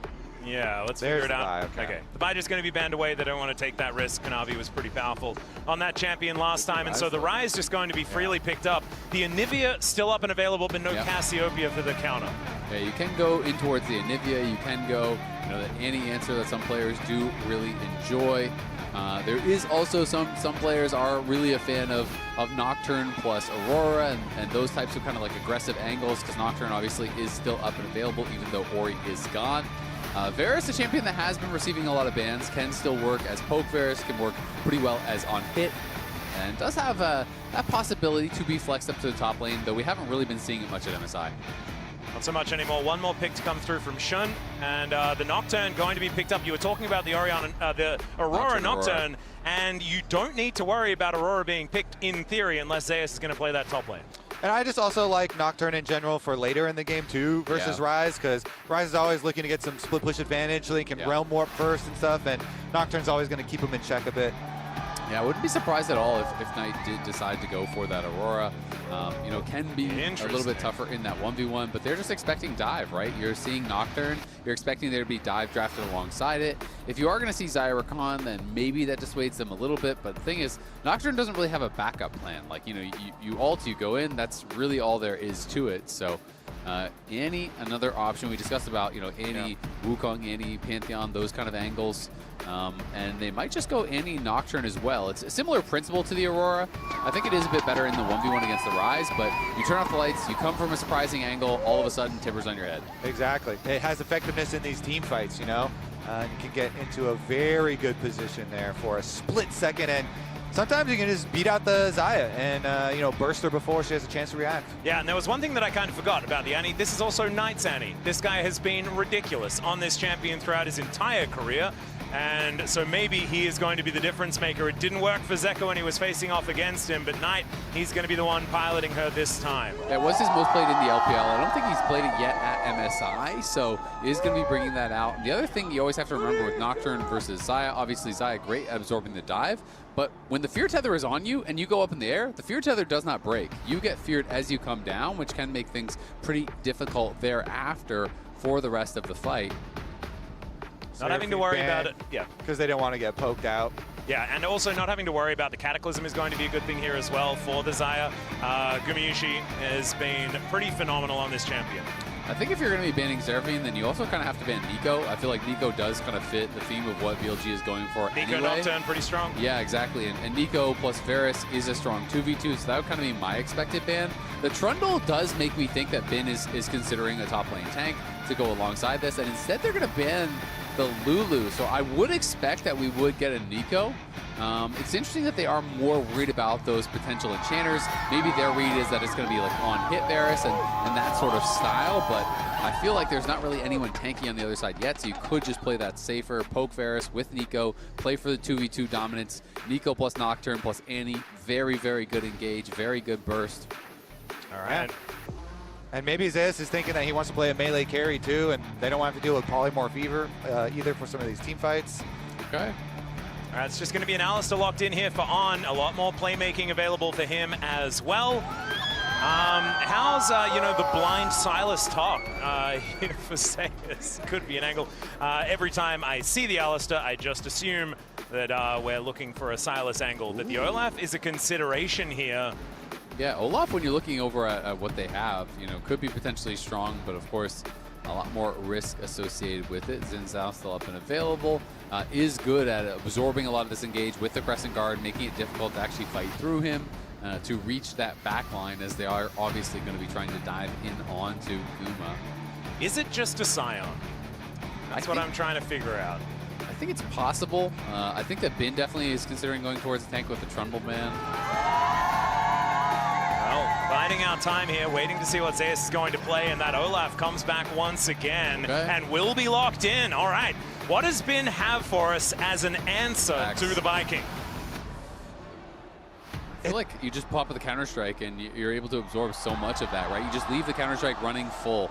Also, I think the Jax is better versus the Xin, too. You know, if jungle's going to be up there and ganking you, It is very, very good. You know, obviously the dodging auto attacks, and you're always thinking about the top and jungle duo because they're probably going to force up there when you do pick the Olaf and you want the Olaf carry. And Jax, you know, not that meta these days, but when you think of Bin, you think of Jax. Oh, yeah. This guy the Bin has meta. been, you know, I also think of Gwen, but Yeah, that's from some old wounds, but might come back sometime in this series as well. We have seen sprinklings of Gwen so far. Some people think of Gangplank, you know. Yeah, some people might have trauma. Bin has definitely done some stuff throughout his career so far, but those are your drafts. A blind Olaf from Zeus going to be punished by the Jax here towards this top side of the map. And Bin so far hasn't necessarily had the most fun in lane. I think the Renekton did a pretty good job, but outside of that, Zeus did manage to get the upper hand. This time, it might be the Bin show. It is so interesting that the blind Olaf has come in a couple times now. Doran also played it in their series against G2. Not a pick that you pretty much ever see blinded in pro play, but it has now come out twice from the LCK teams. And I do think when you are going up against this Jax as the Olaf, the pressure is on you to make things happen early. The Counter-Strike obviously is a fantastic tool to deal with it, but if you can force that Counter-Strike out, there are opportunities to potentially look for that all in. But if you do not make that happen, Jax is going to become very difficult to deal with, and Bin is even going Ignite. So this is going to be a spicy top lane. And Zeus is not playing Flash, so it's actually Bin with the double combat summoner advantage. It is just Ghost TP here from Zeus, so a much more conservative approach where Bin is going to be looking to actually just try to dominate that 1v1. That is very frightening here for Zeus. Let's see whether he can actually play defensively, as the rest of BLG wondering when they can go in to clear out this vision. HLE do get information about the 3 people moving over. And again, if you're looking to dominate the top lane, you need to dominate jungle. Yeah, Zeka waiting for his moment to make his way in as Kanavi still wants to get back through. There is the flash out of the Counter-Strike. And already, things not going HLE's way. Jungle dominated, Atlas. Yep. They push him out on the Raptors. Nocturne is so good at doing that, and the full support of BLG in their efforts splits the map for the Flash Ignite Jax here, really trying to get advantage after advantage and keep the Olaf on low economy in this game. And honestly, I'm kind of surprised that HLE even tried to contest it when Annie walks in with a prep stun. Nocturne is incredible on the Raptors, and you have an Ignite Jax that has Counter-Strike at level 1. That is just a tough 3v3 to actually ever win out in. And, you know, as good as Xin is, you know, in kind of like fair duels with people, when you don't have Flash, it is easy to pick that champion. It's hard to make escapes. You have to have like enemy minions or jungle camps or something around to be able to dash to. So you have to be a little bit careful if your opponents try and close some traps on you. And On is kind of watching at the moment, and maybe one of those traps is about to be sprung. Shun making his way in. The Dustbringer is going to connect as Kanavi doesn't have Flash, remember, from the earlier play. And he'll be taken down. The Umbral Glaives will take him out. And the red buff going to be claimed there as well. So it's camps on top of everything. This Nocturne is going to be so big. It is beautiful, Atlas. I love the jungle game of chess, and the trap snaps shut on Kanavi. They kill him. They know with no Flash, I can easily come defend my bottom quadrant.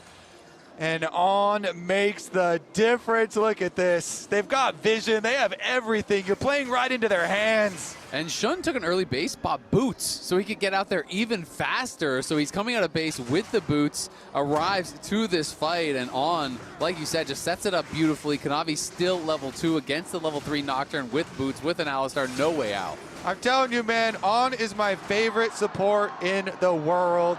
He plays so well for jungle. And BLG, they're going to reap the rewards now. You talk about Shun being ahead, Nocturne a full level ahead, and Nocturne's topside. Oh dear, Zeus in a lot of trouble, gets stunned up by the Counter-Strike. And in goes the Nocturne, getting very scared as this Viking, and then taken out. And that is the danger of playing Ghost TP. Yes, Bin did have to give up a big wave, though, for that. He lost a lot of minions at that tower. But they didn't even need the Ignite to kill Zeus, and Zeus realizes he can't break the Fear Tether. Camp him, camp him! Well, that's exactly what they're doing, as Bin just gets back to work once again. And Zeus not going to be able to get out of this one. The Ignite ticking down, the Fear tethers once more. And the Alcove will not save you, Zeus. He falls a second time in a row. Okay, jungle diff. How do we measure the jungle difference in this game, Atlas? I don't think we have anything very long in the area. 14-hour flight. We'll use kilometers and miles. Man, that is tough. That is so tough. Oh, look at this minion wave just going by the wayside as well. And I just love it. I mean, Ghost scales better for Olaf, you know, later on into the game. It is really, really valuable if you're going to go one or the other. You love having Ghost when you pop the Ragnarok, you're sprinting in. But if you do not have Flash, it is so hard to get away from these ganks. He can't break any of the Fear Tethers, and they just held the Ignite for the repeat gank. Now Bin already has his steel caps. He is off to the races. It is physical damage, auto attackers, both of those topsiders that could attack him, and Bin is just going to be in a dream scenario. I really want to compliment BLG for their game plans that they have shown, because we always compliment them for their mechanics and their insane solo laners, but they have had really good game plans and executed on them very effectively to get a lot of their leads. And this is another very nice case of it. Mid lane is a scrap. Yeah, Headbutt Pulverize does come in. There's a double knockoff from Delight, though, on this Rakan. Gets the flash out of On, and will be able to make his way out. And one thing does need to be mentioned, this is Delight's signature champion, right? This Rakan is something that he's really made magic on, even when he was on Bro. This guy has been a phenomenal Rakan player. The problem is, he has to dig them out of this massive hole. Yeah, I mean, he can be an absolute game changer. Watching him on the Blitzcrank break the hearts of the LCS yesterday in that pivotal Game 5, this guy is crazy good on anything that can engage, anything that can go. He will find the angle. He will be able to turn around a fight, and he's going to have to in a game like this, as Zeus is looking for a proxy angle. Yeah, he is just going to walk past the turret. Doesn't take a turret shot, which is going to be very, very handy, as Shun and On making their way in to try and take this dragon, and they just steal it. The paranoia comes in. It's level 4 to level 6 in the jungle.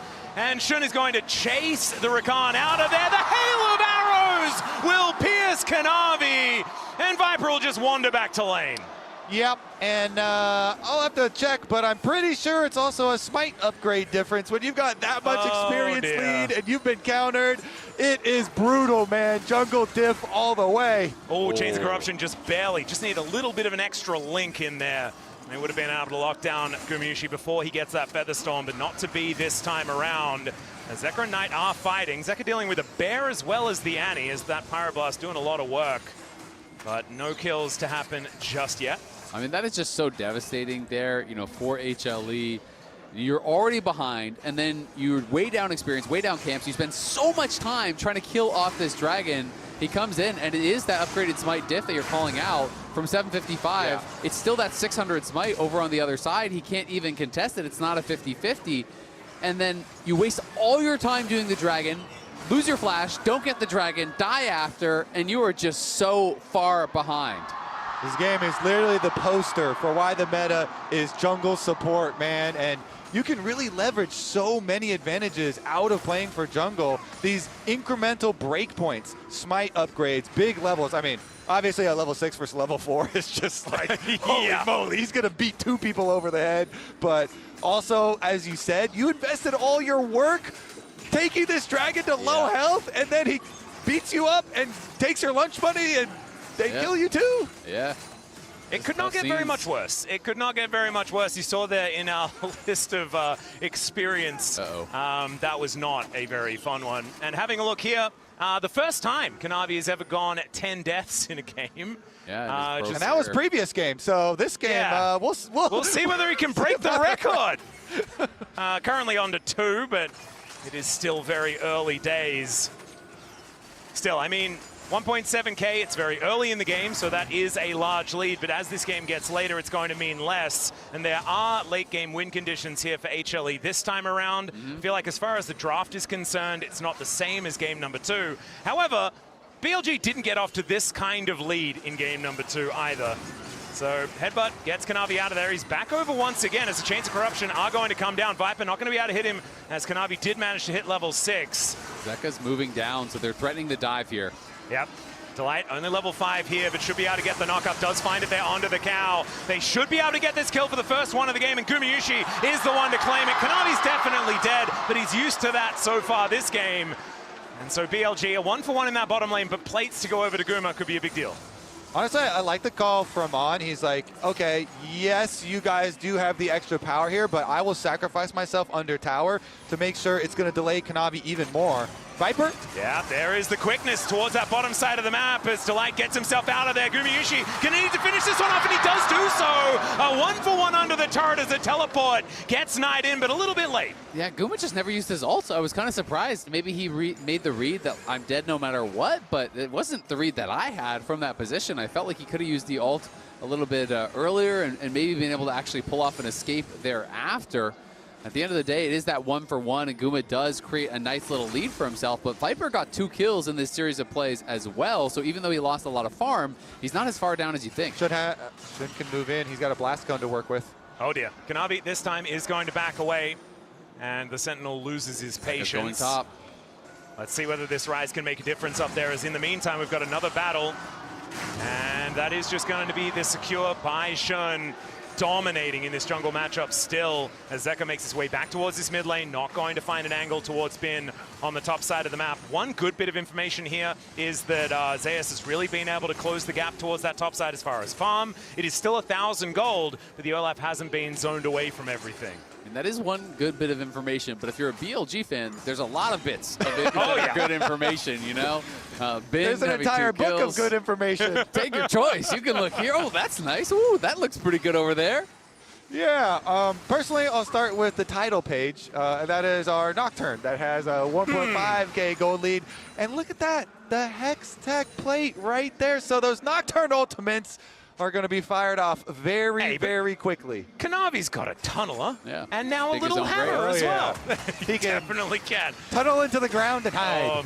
The Coinbase Gold Grind comes in. That is going to be the cleanse to get out of the chains of corruption as Knight's moving in.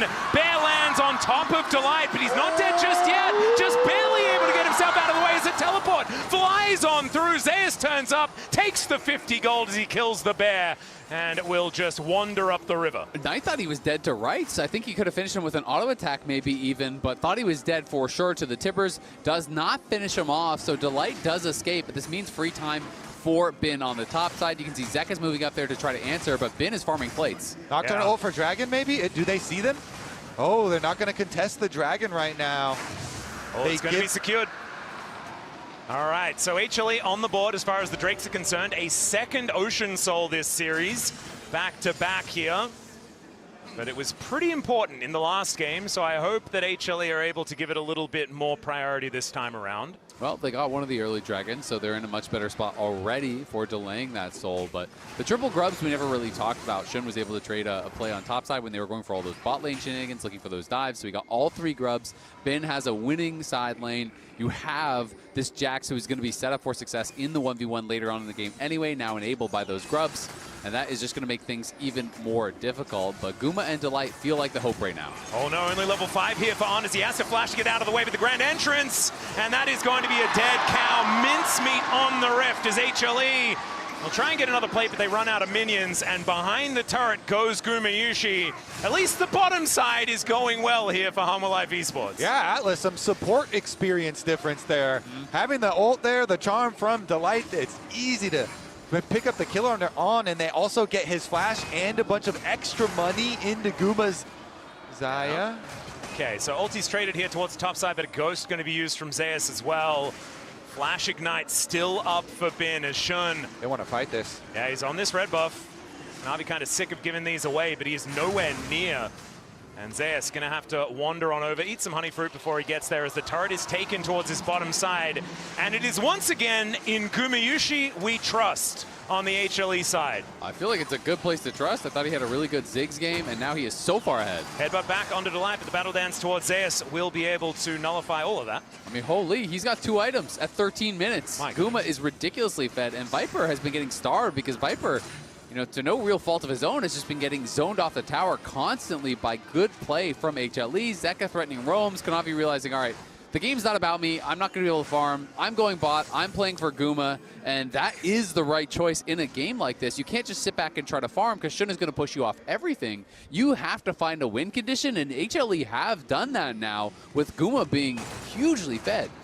So Bin's really frightening as well, though. He's moved up to a 1.3k gold advantage. It's pretty close to what Guma has on the other side, but they also have an extraordinarily fair jungler. And the BLG gold lead has fallen down to about 700, but I do feel like that game plan that you guys were talking about, what they've been playing around so well so far, this MSI, to be perfectly honest, is still well and truly moving towards later in the game.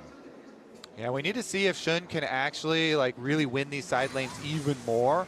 You know, if they're able to get to the next stage of the game, which is when outer towers start dropping, they're fairly low right now in the side lanes, and the first one already taken on the bottom side. But when you start to open up that map, if the Nocturne does not put the influence of this lead into effect in the mid game, then you give a lot of room for HLE and Guma to retake control.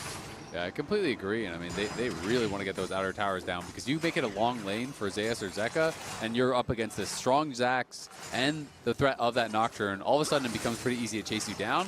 With that tower behind them, these aren't easy characters to actually kill off. Yeah. They're relatively tanky. They have the ability to survive and escape, and they are playing it defensively because they know the game is not about us right now. It is about Guma. That's where the action is going to be for HLE. And if you are Zeus or Zeka, your job is survive, farm, clear waves, and scale. Yep. Zeus does have his Stride Breaker as well, which, as we just saw in that last exchange, use it when he leaps onto you, and then you can walk out of the Counter-Strike a little bit more effectively. You mentioned, Isaac, that making sure you keep up the Counter-Strike is very important into the Olaf, so if he ends it early, that's also a good thing. And so this Stride Breaker going to be very, very helpful here for Zeus in this matchup. Yeah, I mean, the stun's obviously always great from the Counter-Strike, but in these auto-attack based matchups, just letting it run full against champions like Xin Zhao and Olaf, it just cuts their damage down so heavily. It makes it very, very difficult. BLG trying to force around this Herald here.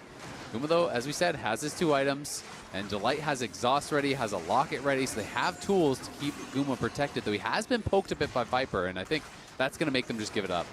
Yeah, Zeka was thinking about moving from that top side of the map, but they are just going to give it up. And a bit of a fadeaway arrow there to help Shun out as he picks up the eye. This Nocturne still running the Rift right now with one of the largest individual leads on it. And in fact, his individual lead is actually the BLG advantage, as Bin and Gumayushi are kind of canceling each other out right now. Yeah, we got a comparison. Top side of the map versus bottom side of the map. And if you can land some poke damage ahead of time onto Guma, then they can really put the pressure to him. He is running, of course, the cleanse with his flash and his ultimate, so has a lot of buttons still to press, but even if one spell lands, it gets kind of dangerous. Well, the Rift Herald, bit of a battle herald here for BLG if they'd like to grab this second dragon for themselves. As in goes on, could be a knock-up into a pulverize, as Shelly is avoided quite well. It's only Zeus that gets put up towards the sky, but in that, it is going to be the Drake secured by Shun. Immediately, though, Viper just dies. The quickness to grab Shun at the same time as he has to flash to get out of the way. BLG, they only sacrifice one, though, and getting that second Drake, a pretty big deal. Yeah, it is a big deal grabbing that second Drake. Oh, Kanavi going to get a little bit scared here in this brush, but no, is able to break the tether just in time.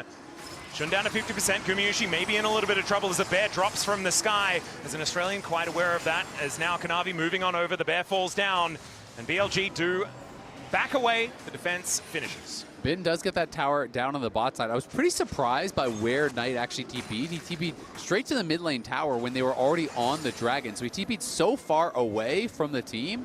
And that is kind of what allowed HLE to go for the fight after the dragon was taken, is that Knight wasn't really with his team whatsoever until much later. You know, he had been up on that top side with Zeka, and I thought he was going to use the TP. There was a deep ward over, you know, by that side lane, and I thought he was going to maybe be looking for something like that, looking for an angle, but instead TP'd very conservatively.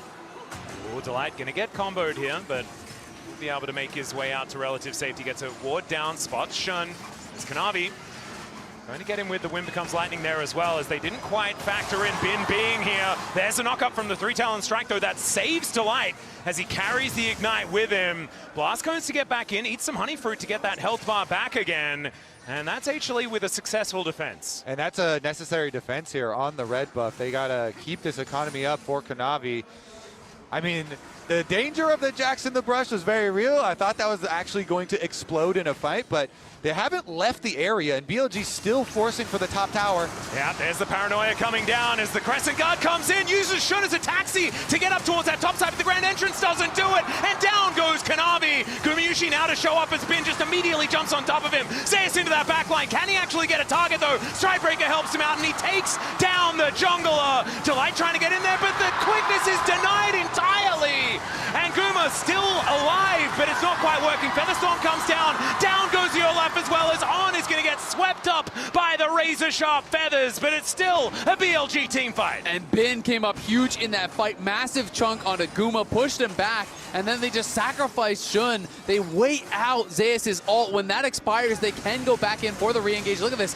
Full send as On flashes in. They land the fear. Shun is just chasing down this jungler, and then Knight arrives, flashes in, gets a kill. They know Shun is dead, so the rest of them just kind of back off as the Olaf pops his ult, sacrifice their jungler, kite it out, and as that ulti does eventually expire, you can see Viper hitting a Chains of Corruption over on a Delight. Zeus has no ult, they re-engage.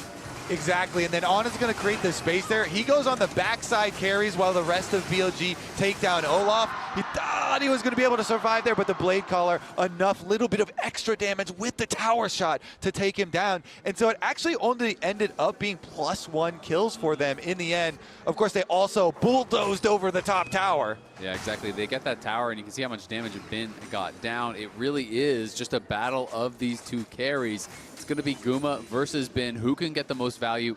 Guma working in towards that Infinity Edge. Bin has his Thundered Sky. He's on 2 items. Both these guys are monstrously strong. Bin definitely can threaten Guma, but he's going to have to play well, because if you go too far, you get charmed up, you get rooted up, you get blade collared. There's so many tools that they can have to lock him down, and while the Counter-Strike is a window of safety, it doesn't last forever. Yeah, and I do think that if Viper just hits Chains of Corruption on Delight every single team fight, BLG will win every single one. As Delight goes in, finds an angle towards On, trying to use that ultimate effectively here as the Chains of Corruption do come down once again. Gumayushi getting himself to relative safety as Zeka gets in to try and defend in that backline. Grand exit here for Delight as he makes his way out. No one dead just yet, but the Baron is up.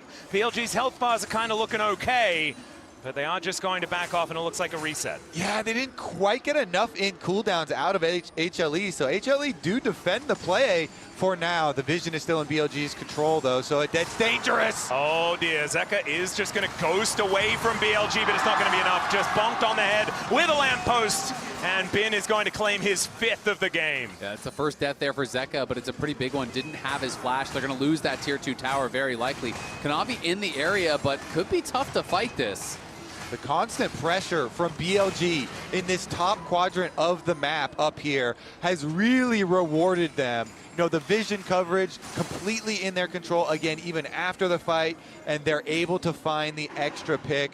Dragon is available with still 12 seconds left on Zeka.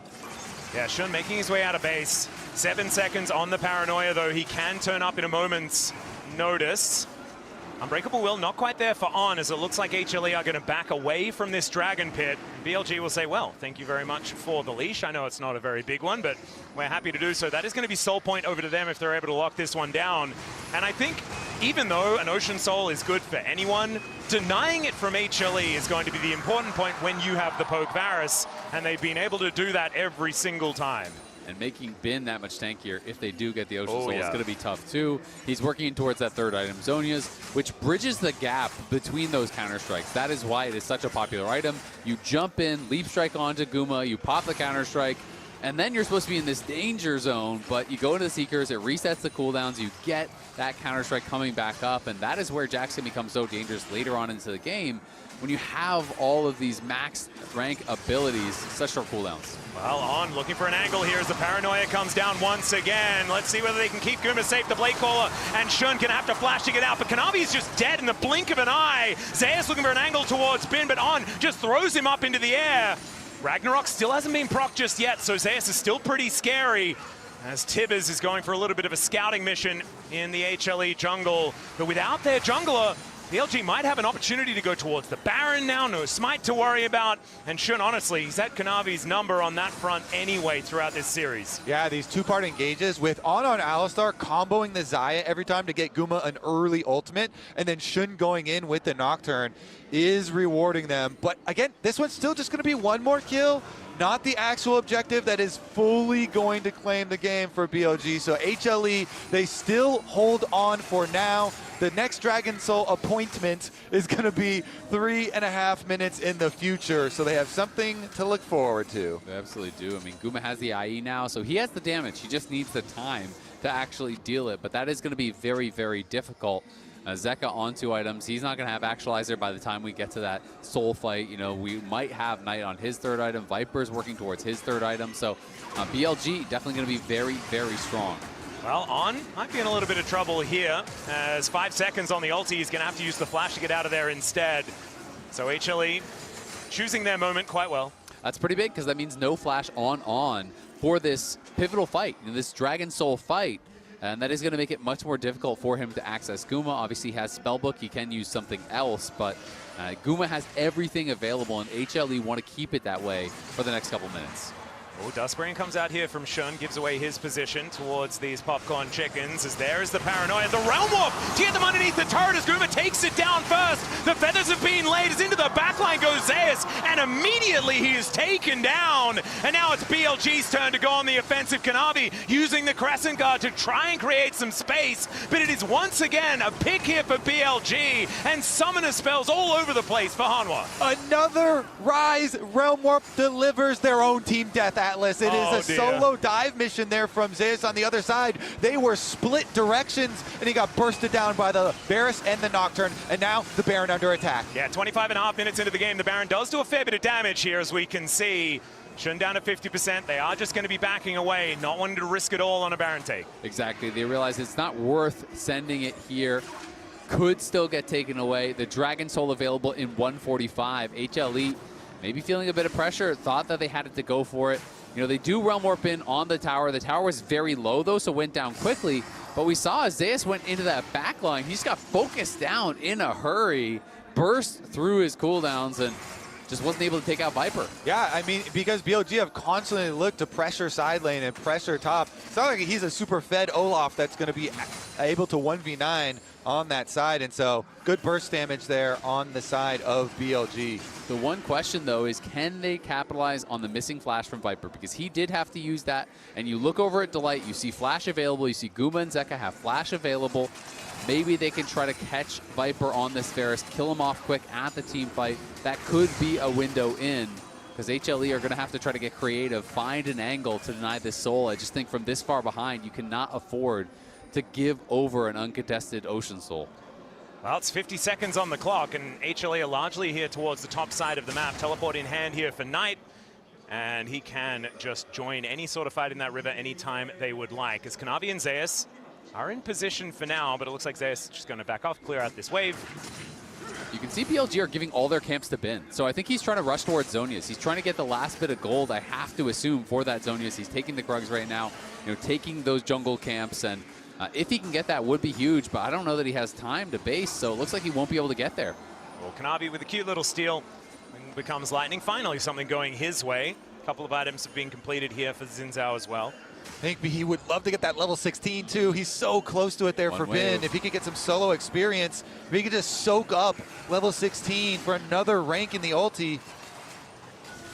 Looking like it might be a little bit too late as far as that is concerned, but he is still extraordinarily strong here in this game. As Zek on a flank angle, Knight teleporting in, will join the rest of his teammates. 5 strong on BLG's side. The Paranoia comes on through with Gumayushi not going to be able to help take this one down as Shun secures another soul. And Kanavi, he's trying to fight this one out, but he is just going to go down. Bin in that backline, able to escape very comfortably. And once again, BLG taking the lunch money. The Featherstorm has to be used by Gumayushi as they are going to try and take down this cow, but the bear comes from the sky, takes out the Rakan, and BLG will just cruise towards the Baron. BLG just played it so beautifully. Bin on the side was threatening to flank the entire time, so Guma could never step up, because if he walks in, Bin will kill him, while the rest of the team just focus down Kanavi, and then On presses forward, forces out that ult.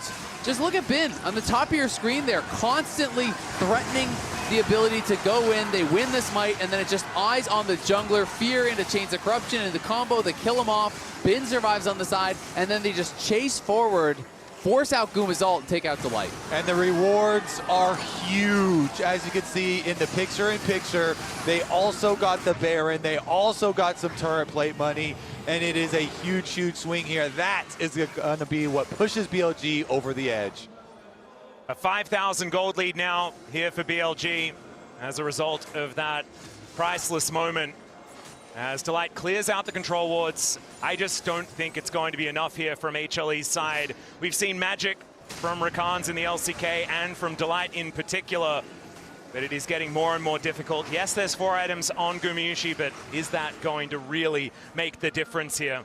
Yeah, I mean, it's going to be extremely tough, you know, but there is always a chance. The problem is, though, when you are the team behind and you look over and you see all these luxury items come through, it gets so tough. You realize fully completed Zonias after that, fully completed GA after that, Knight's Vow for On, all of these tools to make the carries that much more difficult to take down, and Kanavi could be in a bit of trouble. Level 14 to level 16 here, as Shun with the last level in that Paranoia. He's feeling very, very good on this Nocturne. It's a long sword in comparison to a Guardian Angel between the junglers. It's a lot of extra money this Nocturne does have, as HLE just trying to defend these Baroned up minions. On looking for an angle, you can see it. He was ready for a headbutt pulverize, but does not go in. And the side lane's very dangerous. Bin's got his level lead, he's got his 3-item power spike, and he's got a Nocturne on his team who is also fed, as you're highlighting, with another 3-item power spike. So BLG, they play the 4-1 split push, and ooh, max range. That is going to be the cleanse coming on through here. Gets Gumayusi out of dodge, but that is still going to be this turret falling down. The outer turret taking a long time to go, 30 minutes into the game, but still, they managed to get through it, and now Bin knocking on the back door here at the same time. Light gets himself out of the way. Gumayusi in a lot of trouble. He's just trying to get through these minions. As in goes Kanavi, but out he goes immediately with the headbutt, and they dive on top of Zeus and wipe him off the rift. BLG have found their opening, and they're going to take even more after. great call. On defends on the left with the headbutt, and Shun attacks on the right with the ulti. BLG are just playing it so well, so patiently. Guma keeps getting poked. He went for the Gluttonous Greaves, but only 2 stacks, and the game may be already over. He's not getting that much lifesteal from it, and Viper is just staying at range, constantly poking and prodding and targeting Guma, making his life difficult. And now it's a full court press. 3 waves being Baron buffed up. They already take out that mid inhib. They're on the towers in top, and Bin is going to be threatening through bot lane as well. HLE have maybe got one more fight left in them, but they've got to wait for Zeus, and you're hoping for a miracle. We'll see whether they can make that one work, as now Delight trying to get himself out of the way of On. Bin with that counter-strike running will be able to leap strike over the wall. As there's an exhaust. They really want to commit on this one. Is the Chains of Corruption going to be instantly cleansed? They might be able to get the Jax, but never mind, they will not. Down goes the Zaya Rakan. Into the backline they go. Bin goes golden though, and now he's looking to escape from Zeus. He does manage to get one of the kills onto Viper. Delight tries to get in, and it does not work out. Bin survives, and BLG will knock down these towers and move to match point in the MSI Finals. Bin is dancing on him in and out with these leap strikes, man. What a game plan from BLG, well crafted. They have the Nocturne early, Bin gets his Jax carry top, they split the jungle for him, they split the map, and Shun is able to bring it home. Analyst Des, are BLG gonna win again? Is the jungle gap going to stay this big? Because I feel like that'll answer the question. Holy crap. Don't do him like this. You know what? We said at the beginning of the day that BLG had the upper hand and that they were favorites in this matchup. Turns out they're back to what made them good. Kanavi aside, dude, you have to step it up. Like, come on, you can't do this to your teammates. But the way they stepped in... No, Kanavi aside. I have to get this out of the way.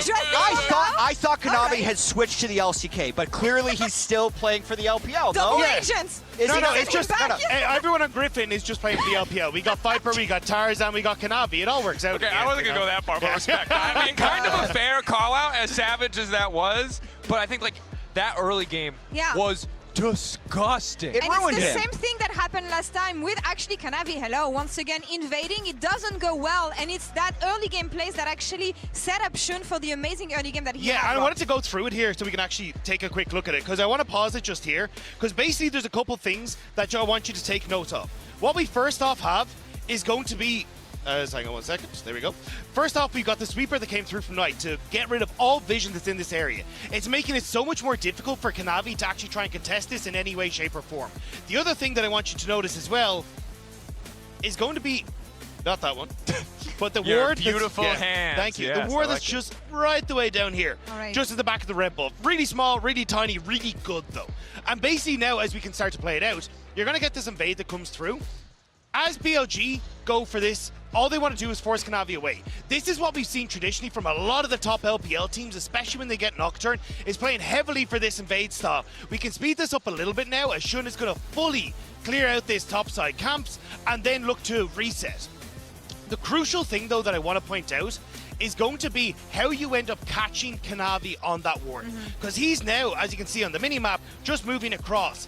And I'm going to pause it now just as we start to go through this reset as well, because there's going to be two things to notice. Obviously, Kanavi caught in the ward. The second thing is going to be the buy from Shun. As Shun spots Kanavi in his jungle, he doesn't go for the traditional longsword. He goes for boots. This man wants to get into his jungle as quick as humanly possible to make sure that he can bully Kanavi once again. And also, you've already got this rotation that's coming through from On as well. He's going to start to shift over into this bottom side and just hide on this bush. But because he ends up hiding in the bush there, the red buff aggroes to him in the bush. It looks like the red buff is aggroing as per usual. So as we play it out, Kanavi doesn't suspect anything. Kanavi thinks he's basically gotten away with this, and he's going to be able to get the red camp, answer for some of the pressure that's already there.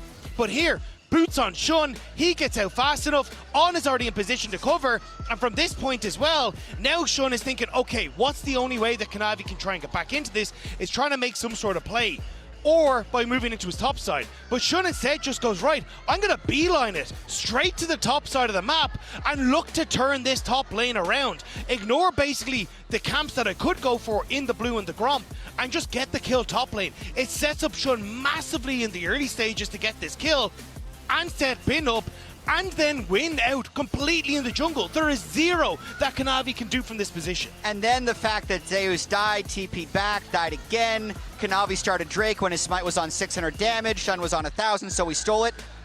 This is the type of game that 95% of pro teams ask for a remake if it's a script. Like, that's how disastrous that beginning was, because it just all went in the favor of BLG. Then it did kind of get close. Just the cherry on top, another smite win for BLG. It's been a mental breaker, I feel like, for HLE here. They're back against the wall with BLG on match point. Gigabin on Jax, impossible to stop them. Danny really happy about this boys backstage, but they're making it happen again. They're making it happen the same way they did last time. Empowering jungle, empowering top lane. I'm just wondering, what can HLE fight here with? Because they only have one game to do it. The only good news, again, is you're not going to have to handle this problem again. He gets one game on Jax, and then we can look ahead, right? It was the Gigabin performance, but I don't think that that was the biggest issue, right? The Olaf going south was a lot of jungle intervention. It was a bit of disrespect to the potential Jax pick, but I want to highlight two things. One, the jungler. That's the elephant in the room. We'll acknowledge him. He's over there. His name is Kanavi. He's struggling to play League of Legends, probably because he doesn't have hands anymore. He has like hooves or whatever elephants have. But he's going to get his hands back. I believe that. The rest, it's the bottom side of the map. Delight and Kuma have been good. They've been trying so hard. The signature recon felt like it might be enough, but they really need to clean up the rest of the map. I believe HLE have the tools, but it's the jungle's tough. They have the tools, but on the other side, they have a player that used to stand alongside them once. Viper with BLG, one game away from the very first career Grand Slam, one game away from doing it here in Daejeon, in his hometown, in front of his audience. Bean wanted to prove that he can be better than this. He's doing it, but for me here, I'm looking at Viper and that man and what he's about to accomplish here today. And he's done it with everything. He played mages to get here. Now he's played 380 carries so far in this tournament, or in this final. For me, if I'm looking about an HLE comeback, I just scroll through side selection. I needed to see if I'm HLE, they have to give Zeus counterpick. blind picking the Olaf there was so sketchy, and the later you get to Fearless, with how much these top laners want to throw down and how much the jungle has impacted early game, you have to put that guy in a favorable position. Yeah, I do think, though, I want to hit back on that Viper piece because it is so important. Like, the fact that he has disappeared. He went to the LPL, got a world championship with EDG, came back to Hanwha. It was Viper Life Esports for so much of that. And now he's moved back over to the LPL, playing against his former team with BLG. He has to see if he can do it now in this game. It might be an LCK crowd here in Daejeon, but it's Viper, the hometown boy, and BLG who lead the charge and take us to match points in this grand final. One game away from hosting the trophy. Let's see if they can do it.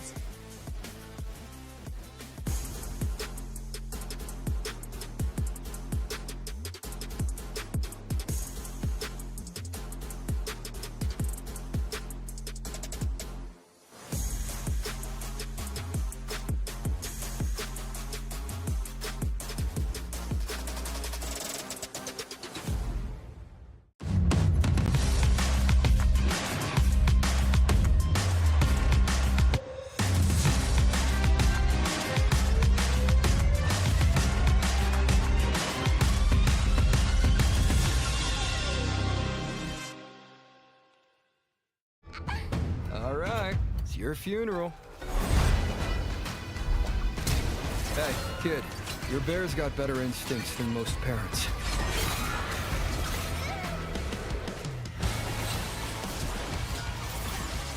This is salvation.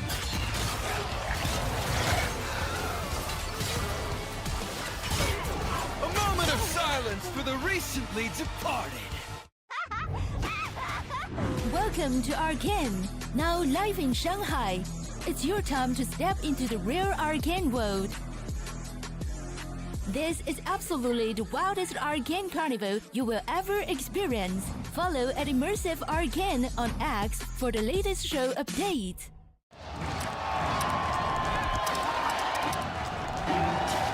Red Bull gives you wings.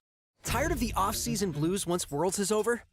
Fear not, because League of Legends is coming to the very first Esports Nations Cup, where players split from their clubs and compete for national pride. Will China test every limit imaginable? Will South Korea turn every game into a macro masterclass? Will EU and NA actually play in the correct lanes? The final event of the year is not to be missed. Esports Nations Cup 2026. See you in Riyadh.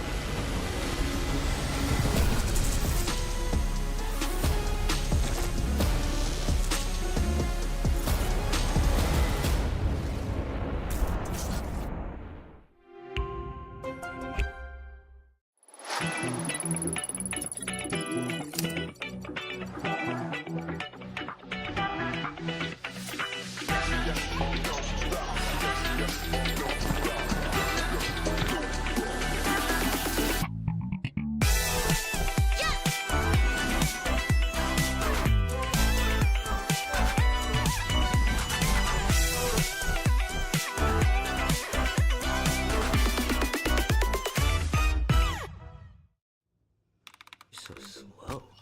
I told you I was done with basic browsers.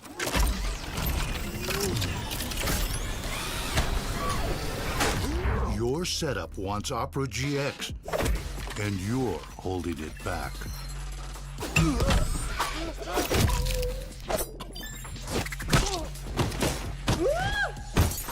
Upgrade to the gaming browser.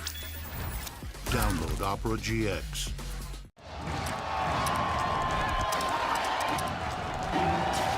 Red Bull gives you wings. With my new phone company, Menace Mobile, our pricing structure will be so confusing, it can only be described as evil. That isn't evil. It's just typical phone company stuff. And besides, people just switch to Verizon. With their new Simplicity plan, there's just one plan and one price. What now? And it's only $30 for a single line. $30! So you're all choosing Verizon.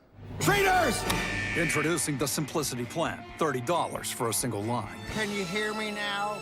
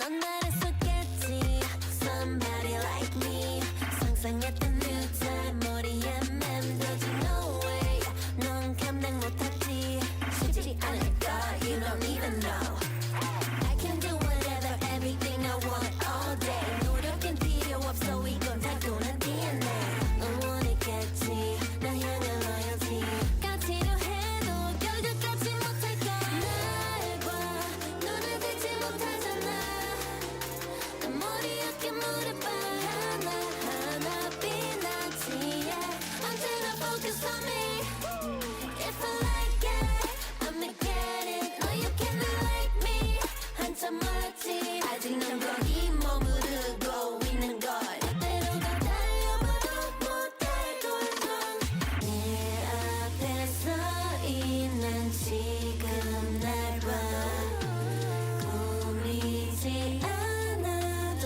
알잖아 난 지나니까 타고난 fit 강력한 hit 나는 너와 달라 포기해 넌 모자랐다 여기까지 뭐다 갈수록 더 특별 Welcome back, ladies and gentlemen, to the MSI 2026 Grand Final. BLG waiting to put that last brick in this part of the road. The middle of the golden road. Indeed. It's not just any road, it's a shiny golden road. Exactly. And if you're paving it, once you get past the middle, you know, it feels like downhill from there, right? So this is going to be a tough one, but we'll see whether they can make it happen with match point in the bag. We're seeing some bans come on through as we jump immediately into Champion Select. The Na and the Jace being taken away from Zeus, and the Pantheon remaining on the ban list as well as that Vayne and Syndra. Yeah, very, very similar bans thus far. So we'll have to see where the teams want to go. It feels like HLE, I want to see them draft for bot lane prio so Delight can get out there, play with Kanavi. I feel like On and Shun have been such difference makers for this team. They have been dominating the last two games, putting Kanavi way far down. And it is going to be Ashe Seraphine pretty much guaranteed, but BLG has the opportunity to split the duo if they want. I've actually seen like Ashe Lulu be pretty powerful. Yeah. Lulu hasn't been banned or anything like that. They could go towards it if they'd like to, but instead a Mel bottom lane could be the option. Yeah, just go for killing it. And Viper has been quite good, so many mages, so you get on some support that's going to have snap engages and try and punish what you assume is going to be some low mobility bottom laners on the side of HLE. And we'll see if they want to go for the super aggressive option of the Pyke, or if they want to go, you know, something a bit more standard. You can still go Nautilus and along that line as well. Kill him. Interesting, interesting. Okay. I mean, Nautilus is the guarantee, right? Like, if you feel like you can play Pyke at the absolute highest level, I think it is incredibly strong. I think if you're not playing Pyke like Keria is playing Pyke, then it's just always better to play Nautilus or something like that. Yeah, or because like the baseline Isles is playing Pyke. Like Isles playing Pyke. That's true. That's how he moves Specifically in these days. game 2. Yeah. Not like game 1. No, the most recent game only. Yeah, of course, of course. Okay, so they're going to keep us in anticipation, though. They're going to keep us in wait here. They go for the Cassante blind instead anyway. I don't know about the Cassante blind because we're actually having a conversation off air about Kanavi needing something to, get his mojo back, and his Trundle has given him that so far at this MSI. Yeah, that's one of the things that we were mentioning and we were talking about, and Kanavi does get it. It's a good angle for it just because they've already got that tank top, so they complete the Ashe and Seraphine, and so do we also complete the Mel Pyke looking for the kills, playing on the edge? I feel like this just makes games exciting. I think they're going to go for it. I mean, they've sat on it for so long, but... Oh, shit, again, into Trundle. Into Trundle again. Another angle to counter a Trundle. You can dance around him. Last time he did it, he controlled the game so well. He invaded for bot side of the map. They split the map for jungle, and then he got jungle lead, experience advantage over the Trundle, and Shun just controlled the game. And this series, I hate to say it, Atlas, but Shun has controlled the jungle matchup. Kanavi has been limping through it. And this is exactly what happened in Game 4 last time. And there was no way that HLE could actually get over the top. So I'm a little bit frightened. Hopefully they've done their homework and they know what they need to do into this. But the Trundle's already been locked in. And so Kanavi gonna have to try and make this matchup work. Yeah, and I mean, it brings you an AD carry as well, right? Because you have that mage bot, you have consistent damage there, with the Shun Kindred. It is one of his most played champions all time, 4th most played, 42 games, 69% win rate. This guy is a demon on the Kindred.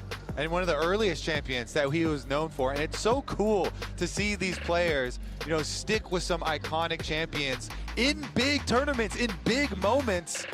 And it's just nice to see Shun back with BLG, and this team is looking so good. Can they complete it, though? Because the Pyke has been banned in exchange.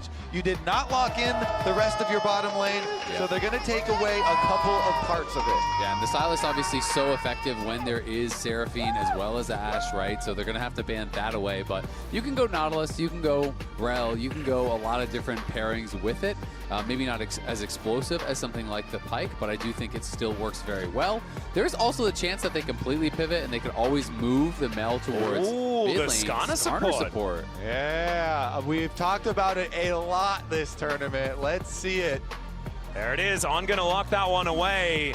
And so the Mel and Skarner, this is something we have seen here in Korea, but hasn't been all that popular. We'll see what HLE are going to answer for. We're looking for a couple of solo lanes here. Yeah, I mean, Skarner support can be strong. It is a playmaker, but honestly, I kind of prefer the Nautilus because I feel like unless you're going in with an instant flash, Seraphine and Ashe can disengage a Skarner way easier than they can disengage something like a Nautilus that is much more explosive. You can't do anything about the depth charge. Swain. Zeus did say in an interview he wanted to hide this for the finals, but Lion pushed them, and he felt he had to bring it out. So is moving back towards it, but I don't feel like it's as crazy of an angle at all compared to the game we had against them. It's at least good for into Cassante and into Skarner here. So we'll see if it ends up becoming a problem, if the Kindred is able to get a bunch of marks early and get the extra range. I'm also curious, will they flex the Mel mid and take another AD carry, or are they going to go something here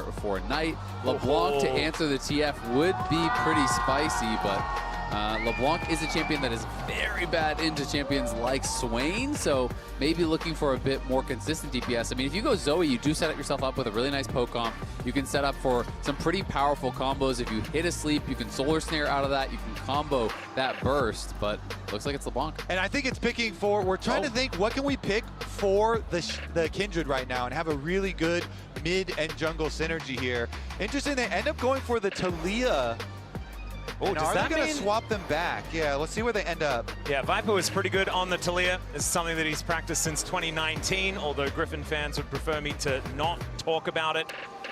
Looks like it is going to be the Mel, though, towards that bottom side, and this has been the very common pairing, the Mel and the Skarner down there, as Knight will be able to augment the rest of his lanes by being able to just build walls all the way over there. Exactly. You can kind of match the roams here from the TF, so it's less about lane domination, more about getting the push, matching the roam. And it's also a champion that brings some very solid, consistent damage to help deal with this Trundle that's going to be amped up from stealing all these stats from Bin, as well as the Swain that's pretty difficult to actually punch through. So they have gotten themselves enough DPS to actually get through.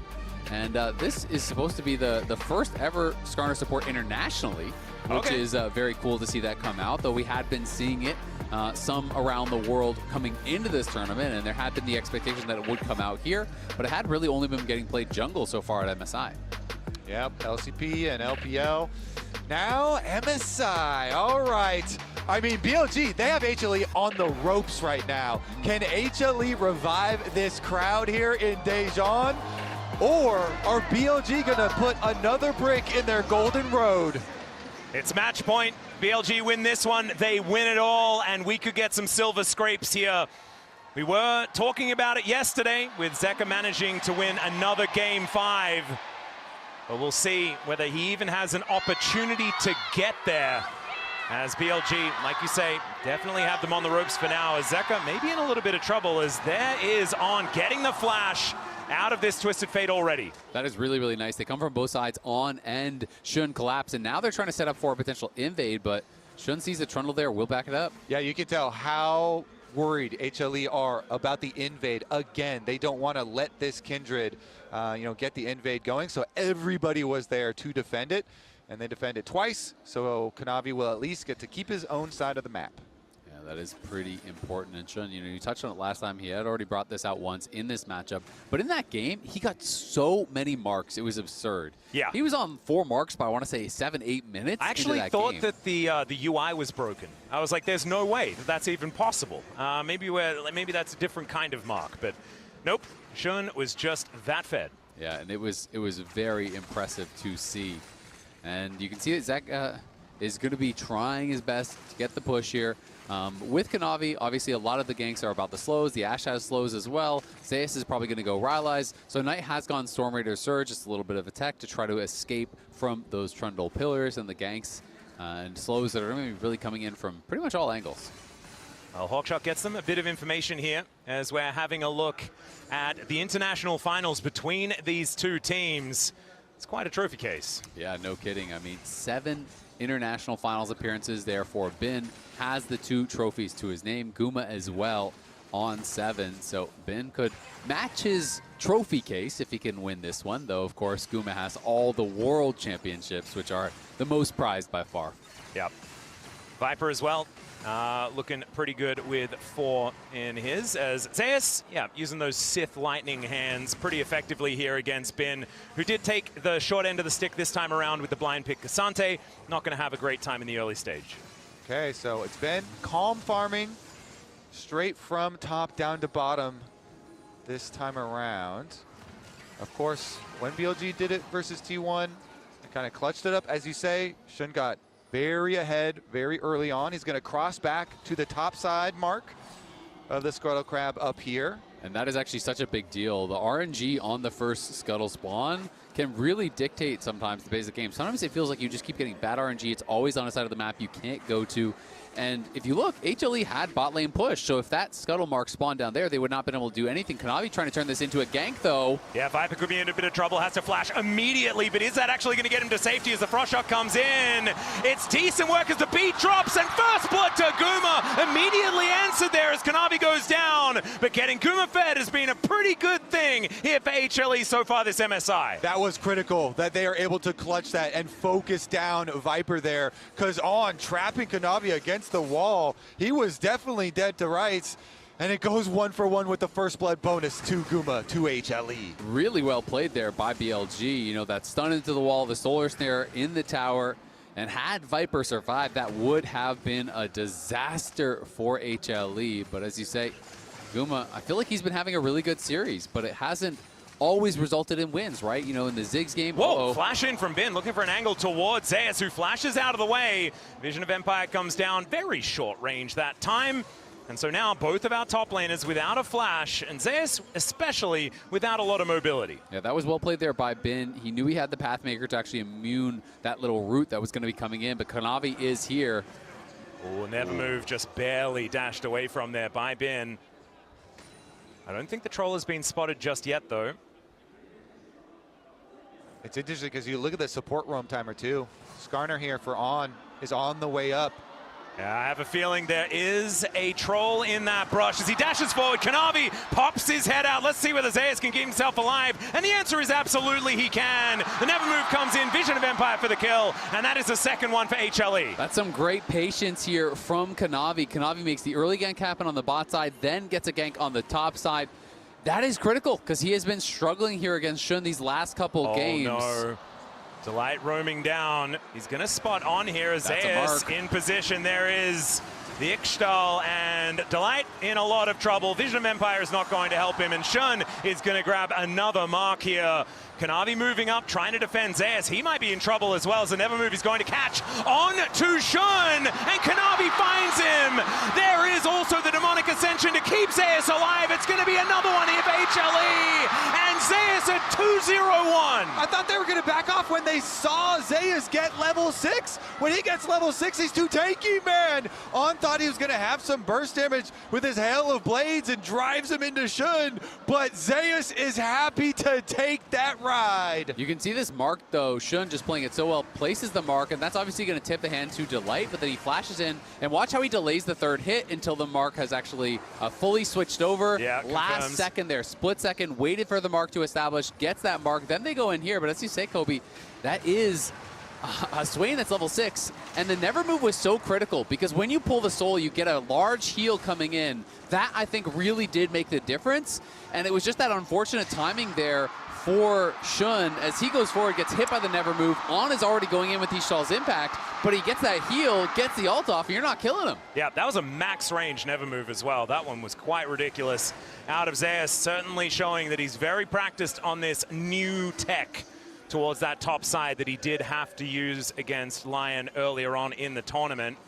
Still, things pretty even between Bin and Zeus as far as farm is concerned towards that top side, but HLE should be able to take down this dragon, and Kanavi claims his tribute as he gets that health bar filled up once again. It is so problematic, though, having a Swain get this accelerated, because Swain rushing the Swifty boots, then going to go into the Rylai's. He goes faster, you go slower, you can't escape the demonic ascension, and as long as he is on top of someone, that thing does not expire. So Bin's lane is pretty cooked. Kanavi has had a really good early game. He's ahead of Shun. But Shun just did get another mark, I believe, on that top. Oh, no, so just a second. Yeah, actually, still on excuse me, 2. yeah. But they are looking topside still for an actual play, an actual kill. But Zeus, he's going to back off. They make the call, hey, Talia is missing. They're in Fog of War right now, and Kindred has camps on the top side, so could be in the area as well. That's just good comms there, and they go for the swap. Bot lane here, recalling and going up top. Yeah, Gumyushi galloping up towards that top side of the map. Now Zeus going to be lumbering his way down towards that bottom side. Bin should be able to clear out this wave before Guma does get here and into position. So Bin should be able to answer towards that bottom side. Teleport at the ready. Hopefully he doesn't have to use it. There is Viper down there actually going to be catching the wave of this Swain. Exactly. I think they're just going to leave Bin top, but that's always that bad situation where you're a tank, you're playing against magic damage, you rush the Negatron, and now you're playing against physical damage here. And so it is just going to be his job to try to defend this tower as best as he possibly can. Guma was accelerated by that first blood, and now they're looking for Zeus. Yeah, Weaver's Wall comes in, no flash available. The Demonic Ascension does bring him up, and let's see, the Never Move connects on tonight, and that wall did not last long enough. On finally makes his way in. Zeus is still alive for a very long time, but will finally be taken down as the Grubs are there in trade. They bring 4 people, and this time they can take him down. They do give up topside, though. That is Grubs, and Kanavi wants more. Yeah, we'll see if he can actually pull off a dive. It's 4 top. Yeah, Destiny Gate brings Zeka into the party as well, as Bin will at least try and pathmaker one of the positions. He goes all out, but goes all a little bit too far into the Death Chamber here, as HLE look for plates as well with this 4-stack top. Yeah, not much of a chance there for Bin in the 1v4, but Shun got a mark off of the Swain, and now the mark spawns on the Scuttle down on bot side here. That's 4 stacks already. Oh my goodness. Okay, that is going to be a very scary Kindred. Still, HLE in a good position, 1.5k going to be their advantage. as On will let the Trundle go home, and there is that fourth mark that we were talking about. Yeah, and 4, we talk about 4 because it is a significant increase in the range on Kindred, which is why it is so important for the team fighting. And then after you get that first 4, every 3 thereafter do give you additional range, but it is less than that first burst of range you get. So Shun going to be having a much better time in the team fight now. Yeah, and we'll see if he can use his Q to dodge the never moves, the critical ones, and not get locked up, because the chain CC from like Gold Card and never moves and Ashe and Seraphine, sometimes if you don't get to hit your ultimate before the CC lands, then you never get to hit it, and that can just make Kindred players look like fools.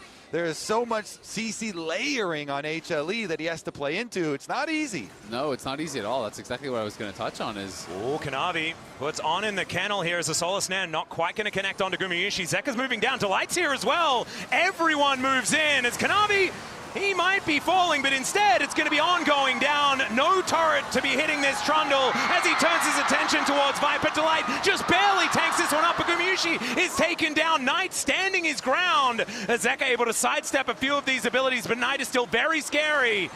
And the threaded volley is flying in, just barely out of range. Is Zeka on this Twisted Fate as Delight, with the surround sound, is able to get his teammates out of there. Wow, the slimmest of margins there. Viper decided to play that so aggressive. He flashed in to get a rebuttal down to try to turn around that play, to try to keep On alive. On did go down, though. And Bin now has Shun on this side of the map, but Shun looking for that recall, likely has his first item completed. And at the end of the day, it is still a huge advantage for HLE. Gold advantages in every single role for now. Yeah, well worth a play here. They send everybody bottom, Twisted Fate and Seraphine roaming over, and with On and Viper trying to slip into the tower and defend at tower with the extra damage here, they just kind of cut them off and they section them off. So once Zeka gets here with the gold card to start it out, they go. Look at this flash though. Flash rebuttal on the root there. Thought he could turn it around by getting that root and the wild card reflected there onto Zeka, but ends up going down very quickly. And then Guma does such a good job with the Ghost of avoiding a lot of those threaded volleys. Zeka came back in, but his gold card expired, which made you think, hey, maybe Knight could turn this around. And Guma used bow summoner spells there as well. Here we go back to live. Yeah, Knight down here towards this bottom side as HLE grouped up as 4. The Swain and Cassante are still towards that top side as the Weaver's Wall doesn't do a whole lot. Shun still looking for angles here as we're going to see where the double dragon can be collected. Here's the flash gold card is going to connect. The arrow lands on top as well. Lamb's Respite is going to be there as the Impale doesn't do that much. The Lamb's Respite is late as Shun, I don't know whether it's going to save him here, and he's just eaten by the Trundle. Revenge for Kanavi. That's going to be the dragon for HLE as well. They make the engage, flash gold card, and they're able to pull it off, even with On trying to peel for him and buy time. And that's the problem with Kindred. The ult is nice, but if you're losing the fight, it doesn't do anything, right? It doesn't actually just immune you, it immunes them too. So when you come out and everyone is there, he can do nothing, and that's why I think he tried to hold it for so long to see if they could turn it around, burst someone down. But it's a CC chain you were talking about earlier, Kobe, and that is why you see Zeka flashing so aggressively, because he knows it's not just the gold card, it's everything coming after. Yeah, they're spamming pings and they're threatening it, and that's why Shun flashes early here. And the arrow actually goes through. If not for On here trying to peel as well, then he would have had a quick death. He's still going to have a delayed death, though, as the ult does go down and they kill him after. And Bin turns up with a teleport and he's like, well, no. It was a little bit of the Donald Glover scenario as the place was on fire. And so he is not going to commit to anything. Still, things are somewhat even, at least in farm towards that top side. But Gumayushi looking pretty good on this Ashe. I do want to say, a lot of his games on this champion, he's been playing painful weak side. I think one of the series that he won as like 0-7 Ashe in the bottom lane. They still won, though, because it creates space for the rest of the team. Zeka now going to get caught up by this Skarner, thrown back by Knight as well as the arrow gets flashed just gorgeously. Zeka's got a gold guard, though. There's nothing On can do about this as a hail of blades Skarner, and he will be taken out. And I mean, it's so interesting, right? Because Guma is always looked at as that weak side player, but think about the Xayah game. It was non-stop ganks down there. This game as well, Kanavi's down there early. They are seeing that Guma has been their best player, I feel like, today, and they're trying to feed the hot hand. I mean, after that Caitlyn performance, you would not blame them.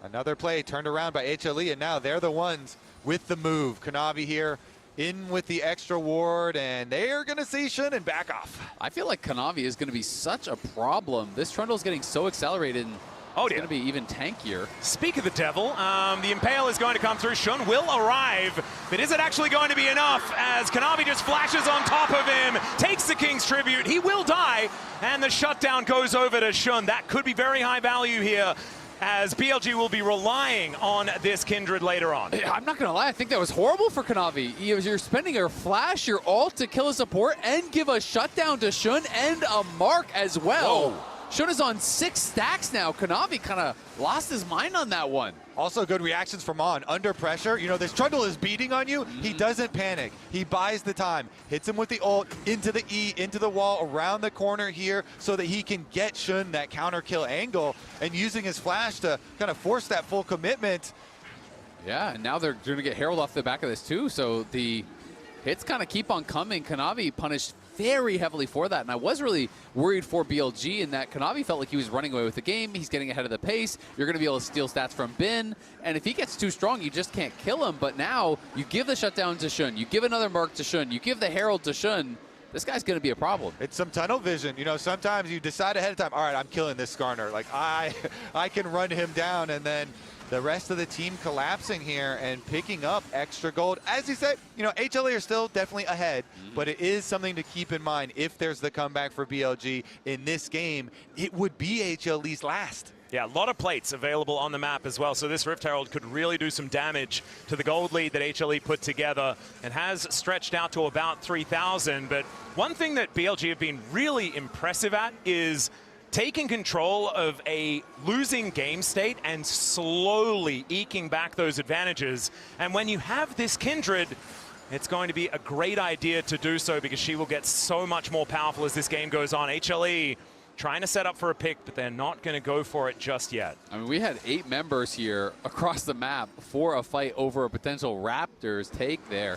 Both teams ready to go, but BLG had read it. They play it defensively. They get the continued farm here for Shun. And he has been emphasizing the farm. Well, Kanavi had taken some opportunities to skip camps, to go for early ganks. And as a result, he's down almost 2 full levels, and he's lost the gold lead, and the Herald is still in pocket. So this has been a bad stretch of play for HLE, but their other members are still very strong. Yeah, well, this is going to be a turret that should fall for Bin, as, never mind, it takes him a little while longer. Finally, does come on through. The backdoor bonus not going to quite be enough to keep that turret alive. The Rylai's, though, you can see, is becoming more and more annoying here in this lane, as Bin is just desperately trying to keep being able to walk. Yeah, the team fights are going to make it hard for a lot of BLG to walk, because with the Ashe, with the Seraphine, and the Swain here, so much to inhibit everyone. We'll see about the grouping as they approach the Dragon, though. That's going to be the thing that does cause it. This one approaching in 10 seconds, and HLE already have control wards there. One of the really nice things for Swain in these melee matchups, too, is how many soul stacks you get. He has 24 stacks already. There's a ton of additional health here for that Swain. Yeah, he is going to be able to take this turret himself, so that minion wave is not going to go down this time around. Shun may be in an awkward spot, but Kanavi is going to respect him this time. On throwing rocks around, but otherwise not too much going to come of it. As Zeka towards the bottom side of this fight, waiting on teleports, waiting on a reset here for Zeus as well. He might have Leandri's off this back, which would be absolutely massive. Gets that back interrupted, though, by Bin towards the top side of the map. And now BLG thinking that this might be an opportunity to go for some sort of fight. Rocks flying through, but the poke isn't necessarily landing, as now the Rift Herald is going to pop out. A teleport in from the Swain as the Weaver's Wall comes on through.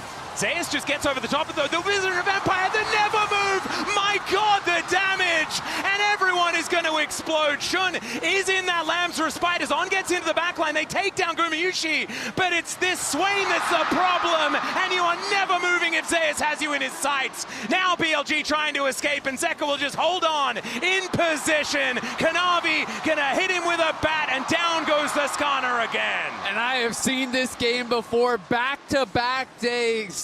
Down a game, 1-2 for HLE. The Swain comes out from Zeus, and it is heroics from the top laner against Lion, and again over here against BLG. That never move changed the game, gets them soul point, and if you get a Cloud Soul on Swain, good luck ever getting away from this guy. Yeah, BLG, they're trying to keep the, the Mel in front of the Ashe Seraphine here, looking for the rebuttal, but the teleport from Zeus, that arrival is going to be devastating. So here's the look at it, and once he does, it doesn't matter what else happens. Lord. Huge never move, ultimate, and nobody can get out. Just beautifully played. They get that pull onto Viper and Knight. Zeka chases down Knight. Even though Bin and On do a good job taking out the Ashe, it just doesn't matter because you're never going to have enough damage to kill off Zeus. The pull is big for the CC, and it's huge for the healing that comes through as well. They just can't take him out. Oh, Arrow connects on tonight. The Vision of Empire is going to do a fair bit of damage, but Kanavi turning up, that's going to be the biggest problem. Zeus with some lightning hands takes out the Skarner. Now the rest of HLE are moving forward. Gumayushi going to use the flick back in order to close distance. That's kind of funny as Delight is going to get taken down. Ulti from Viper still doing a whole lot of work. As Knight at about 200 health, it's a double kill for Viper. The flick back comes in, and they've overextended. Zeus still trying to chase them down because there's Zeka moving in. But HLE, I think they just need to, cut their losses at this point as Zeka is going to try and get on top of Knight. He finds it as there's a demonic ascension, but he ascends a little too far. And now Zeka needs to find this angle. Viper with the rebuttal, but it's a double the wildcards. Takes out Shun, but Viper is going to be there, and he is going to take him out. Insane fight. Shun had the ult, but didn't think he was going to get hit by the wildcards there, but it was Delight who started the snowballs. He flashed forward, whiffed on the skills, and allowed BLG to turn around what was a fight that looked like it was HLE's. Is actually crazy, yeah, because you see the Trundle walking down, and you think immediately, all right, Zeus and Kanavi are going to be able to turn this. Guma and Delight have the inside route. The teleport from Viper, though, is huge. Look at Viper around the corner on the Mel is going to be pretty big. Yeah, that flash from Delight, he thought he had him, but he whiffs, and then Shun just takes him down for free. And look at the Seraphine ultimate cooldown. It was only a couple seconds away. If he just slow played it, it would be such a different fight, such a different game. But he does not. He goes forward, and they have enough damage to get more and more kills. HLE lucky that Shun didn't get that ult off, or it would have been even worse, because he would have been able to survive without Zeka getting that kill. That looked kind of like Danny forgot which team he was coaching, because I thought it went pretty well for BLG, but he's not exactly psyched about it. 3,000 gold, the advantage for HLE right now. So we have a look at the Coinbase gold grind. Zeka doing a pretty decent job cheating money out of Summoner's Rift as On might be in trouble. Zeka does have that gold card locked in. But BLG, I mean, with Viper, if he has rebuttal, you cannot hit him with a gold card, so that is not going to be an option here for HLE. I think Viper's Mel is going to be very important as this game goes on. Him and Shun going to be pivotal. Yeah, I mean, Shun, he's definitely kicking himself for not dodging the wild cards. There's so many ways you can dodge those. Walk dodging them, Q a different angle dodging them, or ult even like you're talking about, but maybe that counter kill is going to be a big difference because Dragon's Soul is coming up in just 1 minute again. And we got to track summoners. No flashes up for anyone right now. And the summoners that do come back in time for this Dragon are going to be really big. One just came back up for On. They're going to go straight onto the Baron. It does get spotted there. And BLG will have to pull off for now, you'd think, but they're right back on it. All right. Kanavi clearing out vision where he can. On is going down exceptionally low to this Baron. He's going to have to go for a reset as the Hawkshot does spot him out. Out of turret going to be taken here by HLE as BLG a little bit optimistic on the Baron call. On needs to sit by some minions to even get catch-up experience. He is so low level in this game. You need to abuse that catch-up experience and just sit by minions that are dying. I mean, he's level 7. You're looking over at Zeus at 15. Oh my goodness. Zeka, 15. This guy is... Sit by some minions. Yeah, I agree. He needs to just start soaking some XP. They're going to go right back for it. This is warded out, but they just feel they don't have the setup at the Dragon, so they're trying to force HLE to come to them. Well, let's see whether HLE can actually get here in time. Zeus just moving into the pit. Kanavi going to join him. The Weaver's Wall just to block them off as Zeka walking around the side. On in a lot of trouble as he's pulled back by the Never Move. It's Delight that grabs that one. The arrow straight into Bin as Gumayushi raining down the arrows, and the AoE is just revolting. HLE have routed them, and they'll take the free Baron and look to set up Silver Scrapes. They're going to take the Baron. They're going to take the fight. They're going to take the game. It feels like it is a Game 5 in Daejeon. The crowd erupts here as they know they're going to get some more entertainment. Zeus had teleport to the bottom side to get more work done on the towers, but it's not over yet. Yeah, On shows up, thankfully level 7, so was able to get back out onto the map exceptionally quickly and soaks up some minions that were joining the bottom lane via Zeus. But that is going to be Soul as well for Humble Life Esports. And this is a TF Ashe composition, right? You can never surprise them. They press Destiny, you know, you can see everyone on the map. Hawkshot just sails by, you can see everyone on the map. And the priceless moment of the game will be a free Cloud Drake setting up all of that movement speed for a Swain. And this Weaver's Wall, I mean, it just blocks Shun, or rather on the other side. On tries to flash over, but he gets pillared out of his Ishtal's impact. He dies for free. The anti-synergy there, and then look at that Seraphine all through the whole team. Exactly. They bounce it off Swain's head, and it hits everybody on BLG. They crush BLG against the barren wall there. And that is going to be HLE taking the massive, massive lead in this game. Not over just yet, but certainly feeling like that was the masterstroke here by HLE. Yeah. Using the Baron now, they'll see whether they can break open the base. And one inner turret is up and available in that mid lane. Kanavi is now moving that one forward. The BLG, to say that they're on the ropes feels like a bit of an understatement here. As On, yeah, he's just not going to get over that wall, unfortunately. Level 9 now at least, as Kanavi throws down the kennel. The arrow is going to sail by. The flick back doesn't quite work now. Zeus just going gold and buying all of that space, but Bin throws him into the wall. The Swain is taken down, and Viper is able to grab that kill. Even On is able to survive. That takes a Baron off the map and really slows down HLE. Very risky move, but a good aggressive one there from BLG. It looked like most of BLG were saying, okay, kite back, let it expire. Bin goes in, though, and helps him take him out. Shun in trouble. Yeah, Gumayushi looking for an angle there, but doesn't quite get it. Solar Snare not going to quite land either, but BLG still with some fight left in them, as this Siege minion just kind of being babysat, and the inner turret will fall. Now, Rebel Baron power play does push above that 800 that you get from just killing it, but it is not the most impactful we've seen so far this tournament. Critical defense from BLG there. Being able to take down Zeus means you're able to stop this game-ending possibility right in its tracks. HLE have to call it at just getting the outer towers there, and BLG buy themselves some more time. The Viper just bought 2 large rods, so he just got paid. And is going to be close to that death cap now. Is really the only one with a significant lead on his team. Overall, down a massive amount of gold plus the Cloud Soul. This game feels like it's 99% in HLE's hands. But BLG are searching for that 1% chance, searching for that miracle. And it's going to have to be a miracle. It's going to have to be a multi-man impale into a seismic shove or a multi-man solar snare. It has to be something where you catch more than just one. And they have to avoid being picked off by a Twisted Fate with Ash arrows flying down the map too. There's not a lot of safe territory for BLG to set up in or create a surprise play from. Well, Kanavi is now just going to run towards the enemy jungle, as he does like to do. I do like Gumayushi's build here as well. He's got so much damage. It's like he said, well, I'm basically playing Caitlyn. I'm going to build a Phantom Dancer instead of a Rapid Fire. It's not going to be the Kraken Slayers that we have seen. It's just going to be that big damage to come through from this Ashe. Coinbase gold grind once again. Delight, yeah, is very far ahead of On, who is still definitely on struggle street. The arrow is not going to quite find the mark here. Neither does the beat drop. So HLE will have to back away. Shun just taking a little bit of poke damage. Yeah, going to take some poke damage. Can't really get access to his jungle at this point of the game. I mean, look at all the wards from HLE on that top side here. Shun just trying to get whatever gold he can.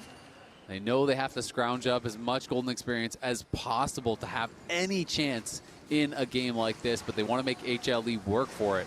Navi's just moving so incredibly quickly. It's Cloud Soul working out, not to mention the Cloud Rift there as well. So HLE overloading everywhere is what it feels like. Inhibitor turret going to get taken down relatively low, but BLG doing a decent job in defending for now.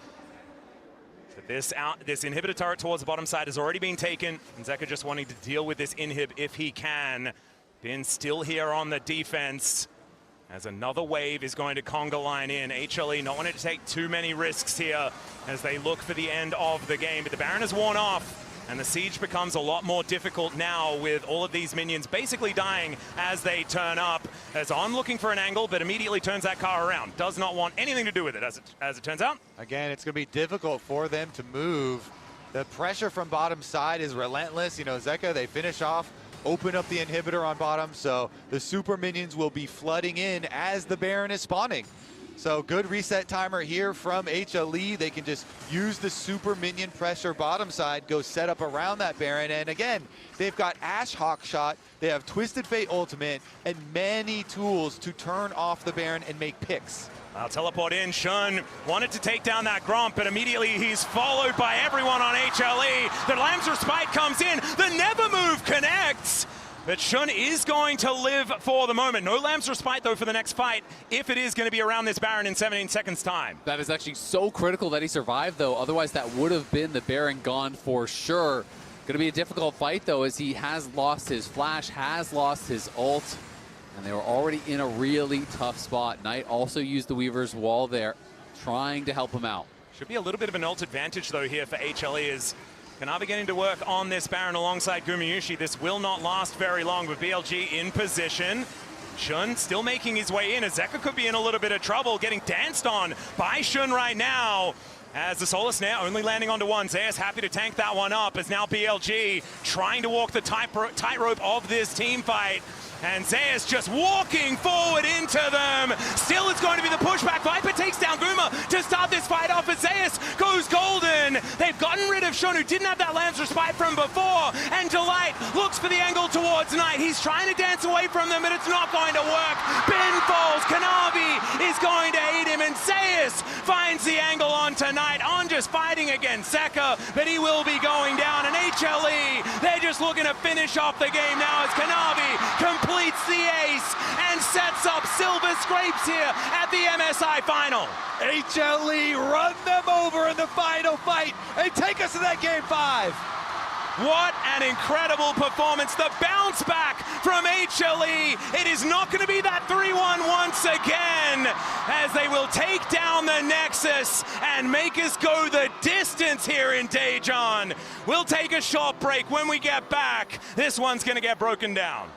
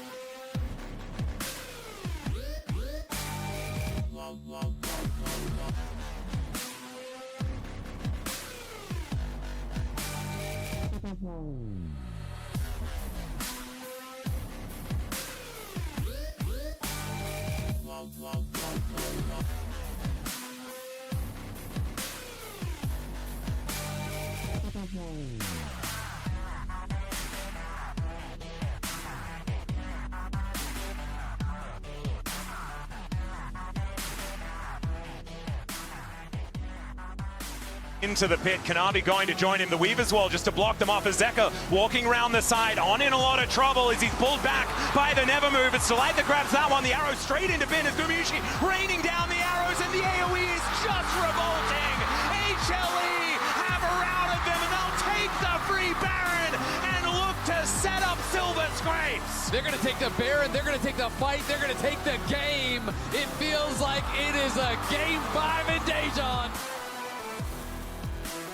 We're going all the way here in Daejeon one last time. Silver Scrapes, League Classic, Silver Scrapes, BLG, HLE, we're eating good. LCK versus LPL as well. Man. Zeus, Raid Boss, Birdman gets paid. Game 4 Swain, 2 days in a row to keep them alive. 3 titles on the line. You've got back and forth between Knight and Zeus and Gumiushi, and oh my word, this series keeps delivering. And how hard did BLG fight to try to keep it close? But you're so right, that Swain, unkillable. They tried everything. They were bouncing around, pulling him in, knocking it back out again, hitting him with sun, hitting him with rocks. Nothing could kill him. Dare I say my unkillable top lane king? Yeah. Look, I said He's it'd be my hard to top lane find goat. the drafts, but he found the draft. Zeus said it. Those draft is what mattered here against BLG, and they made it happen. They kept on fighting, and they're taking us to Game 5 here. And Jad, I want to ask you, you were one of the first ones to believe in them. What are we looking at here on the side of HLE? Champion-wise, we know that when it comes to this Game 5, this is what it comes down to. How much they're going to be able to innovate here. I think it's BLG. fascinating what's happened so far in this series. So the reason we have so many top lane champions still available is Gnar and Jace have basically been permabanned along with the Vayne. But then at the same time, we thought we were going to have a lot of mage bots, which we didn't end up getting, I think for reasons like we just saw. If there's not enough sustained damage to kill a hyper scaler in the top lane, you end up losing the game. So with that being said, that means this Game 5 draft can have a lot of familiar favorites. Jace and Gnar, I think, are permanently gone. But Scion Mundo, you can't leave angles for that. You need to make sure you have enough damage in your team comp to prevent Zeus from doing that again. Zeus. My biggest worry is that Anivia for Zeus. I think he's been absolutely fantastic on it this entire tournament. And as well, we already had that ban going towards it in that second rotation of the last game. I think it's a very clear worry for BLG that this bird could be the word here for HLE. And we set it up at the beginning of the day. Whatever HLE can do, BLG can do better. Now, what else do they have, Didi? I mean, I'm looking back at it. They got to worry about the Kog'Maw Lulu on the opposite side, but you still have so many of these proactive early supports. I didn't even know there was an Anivia support. I missed that one. I sincerely hope we do not see that. But look, I still think they have tons of playmaking tools, a lot of champions left who allow On to get out of lane. But that last game really can't afford to get tilted after something like that. Have to stay composed because they fought so well to come back in it. And really, again, the Giga picks from Zeus, I wasn't a believer at the start of the day, but setting Bin up feels like it's been so important, partially because it's been a bit of a rough series for him overall. He's been super aggressive, and if he's in another matchup that is so volatile, where if he makes a single mistake, I can see Game 5 falling apart. But Knight staples are still up and available, right? You look towards the LeBlanc, the Syndra, the Akali, still there as well. And it feels like he's been one of the players that we've been keeping our eye on to make the difference across the course of this series. And I think this is where it's going to come down to. Like, there's been several breaks on either side as to who has been stepping up, and now it's going to come down to how do you enable them in that draft. And I wonder what Danny's cooking, because he really wants first pick in this Game 5, which also means he's going to have to blind pick Bin's top laner. So they're putting a lot of eggs in being able to secure like strong early games, set up a power pick with their bans. He's been the best drafter average at this tournament, so I trust, but I find that really fascinating that they're going to be setting up for a Zeus counter pick. When you look at Bin, you look at something volatile, potentially, especially when you get to that matchup against Zeus. But if you want to have stability on the side of BLG, you said it, Dagda. I'm looking at Knight and I'm looking at Shun as well. They're the two players who brought success, especially again in those HLE matchups. Yeah, they have been the standouts for me a lot here today. We've had On supporting Shun, but Shun has been doing so much work on the Jarvan, flashing away from some of these engages from the Kiana, having these incredible performances. Unfortunately, his pocket pick of the Kindred did not work out for him in that last game, but when BLG have succeeded, it has been off the back of him finding success in the jungle, leading that gold in towards Knight, and Knight being able to perform on these control mages. It has to happen here again if BLG want to try and pick up that win. Look, I just want some melee picks in the mid lane. Yeah. Give me the Zeka Yone, give me the Akalis, give me the Silases. I want to see these two duke it out because, again, all day we've been talking about where we thought we'd see the focus. Jungle has turned out to be the most pivotal role. Top lane remains that, but oftentimes we've just been looking time and time again at mid lane, coming back to it, coming back to Knight on the Talia, who was so desperately trying to bail the team out. And if he had that champion with all that individual agency, he just might have been able to do it. And on the other side, you're going to have different strength when it comes to HLE. And we've talked about it at the beginning of the day, the fact that you have Zeus and Gumayushi reunited together, trying to find that success that they had in other teams, trying to get this other international title together. They're still yet to get an MSI, and they're one game away from doing it together here in Daejeon. It would be such a legendary moment for them if they come back and win game 4 and 5 in lower final and final. And those two, I think, have also been their top performers. I think Kanavi has been extremely inconsistent. It makes me really pay attention to the early game here, because if the team's going to blow it wide open, I do feel like it's going to be BLG. And look, it has to be HLE finding those individual performers again. Gumayushi has gotten the better of Viper every single game thus far. This is his 5th MSI in a row. If there was ever a moment to do it, this is his chance to step up. And Zeus has made Bin look like a fraud. Bin has not shown up today at all. He has bodied him. Bin has not matched Zeus at any point. And now it could be Zeus who marches forward to take that triple title you've been talking about, Lo. And this is where you see the impact of an ego matchup on the top lane. It was always Bin with the strong words saying, Zeus, he might have the titles, I have the strength on the Rift, and I'm gonna show it again. And he did today. Zeus got the best of his matchup. I'm just wondering, who has more fuel in the tank between these two teams, because they kept on fighting. BLG came in as the best team, but HLE showed us that especially in finals, they had the strength to fight back. I'm gonna keep it real simple. The bot lane got mages, mid lane is completely cracked, the golden road is alive, it's Billy in 5, baby. It's not going any other way.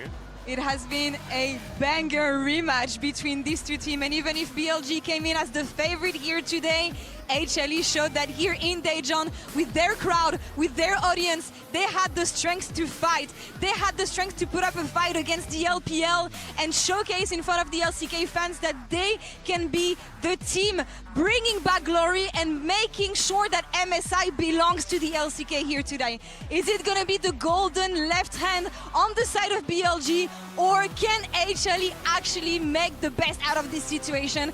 We have Shox standing by in the co-streamer pit with Kajol, so let's send it over to her. Yeah, I'm here with Mark, and I'm going to get his thoughts as well. Mark, Kajol, and I'm going to get his thoughts as well. Kanavi woke up. Kanavi really did woke up. Game 2 and 3 combined, he was 116.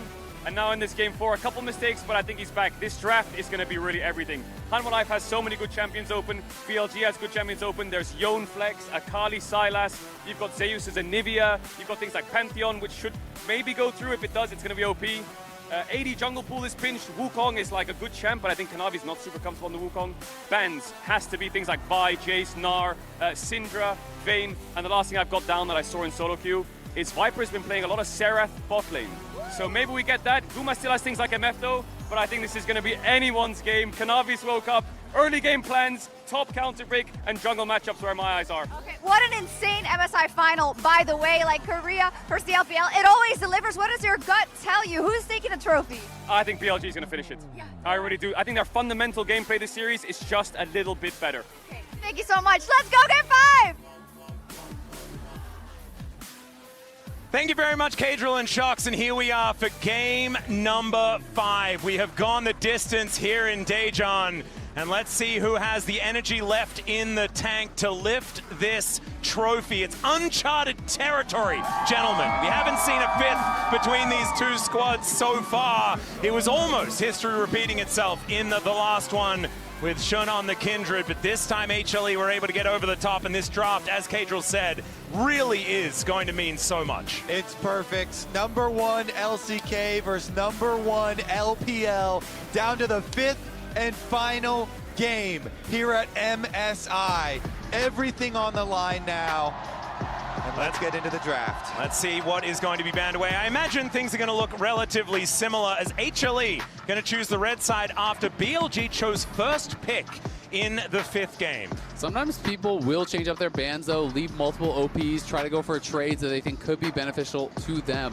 When you're thinking about the jungle pool, though, I'm thinking about Wukong, I'm thinking about Pantheon, which has been getting banned a lot. You know, there are a lot less of these champions kind of outside of that that you can really go towards as far as these kind of like standard AD junglers that have just been dominating the meta. You can get into the more weird stuff like Aatrox jungle or Zahen jungle and those types of angles, but I feel like they are outclassed pretty hard by the Pantheon and Wukong type champs. Yeah, it's going to be interesting because you're going to have to think about the synergies with your mid laner too, of course, with your jungle picks. And so, like you're saying, if you go a little bit outside the standard AD ones and you want to dip into some of the tank ones that are still available, then you also have to adjust some of the rest of your draft. I think Vi still needs to be banned, though. I don't think they're going to let Shun get his hands on that as far as the first pick is concerned. And so does it have to be Vi Pantheon? Is like that's what you have to do in order to make sure that this jungle matchup works? Instead, the Syndra needs to be banned. Trade, right? That's the thing. Like that's the other option is if you think you can trade OPs, you can do that. But I think if it is Vi and Pantheon getting banned, then Wukong becomes pretty high prio unless people want to get a little bit more creative. We haven't seen Poppy played yet, so you can go towards tank angles like Poppy as well, which are great denial-style champions. Also, Silas and Akali both up for both these mid laners. Yone. Ooh. The Anivia not going to be played by Zeus here. So the junglers are up, right? So it's at least one of Pantheon or Vi are going to be up, and then even if you ban one of them, you can grab the other. You with like something like a Wukong. If we expect that Vi will be banned out, you could go Pantheon Wukong as potential trades. And thinking about bot lane, I think we're kind of at the point where we're looking at supportive AD carries, things like MF and Jhin, or you're looking at hyper carries and enchanter pairings. And it's going to be interesting to see where the two teams want to take us. But Vi is up, so it feels like they're kind of asking you to take it, which makes me wonder if Kanavi wants to go for something like a Poppy answer, something that is more of a denial style pick to try to punish that, to try to answer the plays that we know Shin will be looking for. And this Vi was a no-brainer. We are very much expecting that this will be the lock-in, and I'm very curious. HLE, they know that this is coming. So what is their plan to take this down? Nefiri is not available. And there are quite a few things that can do decently into the Vi, but I feel like it has to be a team composition answer. Exactly. You can get counter-engaged from other roles as well. You can counter with support. You can counter with top lane and stuff as well. Yeah. There's Lulu. There's lots of. I mean, I think for the junglers, it's going to be Pantheon Wukong, or maybe I could see Poppy angle, right? Yeah. That's kind of my expectation based on where the pool is. You just don't really see AP junglers because there's the only AD champion mid is really the Yone. And so it is Lulu. Lulu Yunara could be a pretty easy one to go towards. Like I said, it's really supportive style AD carries, or it is hyper carry with Enchanter, right? So they're going to go hyper carry with Enchanter. Viper and On could go MF, they could go Jhin, they could go hyper carries of their own as well if they want to try to go that route. Yeah, Aphelios had done pretty well into Yunara even when she was at her peak, so they've got a couple more options there. And this is the Aurora that we've kind of been waiting for.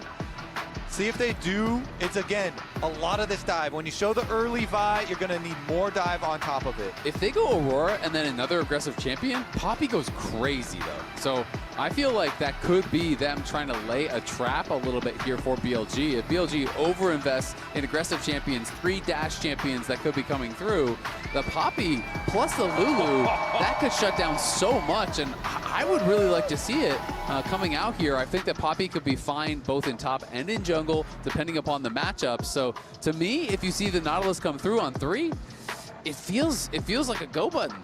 Wow, the Aatrox blind would be kind of crazy here. That will be locked in for Bin on the top side of the map, remembering what Zeus did to Lion yesterday. But that was an answer to the Shen. Don't make me do that. No, well, like, in their case, it was an answer to the Shen, right? It worked very well in that case. This time it's blind.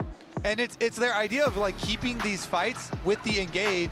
Get the Aatrox in there. They're not going to be able to escape All right, let's see. HLE, I feel like the entire time, they're going to know you're going to first pick the Vi, so you're going to go hard dive on us. And so they have to be sifting through some of these answers for the counter engage, and they end up with the global option here with the Pantheon instead. I mean, this is so interesting now because now you're seeing kind of, different paths as far as the picks have taken. So you can be seeing bot lane bans here, for HLE. They could be targeting support or AD carry. And on the other side, I feel like it's protection bans for the Aatrox, right? So Nautilus is going to get banned out. That will be dropped. Something like Leona, if they're worried about hard engage, could be another one. Blitzcrank is always a possibility if On wants to pull a page out of Delight's book.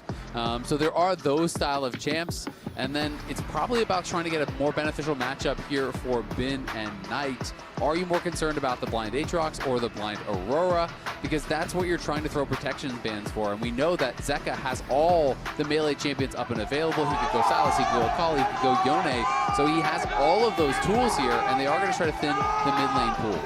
So the Yone is going to be taken away here, so Zeka doesn't get that extra layer of comfort. One last ban here for HLE. We'll see whether they keep their eyes towards that bottom side or whether it is going to, towards that support pool, or whether it's going to be an AD carry taken away here. Yeah, keep bending away the hard engage because you're already going to face it, for sure. Maybe the Blitzcrank is actually going to get banned. The thing is, it's like, can you thin the pool enough? Because I was going to say, there's Blitz, there's Rel, there's Leona, and there's a lot of different champions. So it's just kind of like, which are you most worried about? By banning the Rel, to me, that says they're expecting MF. And I feel like they banned the two best MF pairings that I see left in the pool right now. Because, yeah, you could go Blitz MF, but it doesn't feel like as strong to me compared to Rel MF or Nautilus MF, which have such beautiful setup, both for the Aurora as well as a possible bullet time. Obviously, MF Aurora, great combo there too. So it is going to be interesting. All right, and now better Aatrox going to be banned away. I also think, though, by getting the Aatrox early, we still have options to go deep into that Viper pool that we've been talking about for so long. If it's not now, then when is it going to be? Because this is the last game of MSI. Are you telling me it's Teemo time? This is the last game. I mean, Atlas, the door is wide open. Keiichiro was talking about the Xerath bottom and solo queue and stuff like that, but his pool goes so deep, and this is the literal last game of MSI, so it has to be now. The blind, the Sylas into the Aurora is the consideration here, and that will be the lock-in for Zeka. A difficult matchup, though. I mean, he was the world champion during the Sylas Akali meta.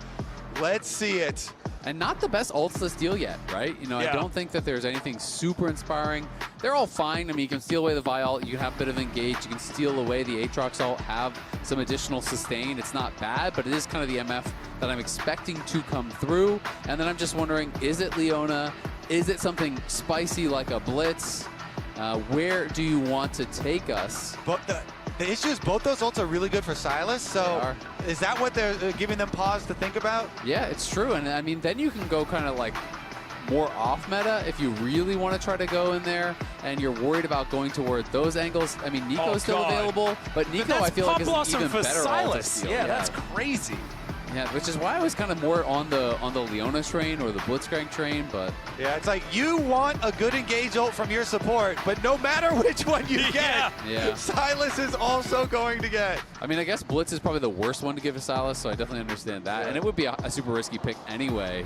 Imagine if Zeus did this. Game 5, picking the Gwen into Bin. For the Aatrox-Gwen matchup there towards the top side of the map. This is what I was going to ask about, though. How is the Mundo matchup into the Aatrox? Because Zeus has been impossible to deal with on this champion. I think it is quite bad, but I will say, Mundo, unlike a lot of other champions in top lane, when they have bad matchups, he can always farm because you can always cleaver farm. It's very hard to deny him experience, to deny him CS.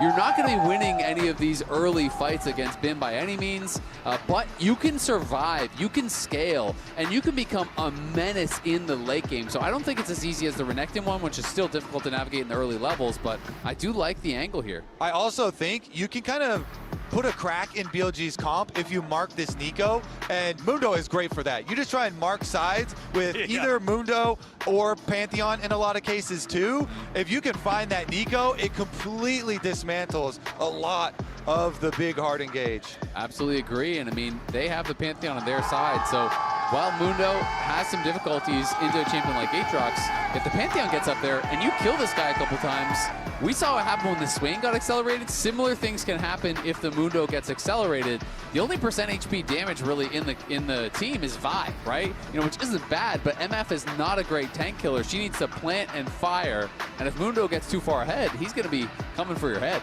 I think it is a good pick for the team later on, you know, to be the point man, to mark these angles, mark the flanks, and try and stop the engages. Yeah, not to mention, if you try and engage with just a Pop Blossom, the Mundo is just going to keep on walking and then start throwing briefcases at your carries. Ladies and gentlemen, it is time to get onto the Rift for game number 5 of the MSI Grand Final.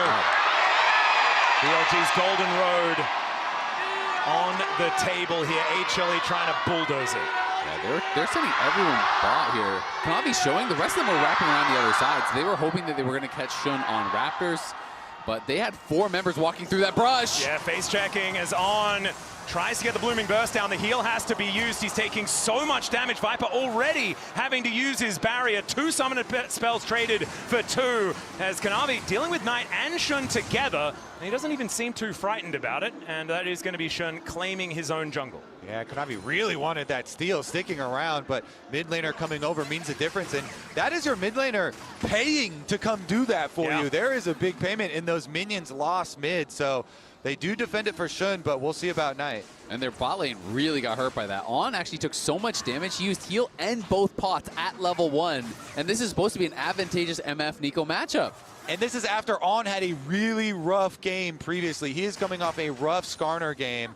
And so we'll see Guma and Delight with the early level 2, off of their early health lead, control of the minion wave, exactly what Yunara wants, easily stack up your Q and threaten. Well, let's see how it does go. Right now, HLE with a lot of control around the map. Hasn't really translated into too much outside of that great trade, as Viper having to take his potion as well. Delight has also been through both of his. And so just a lot of fighting back and forth here towards this bottom side. But the main thing is the Yunara has access to the wave, and that is going to feel a lot better for her, as Knight trading really well here with Zeka, trying to even things out. It looked like Zeka went in aggressively. The answer was available. So we're going to pan down towards Shun here. You can see these 3 players on the hunt for the Grand Slam. They have a Worlds trophy, they have a first stand trophy, and we have Shun looking for Zeka. Yeah, Zeka going to land the chains there as Knight now trying to push him away. That was, how did Zeka manage to dodge that? I swear that was actually going to hit, as now he's slinking towards this brush towards the bottom side. That's going to be Shun making his way over, and there is the dash to allow Zeka to escape, and he will be able to go back. It is at a critical point too, because look at the minion wave there, and it's the jungle trying to pay the mid laner back for him protecting the Raptors. They wrap around, they don't get a summoner spell out of Zeka, and he still has his teleport though, so he teleports right back, and honestly, he can just clean these back up. We talked about it before, but Knight back in 2023 on JDG. One of the closest attempts we've ever had to the Golden Road here. T1 stopped them in their tracks at Worlds, and Knight again trying to attempt the Golden Road here in 2026 with BLG in an era where LCK had been dominating these last couple of years. They've won 4 World Championships in a row. They've won multiple MSIs. BLG wins first stand, and people were thinking, especially after the first couple games of this series, that they might be well on their way to winning this too. Yeah, so far this year has been LPL's year. You know, with LCK getting eliminated out of first stand so quickly. Vibe having to flash here towards this bottom side. Not meaning to interrupt, but it's getting a little dicey down here. As Delight also going low, but it's Kanavi moving in, moves over a ward, and BLG to get the heads up and back away. Yeah, Viper playing very defensively. That was flash and barrier used early, and they have to evacuate because Kanavi could look for them. Yeah, Make It Rain is going to slow him down. The clone is going to stick under the turret, but that is going to mean that HLE get full control, and this whole wave is just dead. Yeah, it's insane already. The bottom difference is going to be huge. This Yunara Lulu is going to be devastating in these team fights. Viper zoned off more experience, more minions, and only now can he slink back in. Oh, that's big though. On stops the base from Guma, so he is going to have a little bit more of a difficulty, utilizing that advantage. But I just think it's so interesting that the story for HLE all year long has been, yep, Guma's Mr. Weak Side. He's going to play your Ashe or your Jhin or your mages. He's going to chill. And in this series, Kanavi is down bot, zoning Viper off the tower or diving him. It feels like almost every game. Yeah, and HLE have the luxury of choosing which world's MVP they want to carry their games. That seems nice. There's a few of them that they have available, and Gumayusi today just feels like he's got his head screwed on right. He has been so stable in this series. Zeka is going to try and prove me wrong here as he goes in, but it is going to be On finding the snare, and maybe it's the other side of the coin. Zeka is just going to make a bit of a Venn diagram, but there's not a whole lot shared in that one. Still very worth on that roam from On. They get the flash also in addition to those ults traded here, so the pressure applied to one of your world's MVPs. Yeah, that is very good there for Knight. Someone that they have been struggling to get involved in these last couple games. Viper, remember, no flash. Yeah, taking a bit of damage here, but Gumayusi not able to follow up on the Slurkle just yet. Yeah, not going to be able to go in, but Viper down a couple waves, of course. Bin does have that advantage on the top side, has rushed the early Executioners. Very important, of course, against Mundo, not only for the ult, but also for that W healing.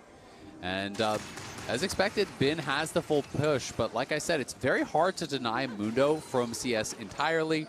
You have the E to help you last hit under tower, you have the Qs to farm with cleavers, and Zeus is staying within striking distance in this 1v1 on top side, which is really all you have to do. As Mundo, every minute that passes is a blessing. It is just getting better and better and better the later you go. Just needs to build as many belts as he possibly can. The Heartsteel is now on the way. The Infernal Chains are going to miss. Zeus just happy to grab experience, as we can see. Falling down about a wave right now. That was to be expected. Vision on this Dragon does go over to BLG, and Shun is just going to Volt Break his way in there. Control Vision going to be cleared out here. Yeah, Kanavi had spent a lot of time hovering on this bomb side. They defended the control ward once, but as soon as he recalls, and Shun has his level 6 already, he slips back into the Dragon. So BLG are going to be able to take that one. Level 6 on the Vi, and bot side going to be able to collect the wave as well.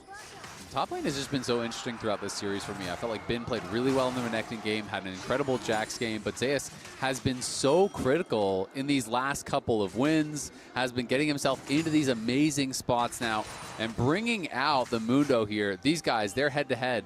It has been pretty incredible. We've seen the matchup so many times. They look at bot. Yeah, Shun not going to quite find the flash, as there is the flash escape from Gumayusi. Shun too far as the ulti does come down, but first blood goes over to Knight, and Gumayushi's going to be taken as well. It doesn't matter that it kind of went wrong at the start as BLG claimed 2. Exactly. Even though Shun doesn't connect immediately, he gets so low. They try and damage him on the way out, and the follow-up from BLG, it's Viper and On with the double snare into the kill. I can't believe they all survived. I thought for sure that how this started, when the Q flash misses from Shun over the wall, I am thinking this is bad. Guma gets the dash flash back into the tower. I thought Guma was going to be able to take down Shun, but that double snare, as you call out, Kobe, setting up for both the spells hitting from Knight on everyone.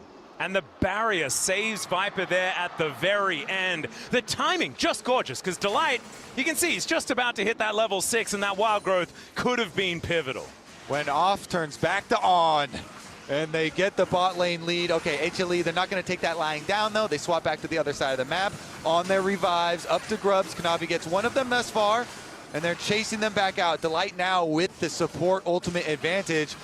Even though On made a big play, Delight with the experience advantages this time around, and they're just going to bully them off. Exactly. You know, there is that cost to On making the roam towards mid lane. You know, he did attack Zaka, he did force the flash, but he's down about a full level now and is going to be missing that Pop Blossom. But Viper getting into a comfort zone now, and Kanavi looking for Knight. Yeah, looking for an angle here as Knight is going to get stunned up. Chains are going to land, but Knight just down to 50% and will be able to walk it off. No flash employed just yet as the dash in from Gumayusi. They just want to kill On, and they are going to do so. Viper immediately cancels the ulti as Kanavi falls down on top of him. He doesn't have support, though, because On is being really annoying. Guma is going to finally pick up that kill, and HLE are on the board. Yep, On still level 5. HLE strike. And Guma getting richer, getting turret plate money on top of that. And again, that ultimate from Kanavi helping out the bot lane so big because it meant Viper immediately had to cancel his ult, which may have pushed Guma back, which may have allowed On to survive. But instead, Pantheon arrives, cancels the ult, forces the flash. Guma gets a kill. Guma gets a plate. He is 600 gold ahead, and he is 24 CS up right now. That gap is going to close a little bit with this wave coming in, but Viper is just getting punished here by Kanavi time and time again. And this is an MF, right? You choose her so that she has that lane presence. They have the Nico alongside her to match the range of the Lulu. And it hasn't necessarily worked so far. If you do find the wombo combos later on in the game, though, that ulti will tear people apart. It absolutely can, and that's why the level 1 was so critical from Guma and Delight, right? HLE clearly came in with the game plan. They did this 4-man invade. They tried to find Shun on the Raptors. Didn't work out for Kanavi, but it did work out for Guma and Delight, who got this big chunk onto Viper and On that kind of set the tone for the 2v2 early. Yeah, and they continue to put a lot of focus down towards him, a lot of these resources, because Zeus can just scale on the other side. Mundo, as you say, trying to safely CS, just collecting while they spend all these resources towards the scaling Yunara Lulu. And now Zeus is on the triple belt. That is where you get to kind of choose, do you go in towards the Warmogs? Because triple belt activates the Warmogs immediately on that one item completion, which means now you cannot be pushed around in that 1v1 ever again. Oh, Zeka doesn't quite find the chains. Knight able to just dash away from him. Last time Zeus did play this, though, I thought he was going to do the Warmogs rush because he went triple belt, but he still did end up going Heartsteel, which obviously more power in and all-in, but the benefit of that Warmogs is you just trade infinitely with Bin, and then you back it up, you're full health every wave. And this is well set up for HLE to take that next dragon, because both top laners not having teleports is also good for him. Zeus can just stay up there, continue to farm, while the rest of HLE try and control bottom side. But BLG are the ones with the gold lead, and I want to draw your eyes to the completed Sunder Sky here for Shun. Oh, between worlds here for Zeka, though, as he is just going to clear out the wave and exit. Knight able to do enough damage back. Really good at standing his ground in this lane, even after Zeka has started to feel a lot stronger on this first item. Shun, because he has the first completed item, he gets access to the setup for vision for the dragon, and the vision can be critical, and now Shun looking. Oh, he is on vision. They do clear out the control ward here as Gumyushi just backs his way out. Lulu off a reset, Delight making his way back down. The Ardent Sensor is done, but I don't think it's going to be there in time for this dragon to be taken. Doubles for BLG. As Zeus just standing under the turret with his ultimate running as Kanavi's just walking in. Finds a stun onto On. He's taking so much damage. Kanavi down to 50% though, as he does have that wild growth. Bullet time comes down. Pop Blossom onto 2. But the bullet time doesn't quite do enough. Gumyushi takes down On. Kanavi flashes out. The cease and desist will be acquiesced here by HLE as it's a double kill for Gumyushi. And HLE will say thanks so much for the dragon. They take it again. Thanks for the leash, and they're not done. Pantheon ult for Knight. Of course, Kanavi is just going to dive underneath the turret. Doesn't quite find the damage with the Q, and will just settle for some Krugs. His former teammate did not want to let him get away with that one, and he did not want to let them get away with this dragon. Even though BLG had the early setup, Kanavi with no fear jumps in onto On. Exactly, he gets that huge chunk, and he has the Lulu behind him. I didn't think they were going to be there in time, but he just charges On in, and even though On comes across with this ult, Viper runs out of mana, Shun runs out of health, and Knight has nothing to really offer in this fight. He's got no resources, and it's such slim margins here, all the low health bars, but with Knight and with Viper Room, they can't finish anyone off. And they had a storeroom of honey fruit behind them as well, so they were just dipping out of the fight, eating honey fruit and coming back. Meanwhile, BLG are tanking this dragon. They're spending all these spells on the dragon during that time. Oh, Zeka gonna have to dash cannon his way out. Is going to be able to do so here as Knight and Shun unable to find him. As Kanavi thinking about coming on over, but does back away. But even with that win, it is only 700 gold between the two teams. It is a dragon apiece. We are basically dead even at this point. But it's where is that gold? Concentrated on the Yunara. Gumyushi in game 5 here with a Lulu at his back. The Coinbase Gold Grind showing us that Gumyushi is in a phenomenal spot this game. 1.5k, we were talking about it before. Where do you put your eggs? When you're HLE, when the chips are down, when you're in game number 5, it's their most recent World's MVP. That's what they're going to put them in. It's a good place to put them, but I feel like we're getting a little bit of a repeat of that Jax game from Bin, right? Where it's two sides of the map. It's who's going to be able to utilize that advantage most. Bin has a large advantage on that top side. We have seen Aatrox break hearts time and time again internationally, including Zeus playing it yesterday. He was the one destroying Lion, and now Bin, it's going to be up to him. And they have the tools to help Bin. A Vi ultimate is just what you need if you want to shut down a hyper carry. If you've got a Yunara jumping around with a big gold lead, then a well-placed Vi ultimate can sit her down. Oh my goodness, I didn't realize until just now, it's a Chemtech Soul this game. And you might be thinking this is phenomenal for Mundo, but both sides of the Rift are going to benefit from this one so much. I was thinking to myself, like, oh, well, I guess Chemtech is still available for one of those worst souls, but I actually think it's probably one of the best for both of these compositions. As Kanavi just going to walk towards the river here. Rift Herald. They want to fight. Yep, that is going to be what's on their minds as the Pop Blossom is going to connect onto Kanavi. Cease and desist into the backline as they look to take down Gumayushi. Knight is going to finish it, but now Viper is in trouble. Zeka dives forward, finds the chains to take out his former teammate.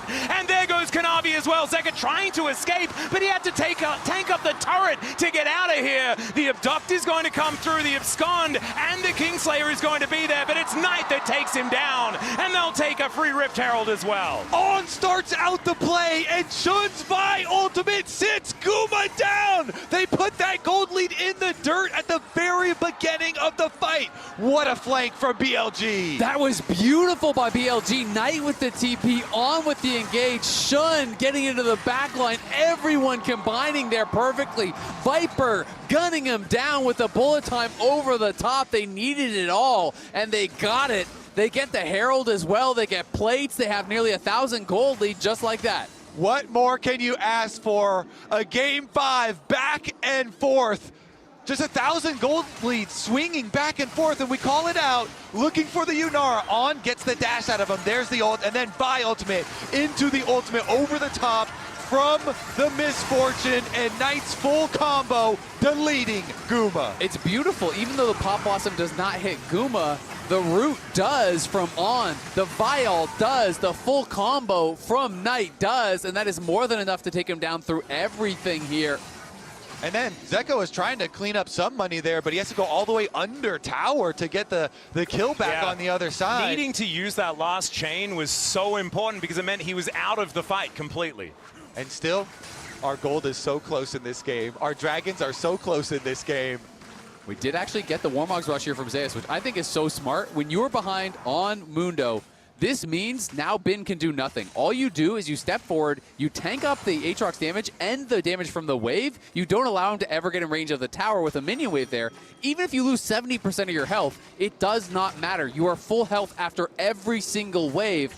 And that is one of the most powerful things about this build. So I love seeing this tag from Zeus. It's so smart when the powerful part of your team is the other side of the map. You just have to hang on and don't let Bin push his advantage. But there is going to be still advantages pushed as the first turret is going to be taken down by BLG towards the top side. 2,000 gold is approaching here for their advantage. And the Mundo hasn't scaled just yet. And HLE, I think still feeling very comfortable moving into a late game with a composition like this if Bin can be kept under control. Yeah, I love it. The tension is high because BLG have the gold lead. It is hard to get those dream flanks, though. The last one was beautiful. It's perfect. Now, on the Dragon, HLE immediately burning it down. I don't think you can contest this one. And honestly, there's not even a lot in the aftermath that BLG can get, but they can push bottom, and Bin can get up to that tower. And Knight, you know, it's not just Bin now with the lead. It is Knight. He has this big advantage. And last time these twos met up, I mean, it was Knight who was getting the better of the matchup. It was Knight who got multiple solo kills, who was pumping out the damage, who was winning the lanes. He went 25, 3, and 29 in that last series. He's not having that level of dominance here. Zeka and HLE have stepped up. But Knight is 3-0-3. He is 1.4k ahead, and he is going for a high damage build. It's looking like Shadow Flame second. He's got the Sork boots, and he is looking to one-shot Guma. And it's 100% kill contribution for Shun, Knight, and Viper in this game. They have made sure that they're setting up for skirmishes, bringing everyone with them to make this one happen. And Zeka is looking to try and scale, trying to claim some of these ultimates, get Pop Blossoms, and make those huge plays. But Knight, slowly but surely, has just been doing way more damage in these team fights. Yeah, I mean, BLG, they have a lot of burst damage, and they have a lot of opportunities now. But HLE, as you're talking about the scaling, they have a couple of avenues of scaling on their team with tankiness and with DPS. So BLG, again, the tension is high because the play that they just pulled off was beautiful, but they're going to have to make some more of those. Zeus is just going to wander towards this turret here and claims 2 plates. Okay. Now he's down to 50% and wanders away from Bin, I would assume. Has his Swifties, so he isn't too perturbed. Exactly, that's the thing. If he can't 100-0 you, he cannot kill you. You will Warmogs back up to full, and it's going to kick in right now, and this is why you can play this style with this build. It is so powerful. You just ignore all trades. If he can't 100-0 you, he can do nothing. It's looking very, very frustrating, I have to admit. As Viper catches this wave in the mid lane, Gumyushi is still looking for item number 3, but does have the first 2 completed. Sionara's pretty scary as Bin, look at him, pressing all of these buttons, having a good time. As now Zeka looks for the chains, doesn't find them there onto On. He'll be able to at least hijack an ultimate as now Kanavi moving over. Zeus just takes down the turret right from underneath him as the World Ender has to be used. Kanavi avoids the Infernal Chains as the rest of HLE are grouped up for a fight. They're pinging out the mid lane though, and there's not a whole lot to fight for at this point in time with 2.5 minutes on the Drake. I mean, Zeus just pops the ult, walks in, and the Demolish proc, the E damage, everything on the turret just explodes that thing. Scales with your health. It's the Mundo theme song. Continue pushing. Yep. All right. Speaking of pushing though, the Herald does go through onto the mid turret here and is going to get more map to play with for BLG as they finish off the mid turret, and now that can give them some avenues, more areas to flank from. They really do need to put that pressure again onto the Yunara. Zeus does have his Heartsteel now completed, went for that as item number 2. Probably wants Spirit Visage before he can walk up tonight just comfortably. But just probably one Spirit Visage anyway, because that item's broken on Mundo, especially when there's a Chemtech Soul up and available. I feel like these dragons are going to be so important for HLE. They've got the Kingslayer, they've got Mundo's existence, wild growth, things like this. Like, it's just such high value here for this team. I mean, Spirit Visage is crazy good, and I think it'll probably be his next completed item, but I wouldn't be surprised to see a Warden's Mail come in next because there is a lot of physical damage. Aatrox, MF, and Vi are the ones likely to kill you in the fight. The passive on Spirit Visage is always insanely valuable, even if it is against AD, but I think you need some armor, because that is one of the weaknesses of this style of build, is all you have is health. You have no armor whatsoever, and if MF hits 3 items and you still have no armor, yeah, you have a lot of health, but she hurts. 100% agree there. So we'll continue to monitor as HLE are trying to keep it calm and not let BLG increase that gold lead. It does just barely crest 2,000 now, but has been kept fairly stable. Again, it's also very important to continue to clean the wards. You cannot afford to get flanked again. You cannot afford for a fight to start with Guma instantly deleted. You need some damage out of that Yunara. I think so much of this comes down to On. His positioning, utilizing his passive to be frustrating, confusing, annoying, and the Nico, if he finds his target, you were mentioning it, if Gumyushi goes down at the start of these fights, Mundo can go where he please, but it's probably going to end up at the Death Chamber. I've got to say, if I'm HLE, I feel like you should just give this next dragon. Mundo is 15, Bin is 16, just keep scaling. Allow these extra items to come through. I think the game gets better and better for you, and I feel like right now, Bin is kind of at his strongest. He just hit 16, he just completed another item, and Zeus has so much room to grow, as does Guma. I mean, when he hits IE, for example, he gets way stronger. Yeah, it's dangerous for them right now because there's so many things they have to keep track of. You mentioned On and the creativity he could have with an engage with Protobell and Flash ready on the Nico. And Knight has the burst damage. Knight right now is terrifying on the Aurora, so if they do get that engage, he can convert the kill. The approach is dangerous, but HLE have also done a fairly good job of keeping that vision coverage. So if they continue to check all of their flanks here, try and mark the engagers, they're going for the dragon again. Well, the Mundo is walking from the top side of the map. A face check here from Zeker as he gets himself out of the way. The Between Worlds comes down. Great polymorph comes in. Cease and desist, and Shun, he is going to have to do that as now Zeus makes his way in. 3 people, I do not think he minds, as Kanavi not going to be diving on top. But look at Zeus. He's just going to buy the time for them to try and take down this dragon. It's only at 50%, but there is no smite to try and lock this up, so it should be a soul point going over to HLE. BLG not on the same page. Shun wanted the engage. He wanted the burst damage onto Silas. but they're not there to convert, and he just goes down for free. Dragon Soul Point for HLE. And Zeka's pretty tanky. It's just not a target that you can easily one-shot. The Lulu is there behind him, didn't even need the wild growth. MF is not there, On is not there, Bin is not there. It's a confusing decision from Shun and one that cost them big time. Did he think? Yeah, I mean, we're looking at it here. They're looking at them from the top. They knew that they were there. And he had Knight with them, but that is not going to be enough. Like, they're split, and that is a one-way ticket. Yeah, I mean, sure, if Guma face checks you, you go it too. Yeah. If Zeka face checks you with the Lulu behind him, you have to get through the Merc Shield on the boots. You have to get through all this HP. This is not a zero health build, so very surprising choice there from Shun, and just gets easily polymorph burst down. They only got Zeka to about half HP without the wild growth being used. And again, it's a critical moment because you don't get a lot of time back with this comp for BLG.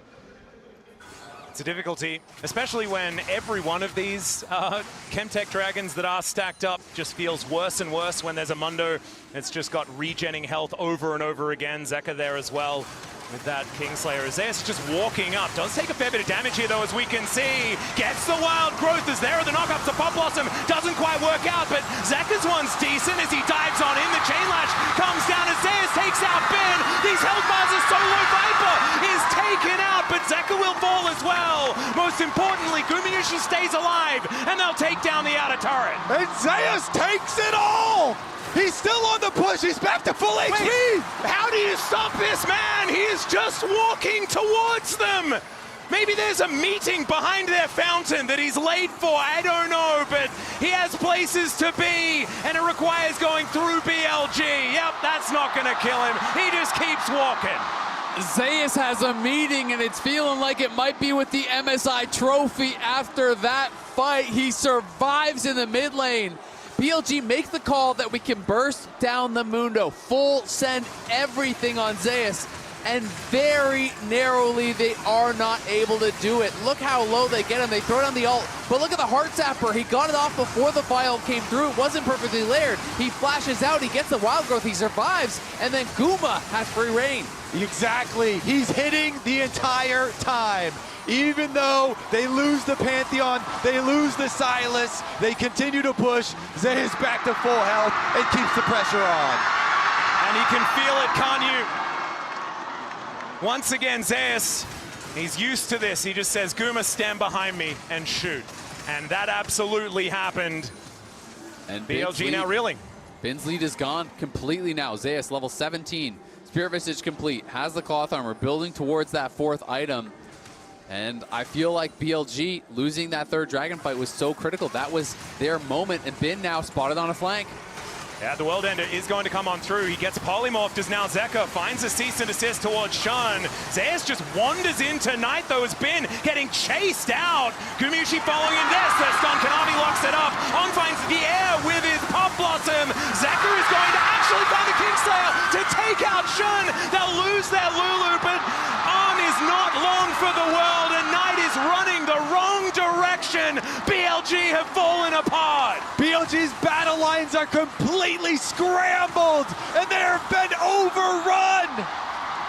In a series that felt like it might just be BLG's, it is HLE battling back in back-to-back games. It is Zeus on the Swain. It is Zeus on the Mundo, a brick wall that BLG just have no answer to. And from a team that got knocked out of the LCK Cup so incredibly quickly to now be this close to hoisting the MSI trophy. Only 2 other LCK teams have been able to do that. LoL Esports will join that roster. And that is going to be the Baron in their hands. Let's have a look at this one more time. BLG, Bin up here, it starts out. He's on the top side, and so HLE are fighting 2 fights at once. Zeka down here with Shun versus everybody else, taking all the HP away from Bin and pushing him out. There's almost like 3 fights. Zeus just can't be stopped, right? Zeus was kind of like 1v3 holding back their carries in that moment. And even though the bullet time comes down, Viper is just out of range of Guma. The bullet time was not hitting him. He was rooted up, but he was rooted up just a pixel or 2 away from it. Oh my goodness, the chain's gonna find Knight. He's knocked up with the Pop Blossom from On. It is going to connect with Delight, who is taking taken out immediately. They want Gumushi, and they'll find him in the pop blossom from Zeka is massive. Still they get their target, and Bin is gigantic in this front line. That's the GA popped. Bin is still a problem, but so is Zeus, as both of these top laners feel unkillable. Zeka's still alive as he's now looking for Shun. He'll get in on top of him. Kanavi taken out by the Aatrox. Zeus seems impossible to move. Zeka might be an option here, but the chains go wide, and Bin shuts him down. BLG still have a bit left in the tank. The sustained wars go the way of BLG at the critical moment. They'll deny the soul. That is insane. They found the angle there. Viper fully committed, flashing in to get the kill, and then Zeka with the stolen pop blossom. I thought that would be enough. Zeus is coming back. Yeah, he's just going to walk into two people. They are going to leave because this Mundo is such a problem, but they have to ignore him if they are going to win these fights, and that's exactly what they did. And BLG, they know they don't have a lot of time to work with. They have to fight their way back into this one. Zeka goes in to start it out on Knight, but look at the retaliation. Oh. And watch Viper, the pop blossom, and Shun going in on Guma, and Viper just instantly flashes in onto him. And then you think for a second, is Guma going to survive with that blossom landing? But he does not. And Bin, that's so much work done here. He does. The Aatrox, the God of War, naturally on BLG's side, and they take them down. Kanavi gets chopped up. Shun surviving versus Zeka up here as well with his Sundered Sky, and they're able to clutch it at the Dragon Soul denial.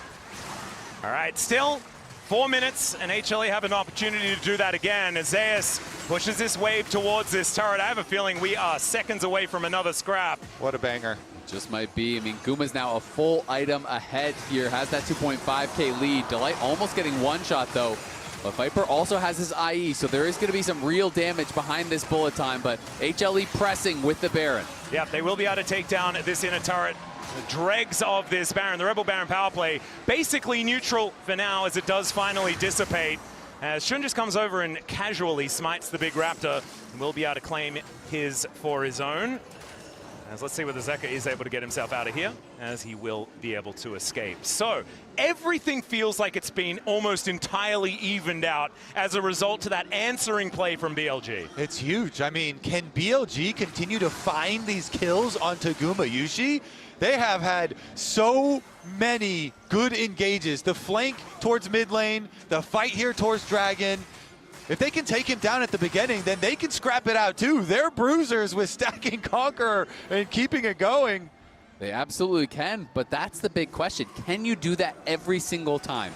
Because it only takes once for Guma to escape, for Guma to survive, and you are going to get wiped off the map. Yes, the gold lead is largely minimized, but the scaling is not.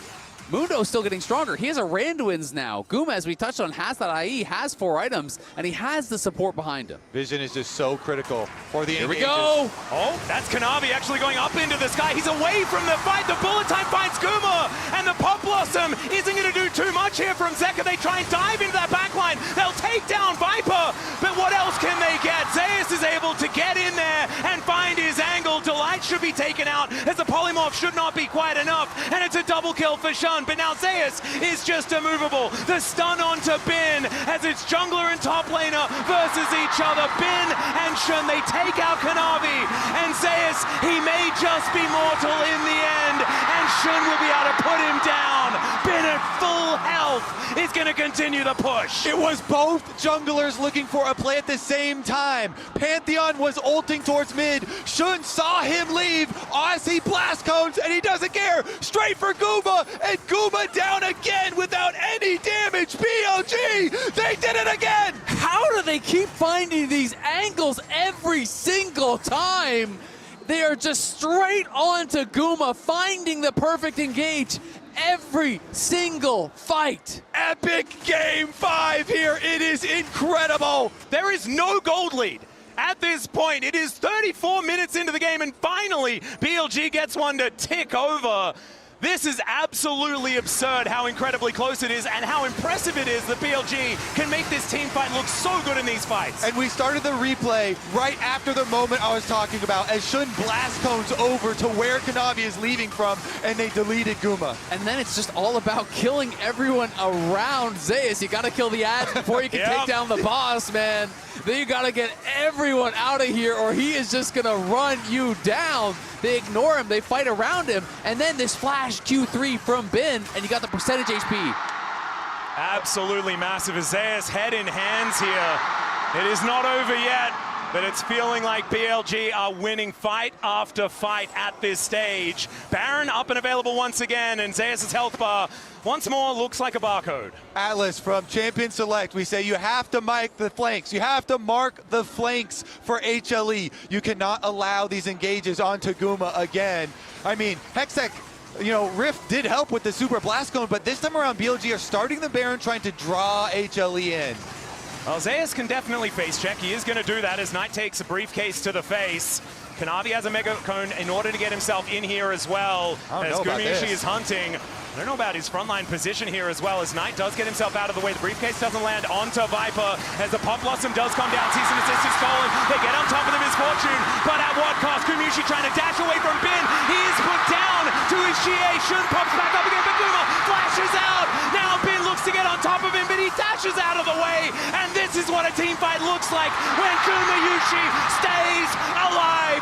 HLE will look for even more as Kanavi celebratorily ults underneath this inner turret, and I think they may have done it. HLE Esports may have just ended the Golden Road. Incredibly costly mistake from BLG. HLE will retake the game and the series back. And it looks like the orange tank is going to bulldoze the Golden Road as an immovable Mondo will take down these Nexus turrets. Pop Blossom in celebration from Zeka as HLE Esports. They've already done first stand, and they'll do MSI as well.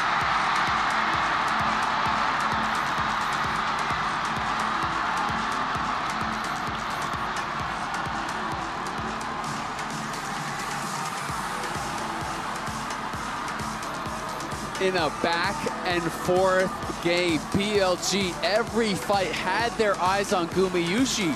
They set up the perfect fight for HLE by starting the Baron, by sticking on the Baron, by allowing Viper to be chased out. Guma cannot be accessed because Knight is not there. On is not there. They hand it to them on a silver platter, and HLE are all too happy to punish, to take it, and to claim the LC of the MSI title. They might be able to get that one as well. Yeah, we'll see about that.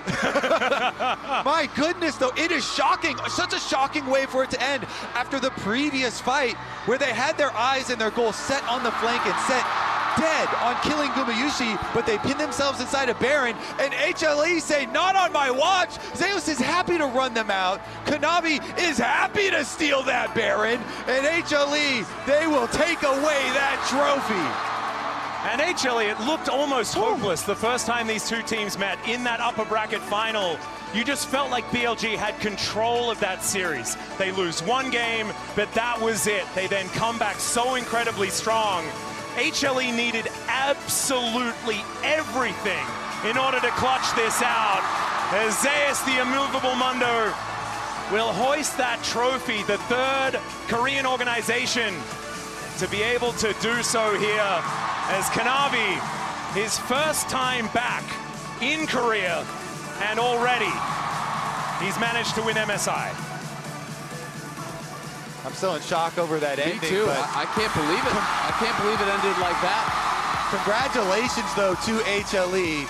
They had a scale at this tournament. They lost to BLG in the upper finals, and they clutch it in game number 5. Back-to-back series, they were down 1-2, and back-to-back series, they stepped up in game 4, in game 5, knocking out Lion, knocking out BLG, who was looking like the best team at the tournament, but they are so critical on these picks. Swain in game 4, back-to-back series massive, the Mundo massive in this one. HLE clutched up when it mattered most. And this is the crazy thing. It was around this time last year that this team fully collapsed. It was road to MSI where they were up 2 games, they get reverse swept and then just swept, and then their MSI dream had died. This time around, they did not lose hope. They actually managed to stick in it.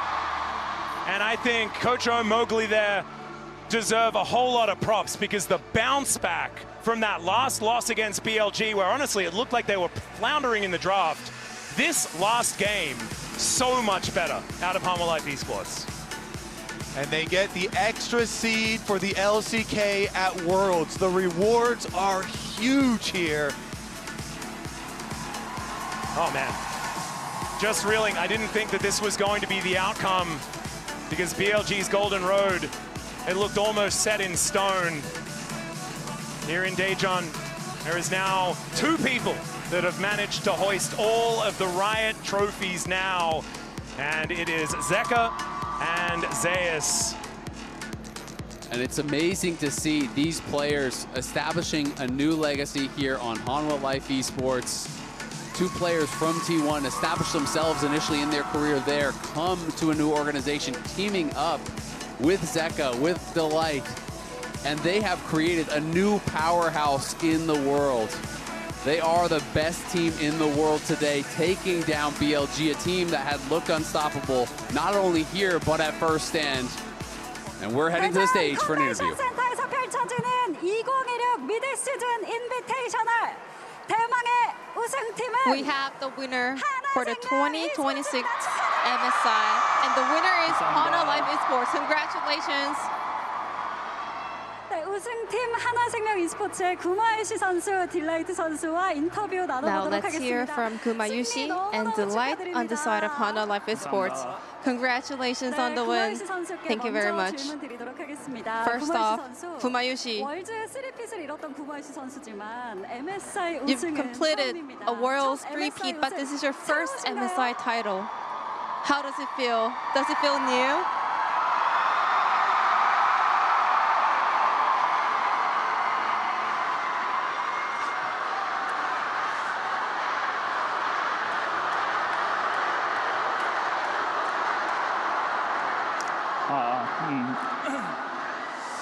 일단 하나님께 감사와 영광 돌리고요. 말대로 First off, 제가 월즈는 3핏의 파임이긴 하지만 I want to thank my God for letting me achieve this huge accomplishment. 감회가 좀 And 색다른 것 I 같고요. won Worlds 3 times. I am the MVP, but this is my first MSI title. 기억들이 좀 떠오르면서 And it brings me 왜 all the past 그동안 한 번도 MSI 우승 memories 못했을까 back. 좀 아쉬운 It makes me 생각도 wonder 나는데 why I 그래도 couldn't win the past 저희 MSIs. 좋은 하나생명 But still, 멤버들이랑 thankfully, 또 그리고 같이 with the new 준우승했던 members on the side of 우재랑 Hanwha Life 같이 Esports, 우승해서 좋은 것 and 같습니다. especially with Teus, who had the same, who shared the same heartbreak by being the runner-up in the past MSI. I'm so happy that together we were able to pull this off. This is the first time in MSI history that the team from the host region has won the title. You have broken the curse. 이제 저희 What's your thought on 하나생명이 that? 대전에서 우승한 것도 있고 또 Hanwha Life 여러모로 Esports 되게 won the title in 좋은 Daejeon. 의미의 첫 우승인 것 같아서 And 더 I think 기쁜 this 것 같아요. title means so much in various aspects. It means so much to me as well. Fans here in Daejeon and also all around the world sent you so much passionate support. Could you say a few words to them as well? 제가 이제 팀을 옮기고 나서 첫 우승을 하게 됐는데 This is my first international title after finding a new team. 제가 이제 이적하면서 했던 말처럼 And 앞으로 I 구마유시 left the 이야기가 message 계속 될 when I was 거여가지고 leaving my previous team. 여러분들이 I told my fans the 계속 똑같은 Kumayushi story 응원으로 never 앞으로도 ends. 잘 지켜봐 And I will 주셨으면 be looking 좋겠습니다. forward to the same support from the fans, and I will keep the Kumayushi story going. So please keep on supporting me. Thank you very much. 감사합니다. 이어서 딜라이트 선수 만나보도록 하겠습니다. 우승 너무너무 축하드립니다. Now, Delight, huge congratulations on your first MSI title. How do you feel? 일단 첫 MSI 우승이라는 타이틀을 얻어서 좀 좋은 것 같고 이제 상대가 또 I'm really BLG기도 happy 하고 that I 제가 won my first 원선 상태 MSI 항상 title. 이렇게 국제전에서 좀 졌었는데 Our final opponent was 오늘을 BLG, and 기점으로 약간 좀 I've 시원하게 always lost to 잘 On 수 있을 것 같아가지고 on international stage. And tonight, I'm gonna get a really good sleep. Finally, I got to win up against him. 어제 이어서 오늘도 사실 5세트 접전이 나오면서 좀 부담감도 있었을 Now 것 you guys are 같은데요. playing back-to-back 마음가짐은 5 gamers. What kind of mindset did you have coming into the series today? Not much pressure at the beginning, but when we were down to 1 and 2, I was like, I really don't want to lose here. So I came back on stage with a mindset that I'm going to win. Delight, now that you have won the MSI, what is your next goal? Now, Worlds is the next internationals, and in the past, I've always could not make it to the finals. I got eliminated in the quarters. I was never able to make it to the finals. So this time around, I wish I can make it to the finals and win the Worlds title. 이렇게 해서 구마유시 딜라이트 선수와의 인터뷰를 나눠봤습니다. Now that was Kumayushi and Delight on the side of Honor Life Esports. 자, 이제 And now MSI it is 2026 time 그랜드 파이널. to reveal the 2026 MSI Grand Final Oppo Final MVP.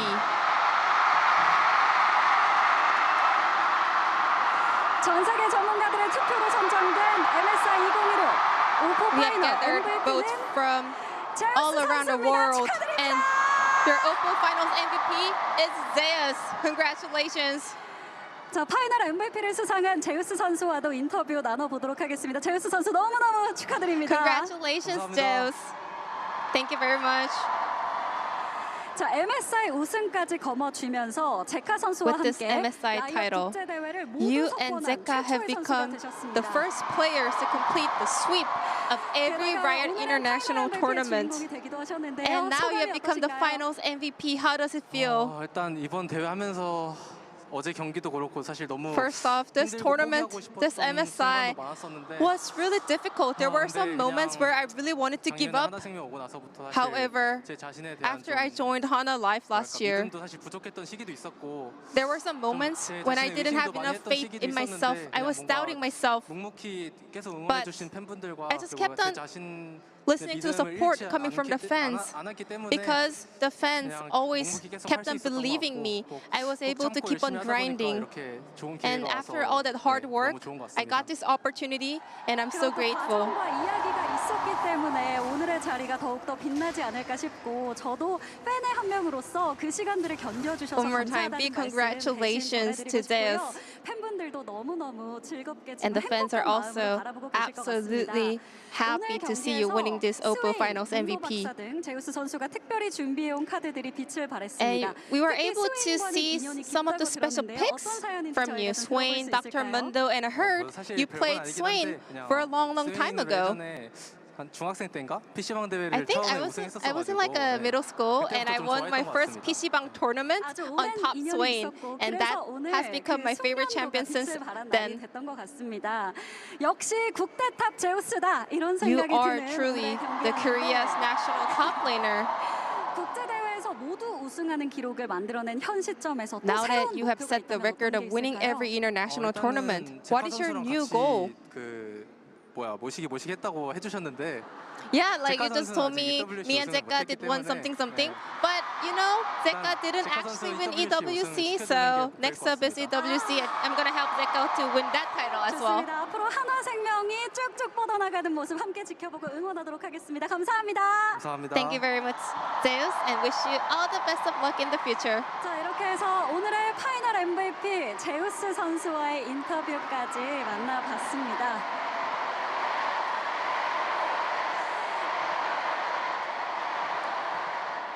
자, 이제 2016 미드 시즌 인비테이셔널 모든 여정을 Now that 마쳤습니다. was Zeus, the Oppo Finals MVP of 2026 Mid-Season Invitational. It is time to close out the 2026 MSI. And before we do so, we would like to thank the city of Daejeon and all of you for being such incredible hosts over the past few weeks.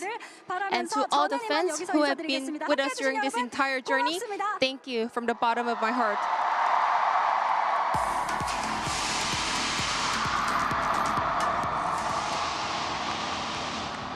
Thank you, Subin. Thank you, Jisun. And thank you, Hanwha Live Esports. On behalf of the LCK fans, it's a beautiful day for them here today in Daejeon.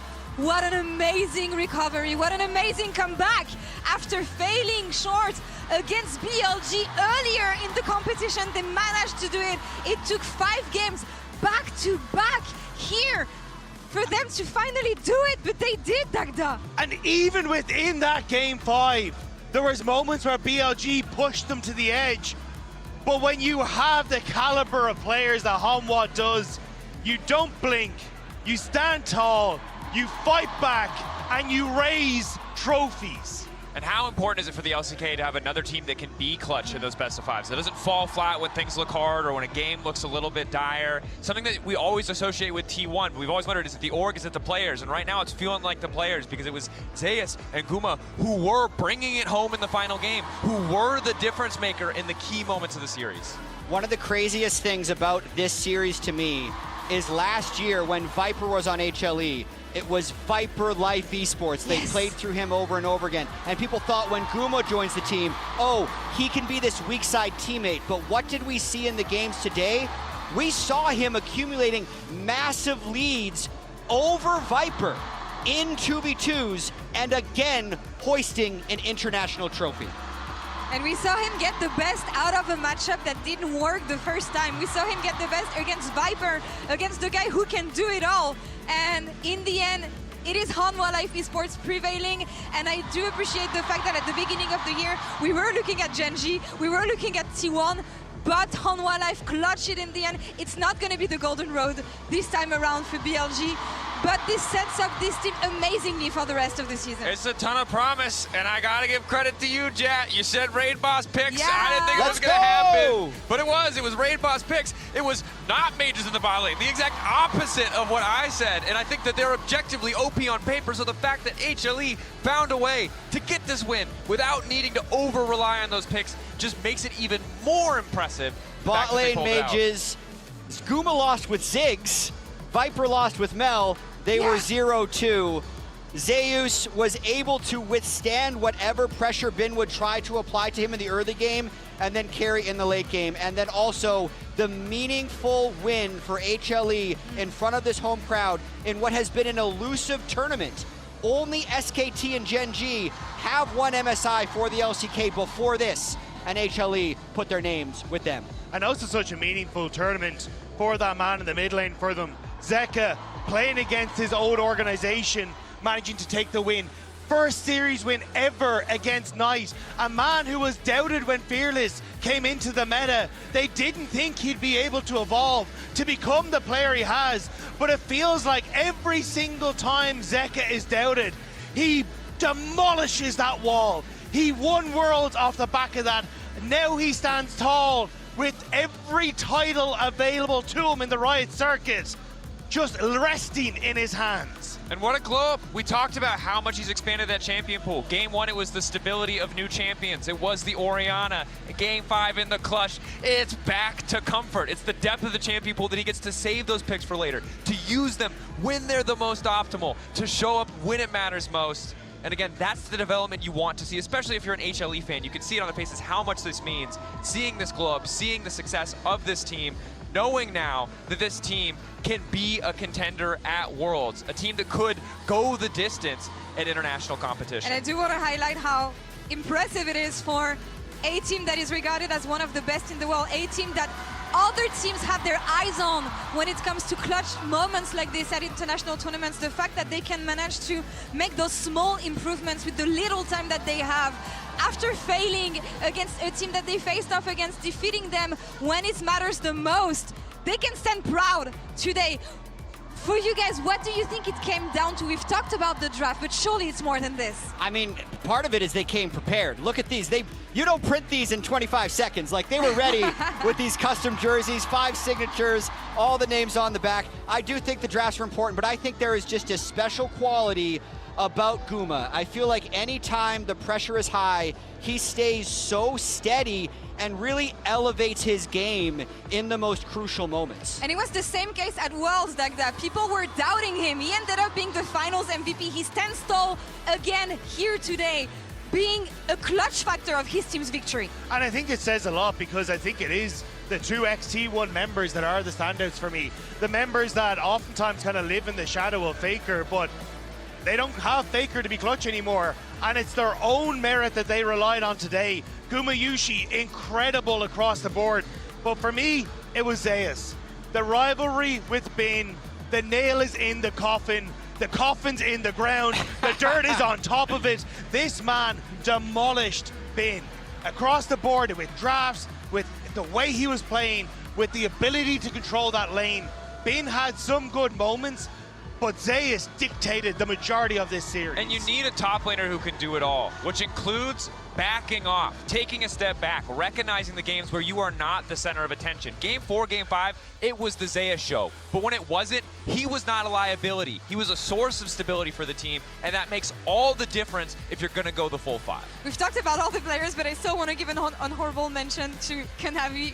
He had a rough series, but he managed to stay steady for his team, and in moments like this, it's the mental aspect also that matters. The fact that even if personally you're not performing that well, you're still gonna be that strength for your team and someone that can rally around them and that can sublime them. And I feel like regardless of the oopsie moments that he had, that's what he managed to do today. Yeah, I do think that for Kanavi, he has struggled in the past as well in some of these moments. Like we've seen it at the international events against T1 when he was on JDG. But I do think it's more the case of he has the teammates to support him in this endeavor now. It's not just him by himself, where he hadn't got that support, it feels like, in previous teams. Now he's able to have the whoopsie and still have the teammates rally around him, the guys to support him, the guys who can take over a game.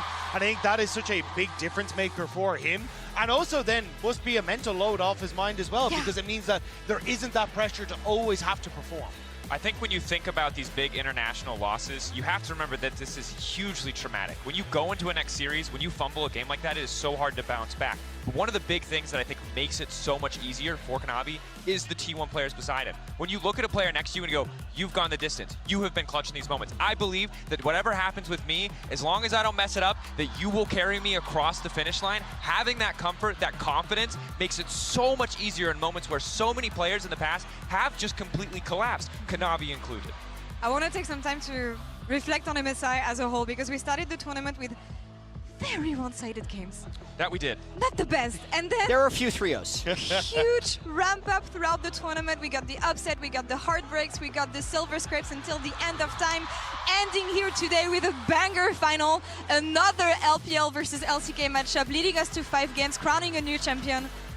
What are we going to note from this MSI, guys? Don't forget, when probably flaming Bin on social media, that NA did 6-0 EU in absolutely embarrassing fashion. And I would love to forget it, but I don't want all that flame to go to Bin. So we'll be the lightning rod. Don't forget, we're bad now, it turns out. Let's go region by region. Weirdly enough, I feel like from pre-tournament expectations, how disappointed do you walk away from this event?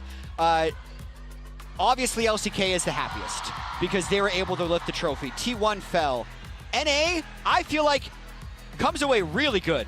They pushed HLE to a 2-1 deficit, much like BLG, and were as close to beating them as anybody else. I'd also say G2, yes, they lost to NA, but they had 2 series wins against LPL and LCK teams. I think the further away we get from the Lion loss, the better that will feel.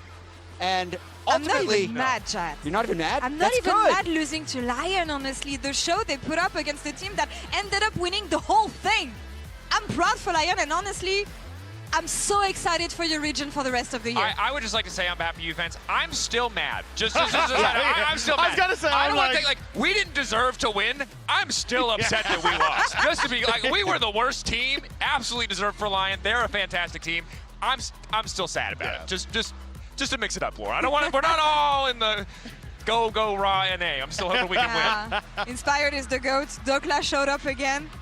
With Worlds at the end of the year being held in North America, I'm very excited for Lion. Oh my God, the pressure's on. Yeah, the pressure's on. The expectations were so low. They were so low. Now they're like starting to get a little bit higher. But we don't have a 4th seed. That is the true tragedy. If they had gone the distance. Yeah, but then finally we could see C9 finish 5th just to miss another international. Listen, it's in the mind's eye. Thinking if Lion had just done something a little bit different with the 4,000 goal lead before the red buffing game into game 4, do they come onto stage against BLG? Would they be able to lift the MSI trophy? We'd have the 4th. Oh, but we still have 0 wins against the LEC. But this is the thing. I feel like this is the tournament that has blown all narratives out of the water. Like, G2 has beaten T1. Lion has pushed the winner of MSI to 5 games and could have beaten them in that game 4. The LPL has gone the distance and is just as competitive against everyone else. If I'm looking at Worlds, there is no longer a, oh, this is just dead set a win. You have to fight every single time, and I'm so excited for that international. But we're not looking at Worlds. We're looking at that man. We're looking at that man. We're looking at Hanwha Life to step off Esports. for a second. The victorious Hanwha Life Esports and Guma Yoshi about to join us here at the desk. Hello. Yeah, oh my God, Guma. You have fans are going wild so behind many fans him. supporting you. You can put on the headset. Congratulations, Guma. 생일 축하드립니다. 감사합니다. Thank you so much for joining us. Thank you for joining us as well here, Jason. You're looking at those images right now. You're looking at this trophy lift. What is the first thing that crossed your mind when you finished that game 5? When you came to that trophy knowing that you were finally gonna taste that sweet, sweet taste of victory and having an MSI title under your belt? 아, 정말 마지막 세트 끝났을 때 처음으로 든 생각이 무엇이었는지 단상위의 트로피를 보고 아, 드디어 내가 정말 꿈꾸던 MSI 타이틀 이제 내 거다. 어떤 감정이 드셨나요?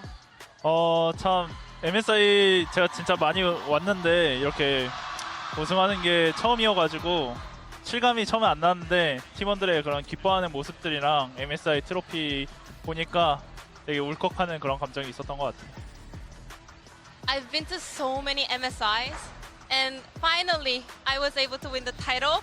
At first, it felt surreal. I thought this was not real, and then looking at my teammates' happiness and then looking at trophy, realizing that it's mine, I almost cried. More than an MSI, I want to know, how much does it mean to you knowing that you managed to do this with a different team?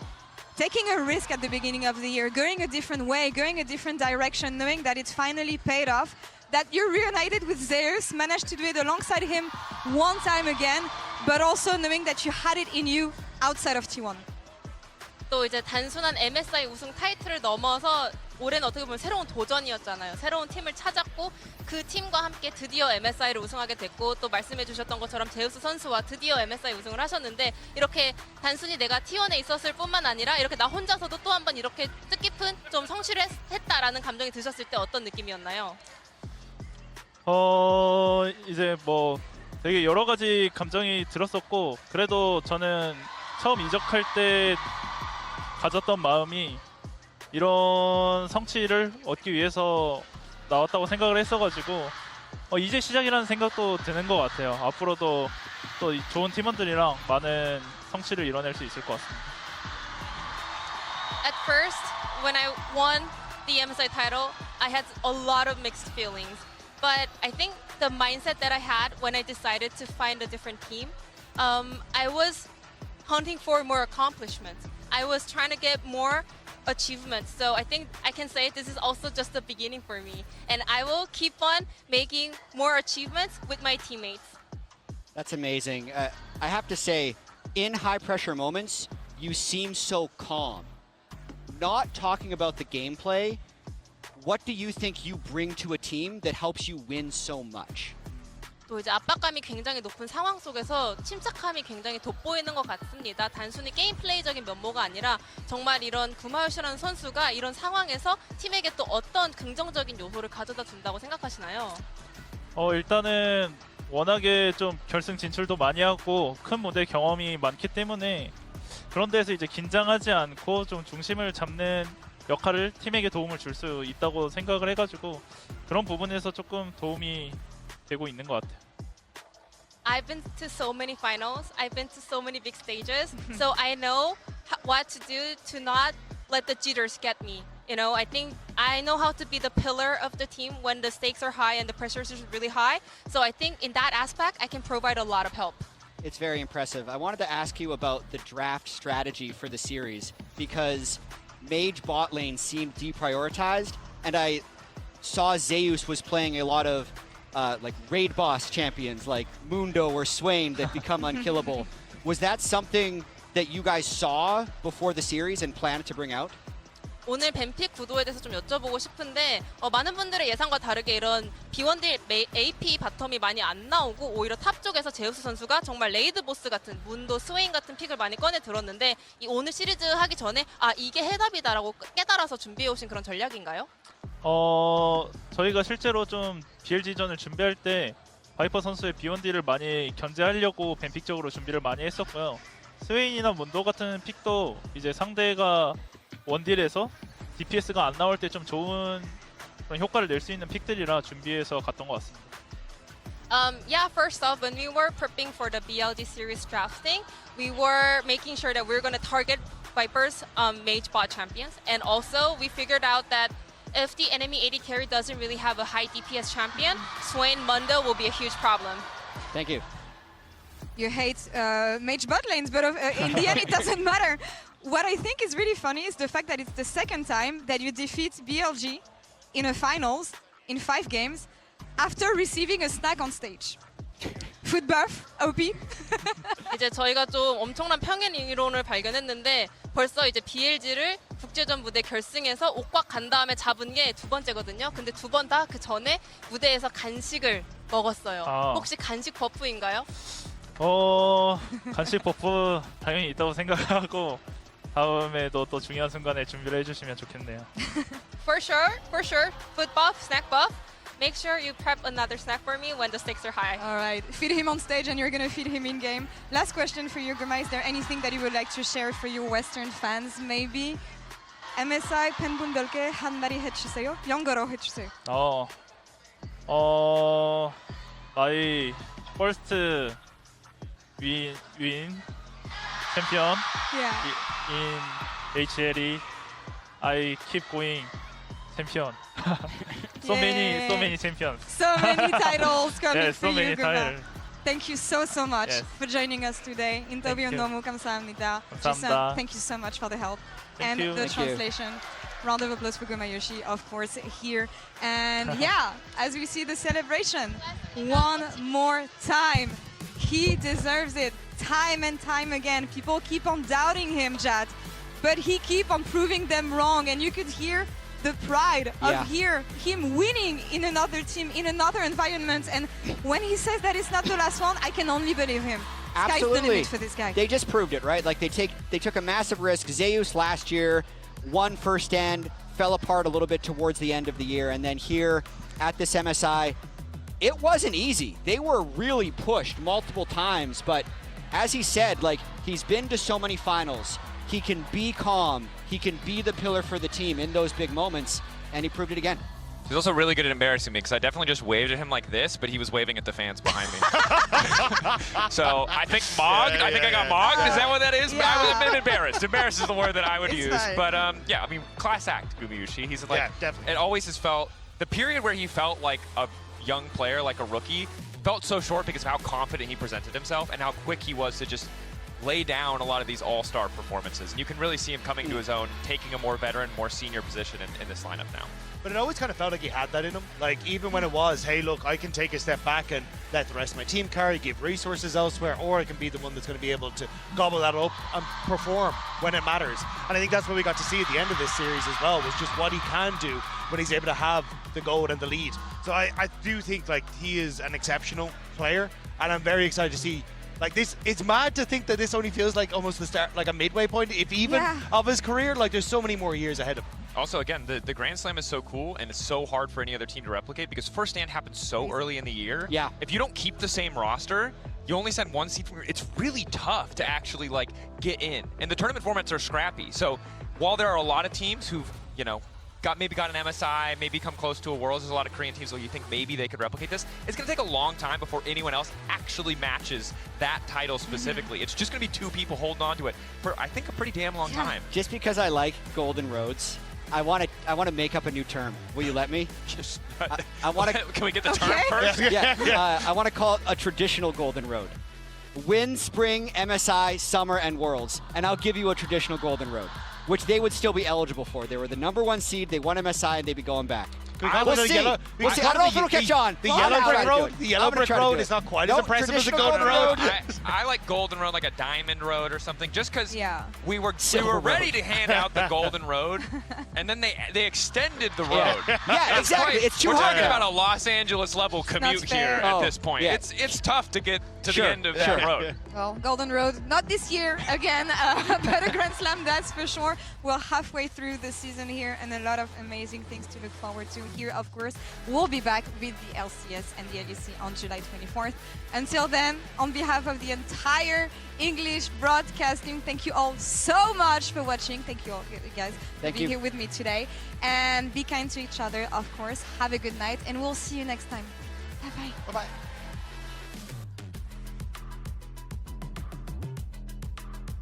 We have gone the distance here in Daejeon, and let's see who has the energy left in the tank to lift this trophy. Here as well as Knight does get himself out of the way. The briefcase doesn't land onto Viper as the Pop Blossom does come down. Season assist is stolen. They get on top of the misfortune, but at what cost? Kumushi trying to dash away from Bin. He is put down to his GA. Shun pops back up again, but Guma flashes out. Now Bin looks to get on top of him, but he dashes out of the way. And this is what a team fight looks like when Kumayushi stays alive. HLE will look for even more as Kanavi celebratorily ults underneath this inner turret. And I think they may have done it. Humble Life Esports may have just ended the Golden Road. Humble Life Esports, they've already done first stand, and they'll do MSI as well.